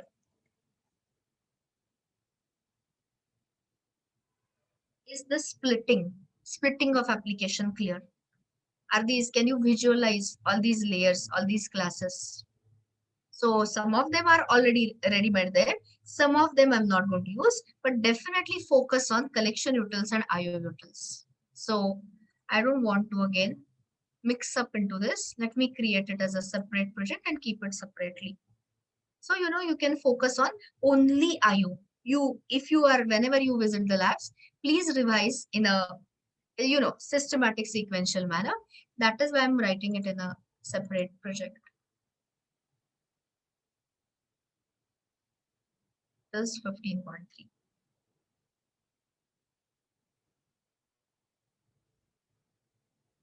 Okay. Somebody told me, but I forgot.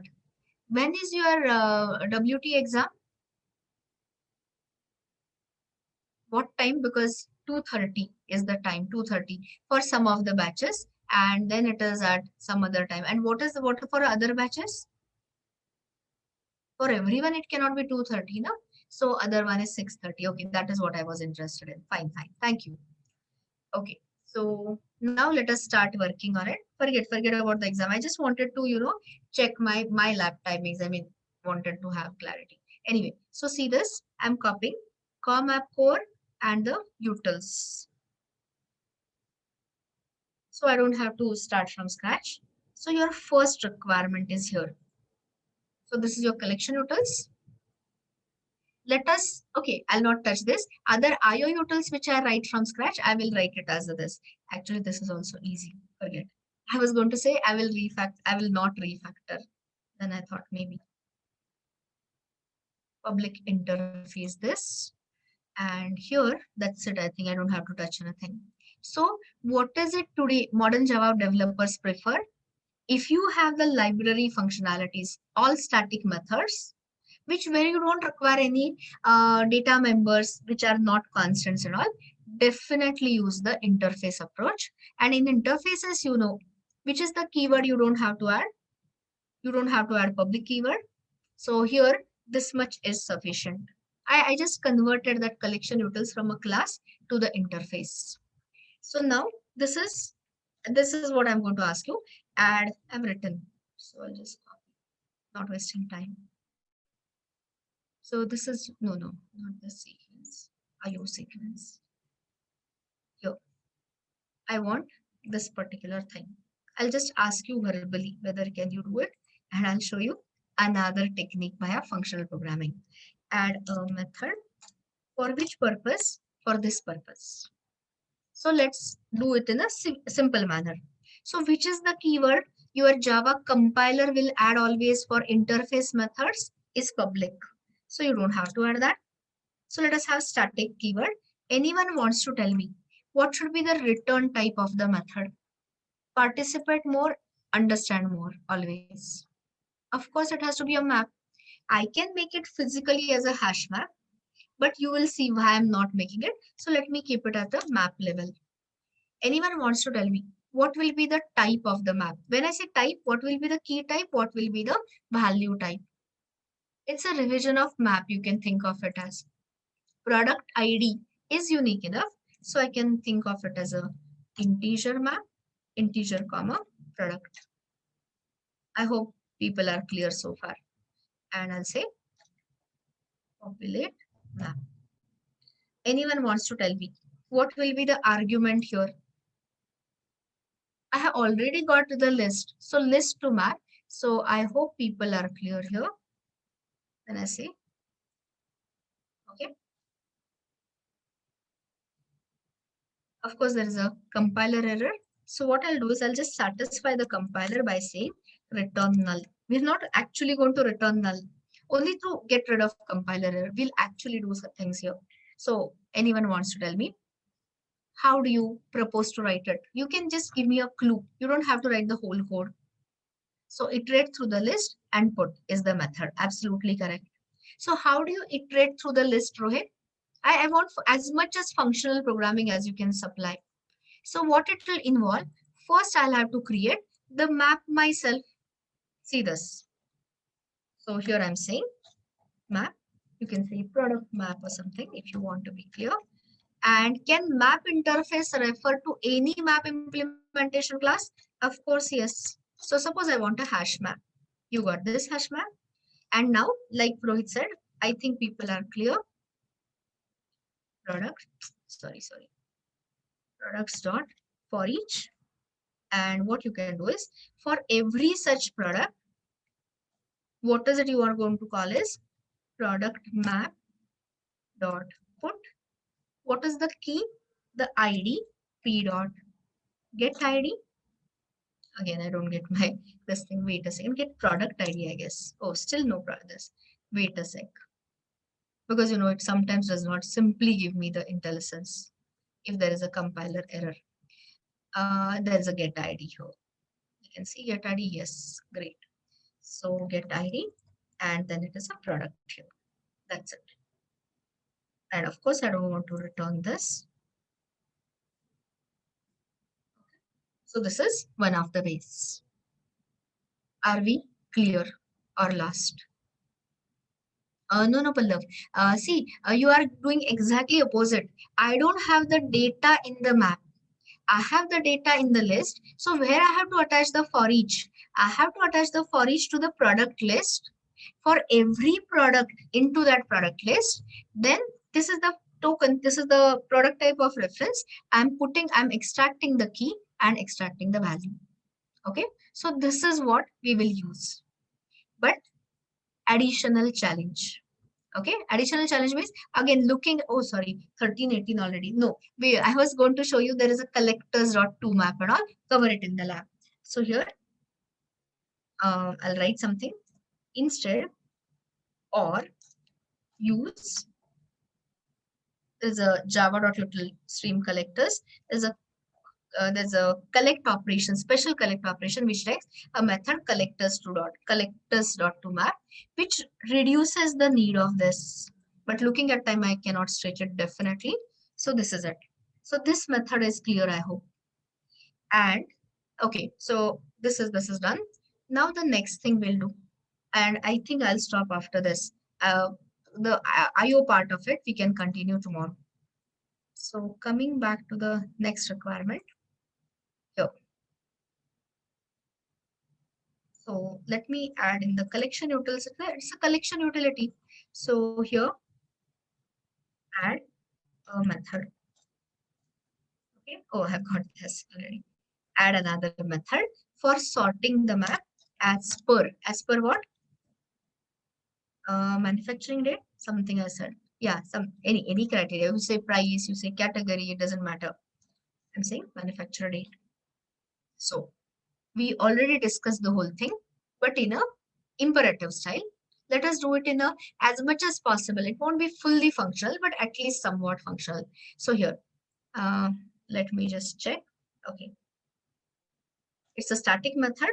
Anyone wants to tell me the return type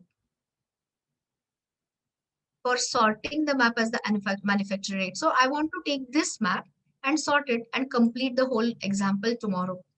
So people are already dropping in because of whatever, of course, because of exam, I think. But here, what will be the return type? Okay, so people are still saying tree map.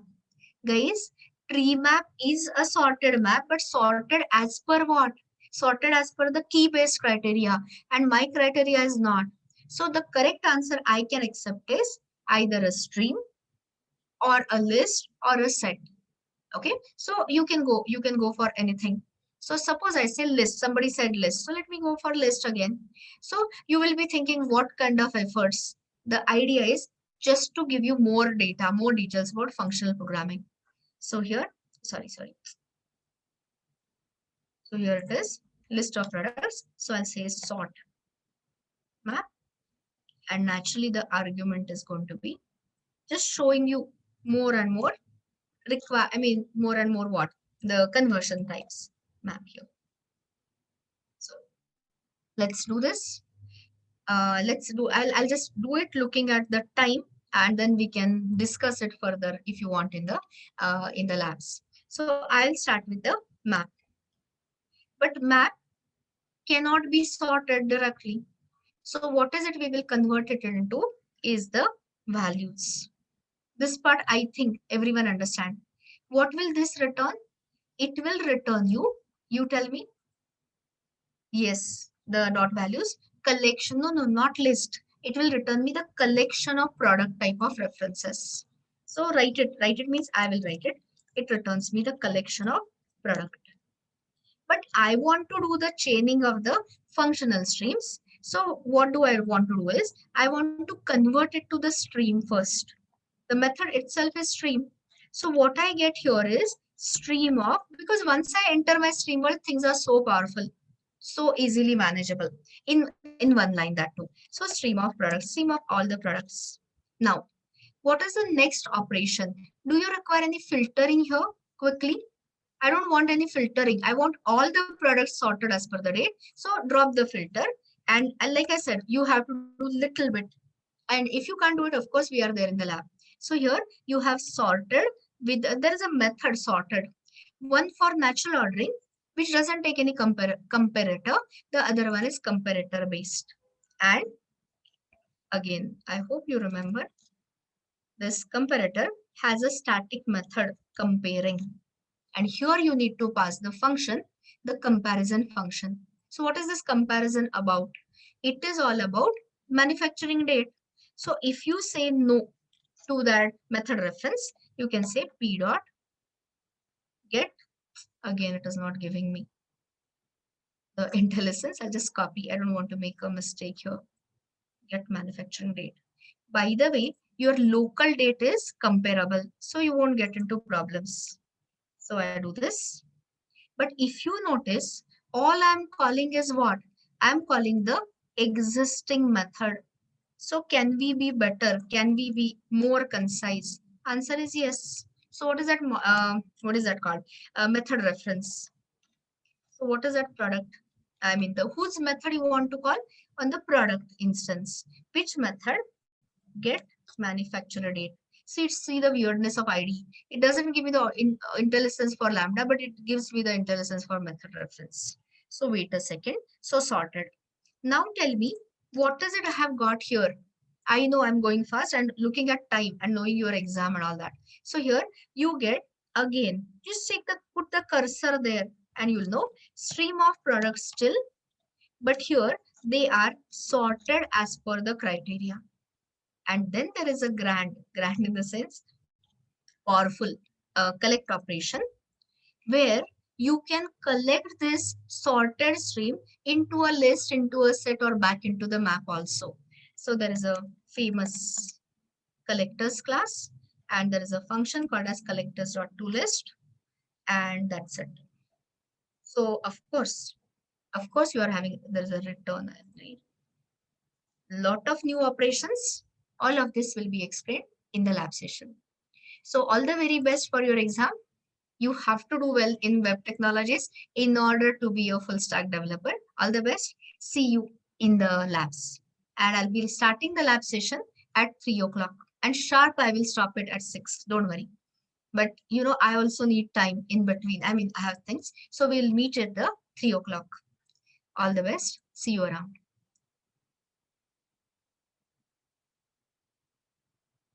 You're most welcome.